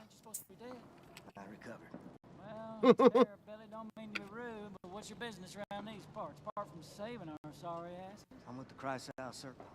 We're starting a revolution. Are you now? Now this here's the last remaining haven for the cancerous growth of independent free thinkers, spreading all over the South and yonder. Will we be the outcast, the poor? Well, everyone who ain't part of the American goddamn bourgeois. That man right there, getting yourself a drink, that's my old-timer friend Paris Jack. Paris Jack is a brawler, a cutter, a true believing anarchist, and a hell of a player on that player, ain't that right? That's a weird combo. Wait. Yes, streets are quiet. Now that's the professor. She got them eyes, can see a speck of dirt in a cow's ass off 100 yards. I tell you, them goddamn nasty son bitches coming here, we gonna shoot their asses out. I tell you what, going out in a blaze of glory, hallelujah! We've got a lot of good people here. You should join us. We could always use more good people. How you reckon to start this revolution of yours, Terror Billy? Terror, Billy. Holy shit, it's him. Didn't that Nazi bitch kill you? Seems our friend here kind of told St. Pete to go fuck himself. Walking list. I know who he is. Oh, damn it. Here they come. Paris, I'm feeling a little jittery. You mind taking the edge off? Let me see what I can do about that. You know, my ma always said, never trust a man can't handle his whiskey. So you sit right down, say Terror Billy, and drink up. What in the world the fuck is this shit? Old Horton special. Goddamn. Now listen, Terror Billy, I respect your ambition, but there's nothing can be done no more. The world is sank into the crack. What we can do now is drink this whiskey and watch the vortex suck it all down. Didn't expect your belly to be quite so young. We've been fighting for a revolution since long before them Nazis came here. We were the first to start build a civil rights movement, advocate equality for everyone. You know the concept of civil rights, Terror Billy? No, you don't. You're just a jarhead, ain't you? Buddy, I laid my life on the line for freedom, justice, and the American way, while you and your bohemian This is such an interesting scene. propaganda and opposing the draft on every street corner. What good is your fucking equality? You can't muster the backbone to stick up for your people while the coyote's scratching at your front door. We stood up against the imperialist war machine in the United States of America and the greedy money men of Wall Street who was itching to send the children of the proletariat off to die in foreign lands so that they could be filling their coffers. It weren't their sons bleeding on the beaches. No, they draft people like you for their dirty work while they was watching the dollars roll in. You're the pawn, the passive, takerous men in Marble Mansion. Well, I see through that shit. Decided not to be a party to it. Yet here you are, guns in hand, shooting Nazis, just like me. Difference is you come late to the party. Perhaps your kind have gotten their asses in gear. We won the war. Don't spill that shit on the table, or they'll lead right through it. This'll get you drunk, Terror Billy, you upstanding lackey of the establishment cheat. Listen, pal, I ain't got time for your horse shit. You gotta make the call. Give up and die or step the fuck up. Ain't want to argue with you, Terror Billy. Too tired of fighting. You tired? Man, fuck you. I got kids on the way. And I'll be damned if I'm gonna raise them in a world run by these Nazi assholes. So what's it gonna be? You hillbilly, degenerate moonshiner, Bolshevik cowards, goddamn traitors. He gonna pass out. He was a bit light on the whiskey. He didn't have that much.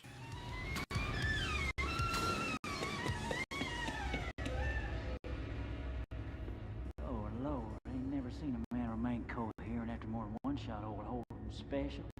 I like you, Billy. Like your gumption. All right, let's start this revolution. Hit it! Tara's been working on this puppy for over a month now. Hot damn. How'd you tame it? Pop the hood, pour some wines, that's about it. He's a quick learner. Paris always figures out what's what. So, what's your plan? You're gonna ride it, cowboy. Yes, sir. You're gonna ride on out there, draw off the Nazi fire, while we make our way down to the harbor with all those who survived the purge. Gotcha. All hinges on that boat of yours showing up. It'll be there.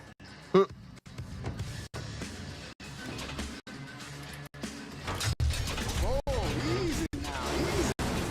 There you go. Just mind your temper.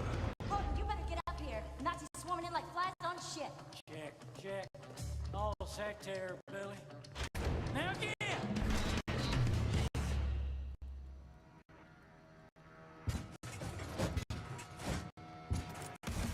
See what this puppy can do.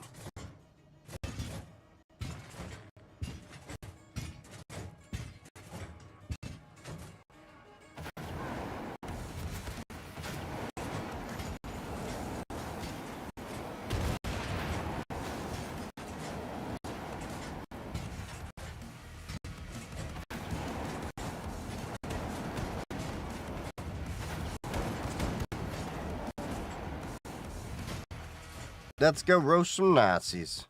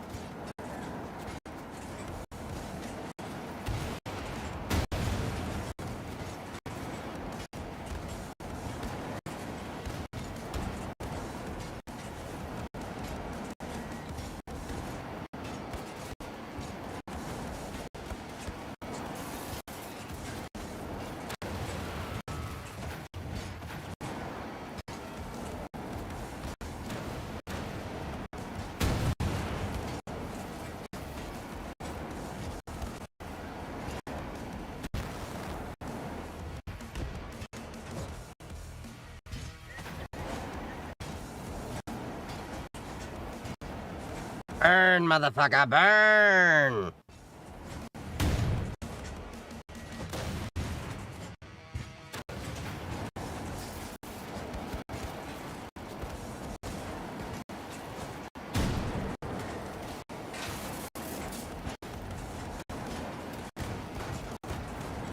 Damn.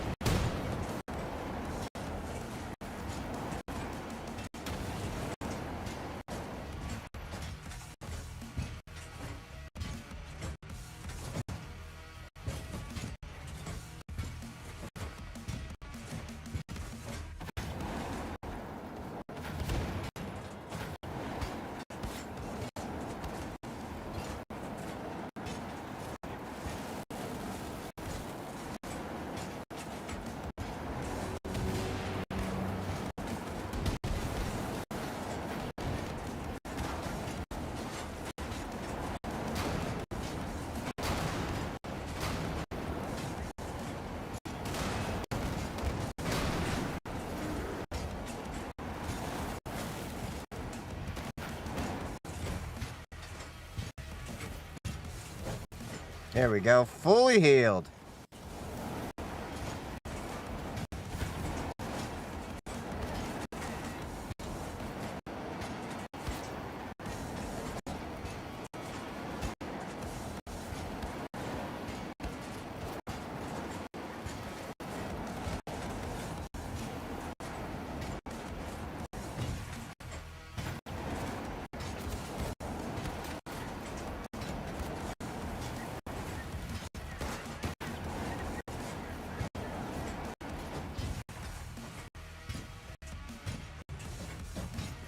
Dog. You've been a good friend, but now you're just too damn big.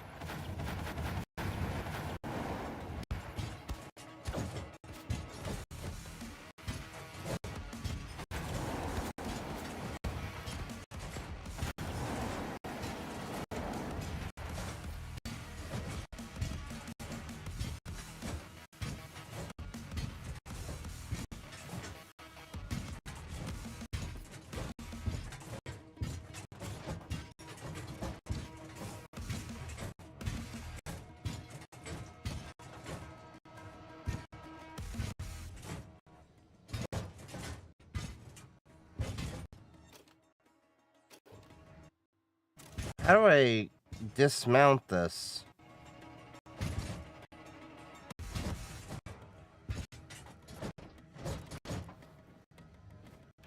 Oh, it's control.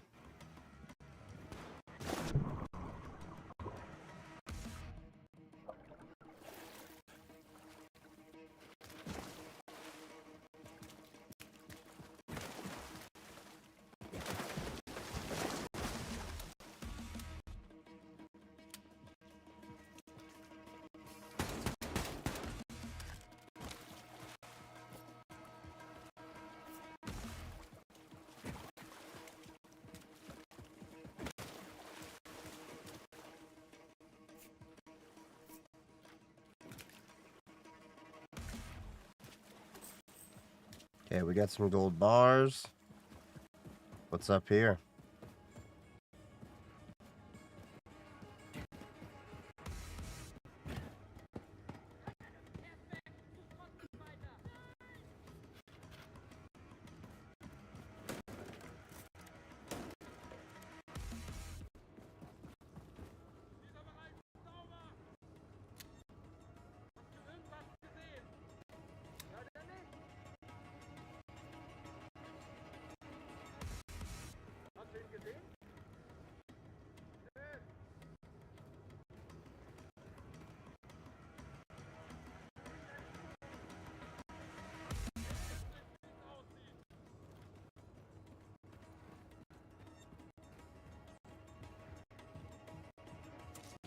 Star card.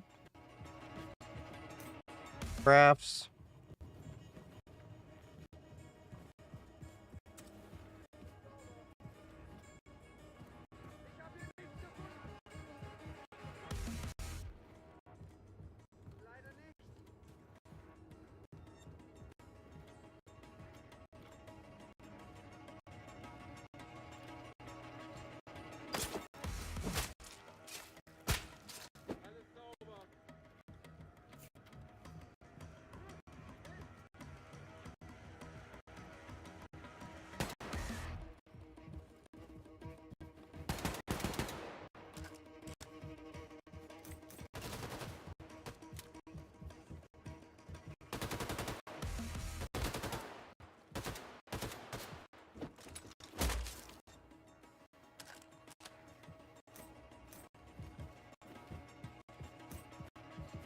There we go. Anya. Come in, Anya. Do you read? William, I read you. What's happening? You okay there, darling? I'm doing fine. You don't sound fine. To regroup with Fergus. I've contacted Grace.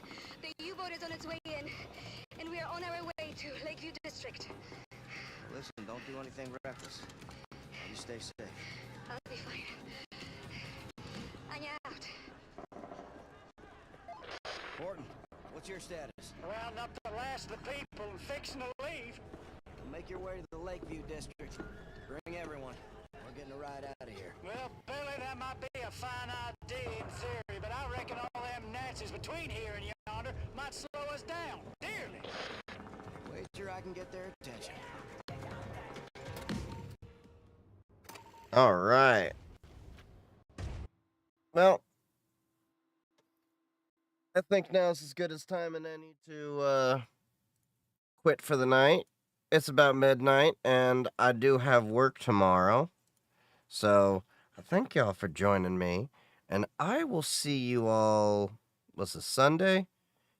Be back on Tuesday. If you haven't already, make sure to follow me on all of my socials. I am on Mastodon, Blue Sky, Twitch, YouTube, TikTok, you know, everywhere. And then, of course, we have the Discord and the Matrix server, which you're all more than welcome to join. So if you haven't already, please make sure to join. I will see you around on Tuesday. Otherwise, stick around for the raid on Twitch. Love y'all. Happy hack, and see you Tuesday.